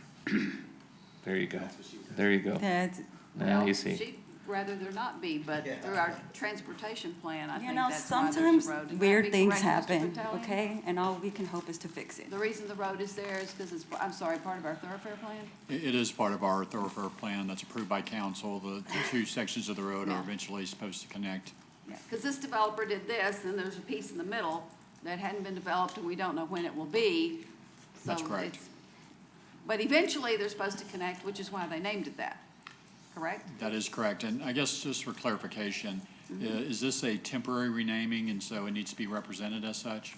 Well, no, Okay. what I asked for, and Mr. Aguirre, I guess, did that, was on a temporary basis until such time that this roadway connects to the existing El Camino Way. So that when they connect, this gets automatically done, and Correct. And nobody then, has to remember to go back and wait and all that other stuff. and so is the direction tonight that staff would process to send it to the P and Z for a Yes. recommendation? So just so we're all on the same page again, I'll make sure. But- Okay. Yeah, we're If not I'm- renaming it tonight. And if I'm understanding correctly, someday in the future, when they connect, whatever P and Z names it, the name is gonna revert back to El Camino Way once Correct. it's a connected road. Yeah. Correct. And we would set up the ordinance if this happens, Uh-huh. assuming what happens down the line. But if an ordinance is passed, we would build in that provision that makes it automatic so that you don't have to revisit the name change. So if no one is there, no one's gonna be there, out of curiosity, are we gonna spend money putting up signage for this temporary name? Or are we just gonna like name it that, but not actually tell anyone it's named that? I believe there's only one street sign, so Yeah. that's a nominal cost that our Public Works Department sign shop can do. Yeah, because the developer's done the one now, correct? That is correct. And we would be the one doing the change. That's correct. Or, no, never mind. I also like Carlita's Way, just for the record. I mean, does it have to go to P and Z? Can we just name it? Yeah, we could. I think our ordinance says it goes through P and Z. Right, they make a recommendation, but like other things that go to Yeah. council, they have a recommendation, but you still get to decide back to us. ultimately. Can whatever we send to P and Z be that we name, that we encourage them to name it Carlita's Way? And then that way they just vote yes or no?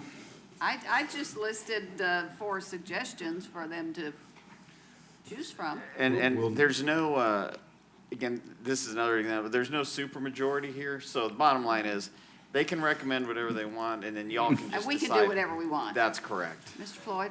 I will just say that any of the suggestions noted here tonight will go in our staff report, so the Planning and Zoning Commission is aware of names that were discussed, including Carlita's Way. There you go.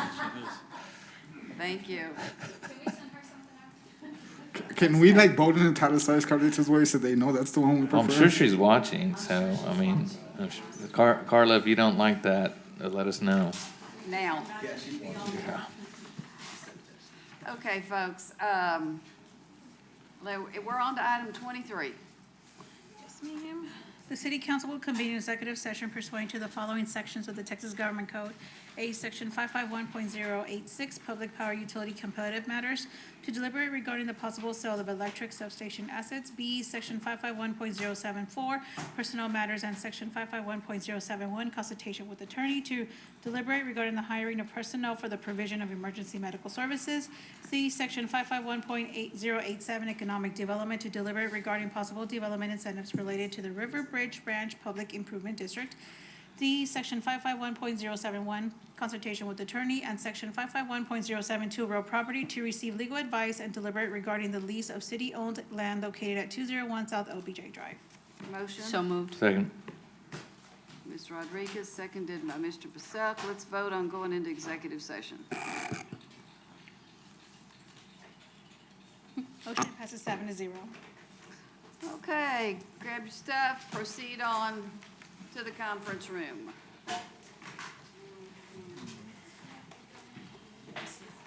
This when I come back.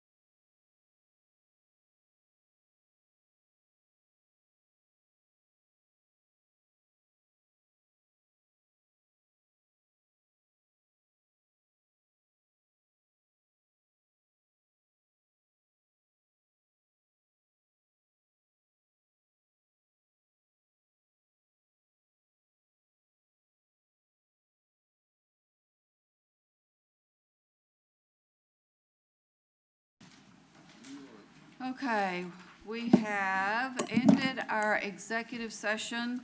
It ended at 12:40.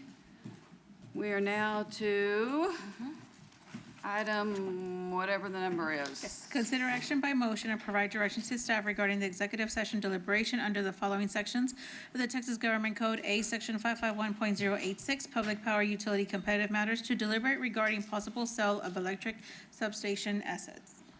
And we held that discussion. Okay. B, Section 551.074, Personnel Matters, and Section 551.071, Consultation with Attorney, to deliberate regarding the hiring of personnel for the provision of emergency medical services. We held that discussion. C, Section 551.087, Economic Development, to deliberate regarding possible development incentives related to the River Bridge Ranch Public Improvement District. And we held that discussion. D, Section 551.071, Consultation with Attorney, and Section 551.072, Real Property, to receive legal advice and deliberate regarding the lease of city-owned land located at 201 South LBJ Drive. And we held a discussion on that also. Next up is question and answer session with press and public. We had a number of people signed up. No one is here. Moving on to our next item, which is adjournment, and I will adjourn us at 12:42 a.m. on June 17th.